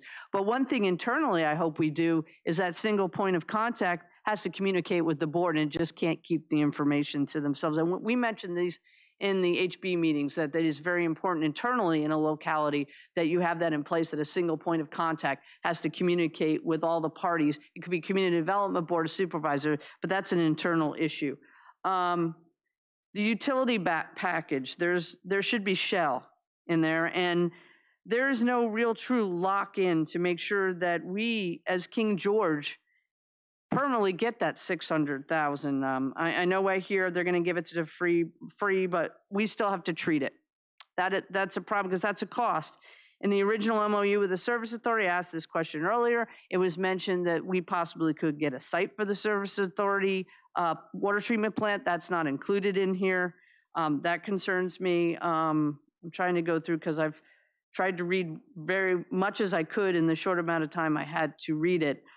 But with the water, once again, they have to go and get a re-permit for being able to now use that water for a data center. So I wish we could have been part of the conversation and good partners together to go to DEQ and maybe get a little bit more from us, because my concern is for that water permit, there's no real we don't really have a big water supply plan to show you all the different needs of the citizens. So in the end, if it comes down to it, with them getting this permit or getting it modified and now they're the holder of the permit until 2034, how do I know that King George is first in line if there's a drought or there's water needs, or is it Amazon? Is there assurance that King George gets the fair share of the water for their citizens? There's a lot of other things I have in here, but getting tired in the day. I drove a long way to get here, so I'm getting a little tired. Thank you. So there's a lot of things, a lot of holes in this agreement. One of the holes so the federal government doesn't pay taxes on equipment. So there's nothing in the agreement that says if that is if they have Amazon servers that they're going to be exempt from that tax. There's nothing in there that even mentions it, addresses it, or any other thing. The projections that were done for the data center is done by, Mr. Payne, the attorney for the applicant. So there's been no independent analysis, and I think it would be prudent to have an independent analysis so that you can say that these numbers are numbers that you would get. As Ms. Bender said, there's a lot of expected and estimated and all those types of words.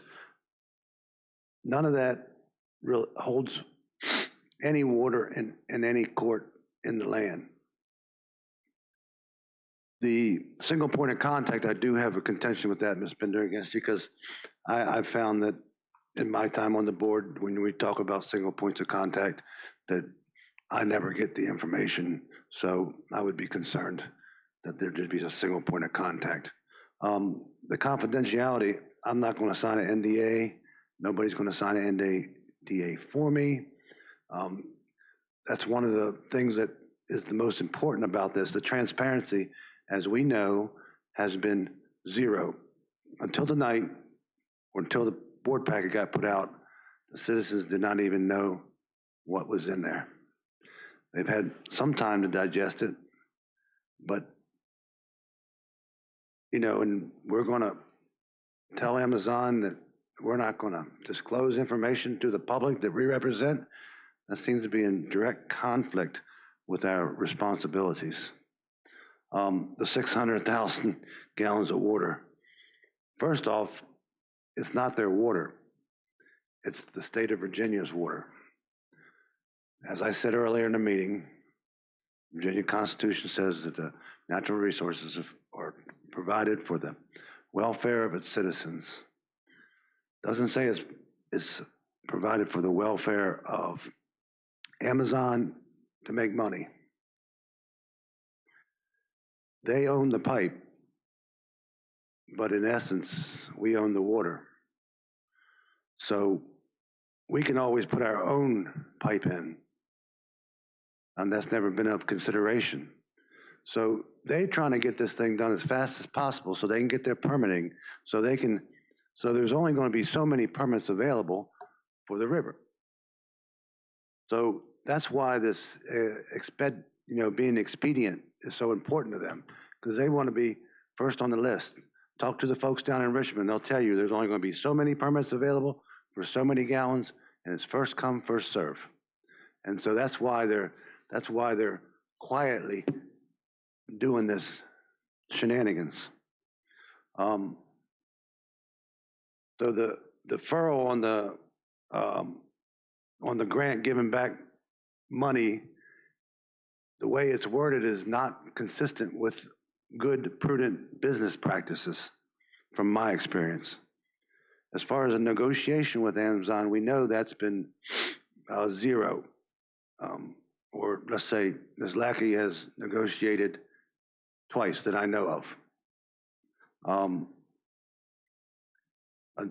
For us to give a company 2 days notice for a FOIA smacks in the face of the FOIA. So if they request a FOIA, why do we need to? It's not their business. We are the one providing it. The government is providing the freedom of information. They ask for not that we give them notice so they can prepare for it or derail it or whatever. 2051 is a long time, and I'm concerned about the venue for any type of legal proceedings. I didn't see in there that they're a corporation out of Delaware. They have business license from the SEC in Virginia, but it doesn't specifically say where a venue for court would be, which is important if there is a legal challenge to any of these things, because I don't want to go to Delaware, and I don't want to send all the county and everybody that we have that we need to defend or pay for to go to Delaware and defend our case.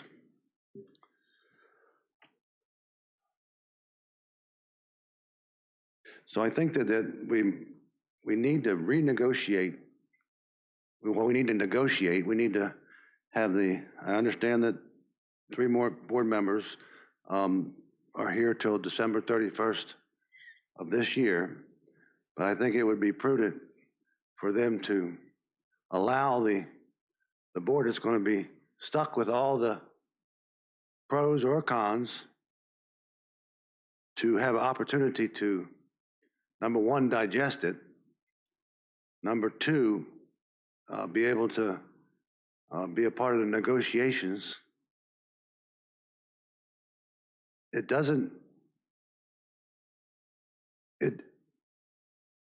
So you all have served well. You've served well, and I understand why you want to go down this route. But I ask you to please allow the transformation of government to be to go forth, even though you have a month and a half left. We know there's been a lot of stuff put on the agenda in quick order because of the majority that exists now. But I would ask you to defer these things till January so they can have a little bit more time, allow the public to have more time to digest it and more time to respond to what's in here, because it's a forever decision. Thank you. Mr. Chair, thank you. Thank you, gentlemen from Davenport, for sticking around and for the presentation. And I just want to state for the record that I supported the motion to change this from an action item this evening to a discussion item, because this board packet did not get published until some point on Friday afternoon or evening. Through no fault of our staff's, but I do feel it was important for the public to see this and to have some more time to digest it. So that is why I did not want to act on it this evening. Thank you. Okay. I'll just say, I think trying to find a way forward is really important. I'm sure other localities are all looking for King George to fumble this and drive away Amazon. I'm sure they would all love to have that revenue. I'm sure even our neighboring localities would love to see us drive them to them and then take on that opportunity. And I do really have a lot of concern about the water. I'd like to see us get that agreement firmed up and make sure we have access to that. But also I don't want to shoot us in the foot either. Spinner? I know you believe that, but I think we're wrong. They're not going anywhere. We got the best site. And I think it's a bad negotiating tool to constantly say they're going to go away. They're not going away, and Amazon knows it. Okay. Mr. Chair, if I could just clarify a few of the comments. Sure. And I will also say I'm not an advocate for Amazon by any means. That's a decision for the board. I just want to make sure that the board has full and complete information. So to address some of the comments that have been made just now, it was an intentional decision by Amazon not to commit to any particular investment, but they are very incentivized to meet their commitments because there's reimbursement clauses if they don't make that $336 million expenditure. And then if they also don't meet that $6 billion target by 2040, there's also a clawback provision for that. As to the lack of a job commitment, that was something that was discussed with them.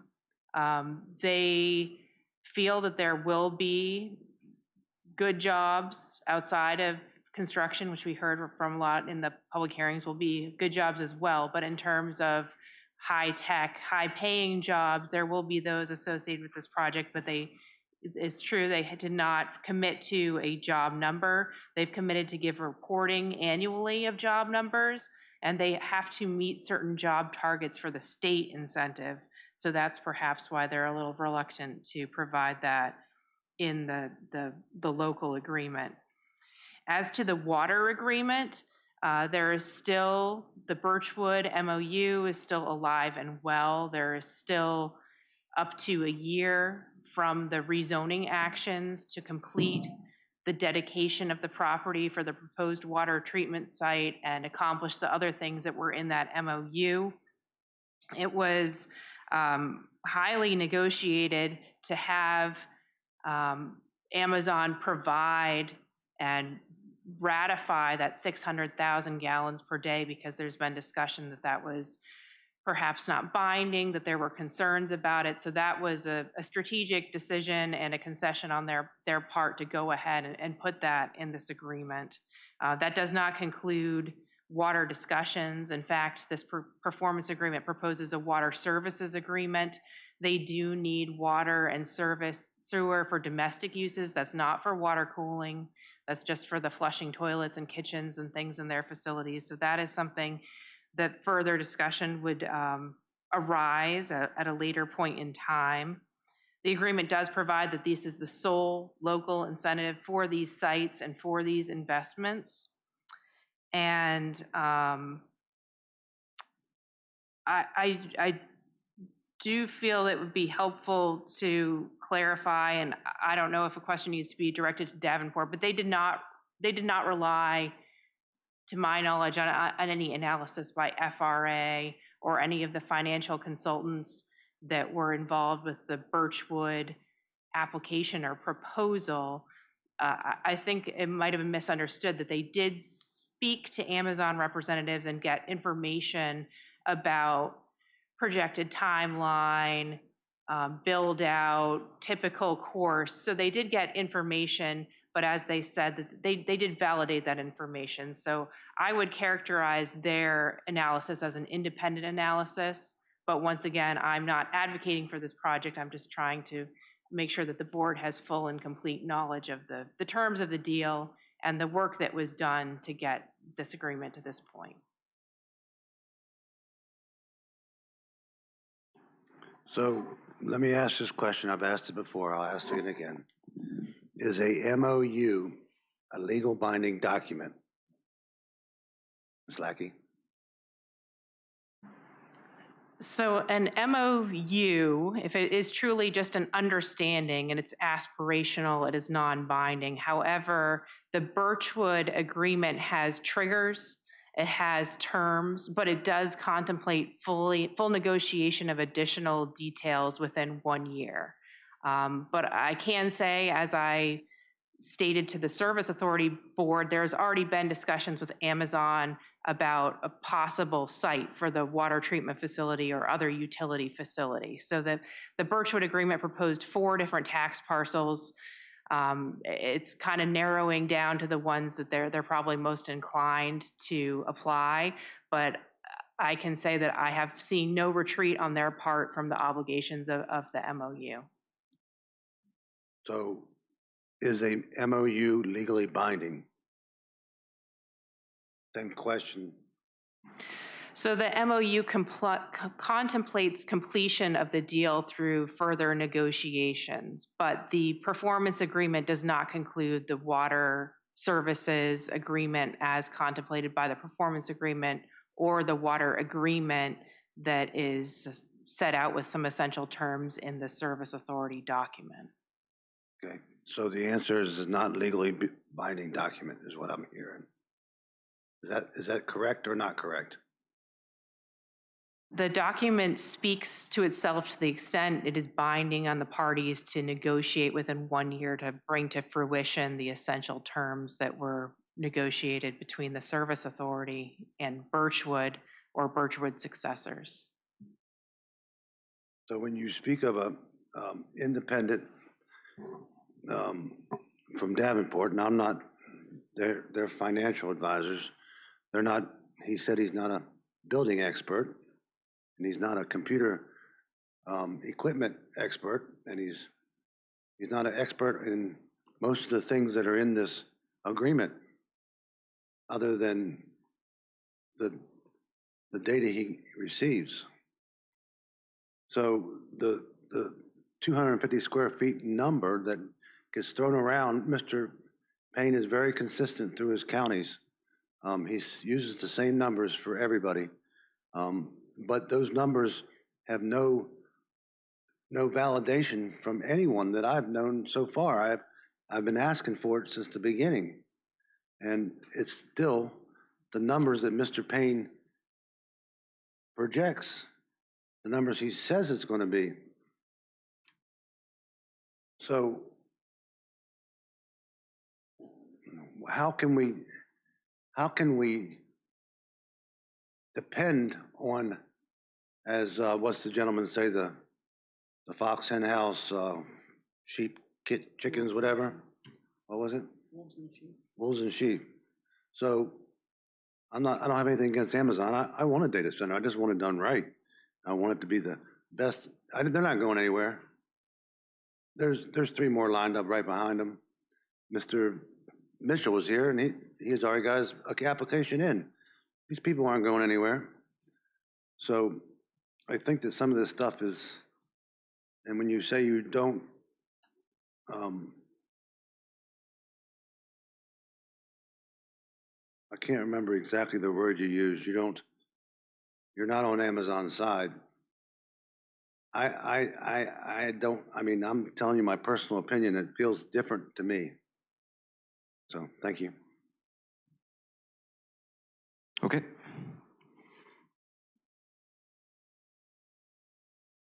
that case, we'll move on to the County Administrator's report. Thank you, Mr. Chair. I'll be very brief. I believe we do have that on there, Mr. Dines. Is that correct? So I think the first thing that I would put on here is we do have some information available at your desks for capital projects to-do list updates if you're interested. I don't think I'll go through all those for the sake of brevity, but I will say this, if you could go back, Mr. Dines, I'm sorry. So one of the things that the staff is going to do is we are meeting on Friday to kind of draw up a supervisors elect orientation packet. Sorry.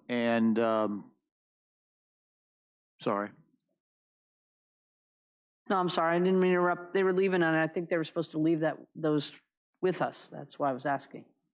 Oh. The handouts. You want to leave them with, yeah. Sorry, I was just making sure before they left.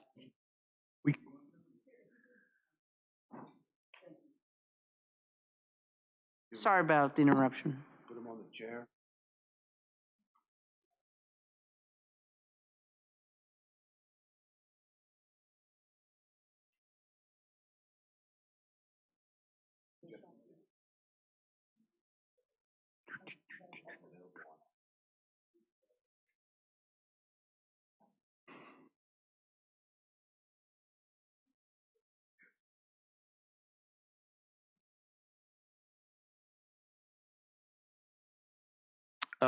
Just that second item on there, just to point out, as I was starting to say, we are going to meet as a staff to, along with Ms. Lackey and her team, to develop a orientation packet that we will then submit to you all just to get, have your input. I know Ms. Bender has suggested she had some items that she would like to do, you know, as part of this. And we certainly are open to whatever suggestions you all have. I think the plan is kind of the structural process of being a supervisor and what the county, you know, what it's all about, the departments, you know, some of the key projects that are going on right now. And I know obviously the incoming supervisors are, you know, they're well aware.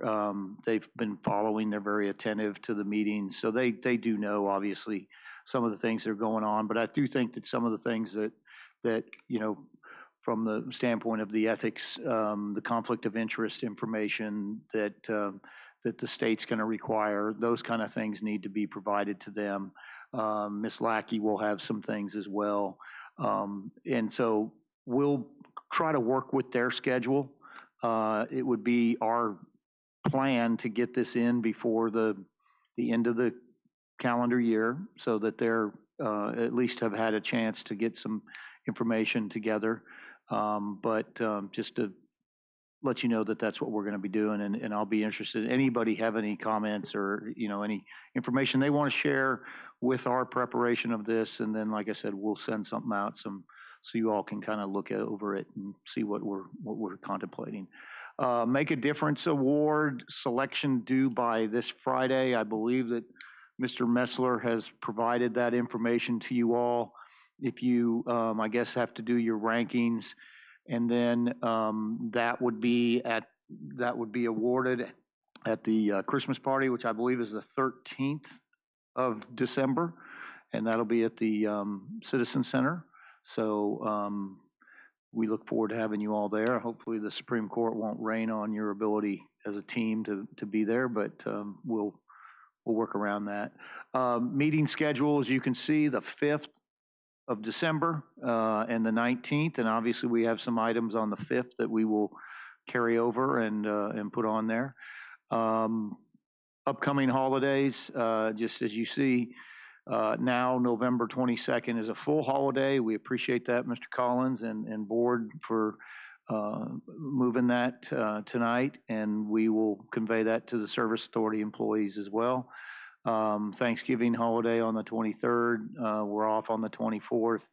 Christmas, there is a half day on the 22nd, and then you have the Christmas Day off as well. So just to give you that information. If there's any other questions? Yes, I do, Mr. Chair. So I know I've said many times, I'm very passionate about the orientation because it's important. And they kind of typified that at VACO, talking about it's our jobs. And I take it personally because, scaringly, now I'll be the senior member on the board, being 6 years. So I take it personally to make sure that everybody's treated a little differently than I was. But one thing I want to get consensus on, so that's a bone of contention, is I had asked for a list of all the boards we serve on. And the important thing why it's good to give them now is because, you know, they got to decide what they want to serve on. Some of them are odd times, and there's a lot of seats that are now open. So one of the things I suggested, and maybe we get some consensus on, is just adding a sentence or two in there so you explain what the board is, because, you know, we throw around acronyms all day long. And so just so they understand and they have time to look at it. And so would the board be opposed to having staff just add a little line, maybe 1 or 2 sentences, what each board is on the list of boards and commissions? Also, too, for those that they actually have to nominate people for. Okay, thank you very much. And then there was one more, but I'll let that go. I told you I'm getting really tired from all the activities all day, so it's all good. Thank you. That was it, Mr. Miller? Do anyone else have any questions for Mr. Miller? I think we just have one more item.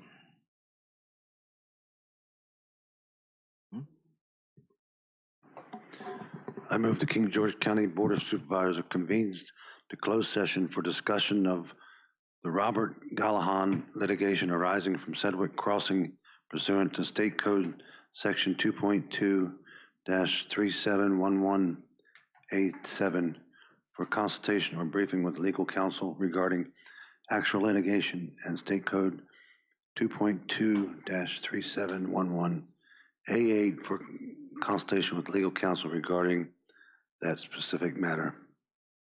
I invite the county administrator, county attorney, assistant county attorney as needed because they are deemed necessary and/or their presence will reasonably aid the board in the consideration of one or more of the topics to be discussed pursuant to Virginia Code Section 2.2-3712F.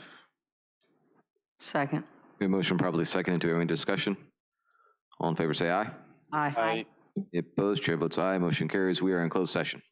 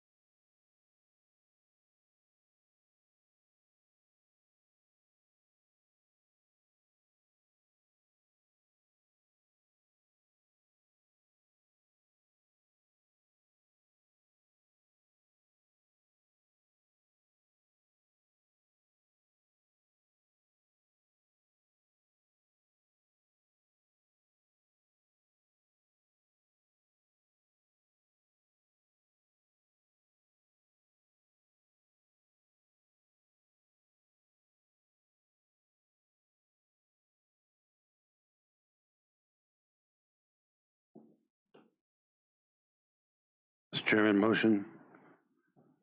motion to return to open meeting. I move that the King George County Board of Supervisors return to public meeting and certify by vote that only public business matters lawfully exempt from the open meeting requirements by Virginia law, and only that such public business matters as were identified in the motion convening the closed meeting were heard, discussed, or considered during the closed meeting. Second. The motion properly seconded. We will vote by roll call. Ms. Binder? So certify. Mr. Collins? Certified. Mrs. Kupka? So certify. Mr. Stonehill? So certified. Chair so certifies. We are back in open session. Do I have a motion? Yes, we do. I move to adjourn until Tuesday, December 5th, 2023 at 6:30 here in the boardroom. Second. A motion properly second. Any discussion? All in favor say aye. Aye. Aye. Aye. Any opposed? Chair votes aye. Motion carries. We're adjourned.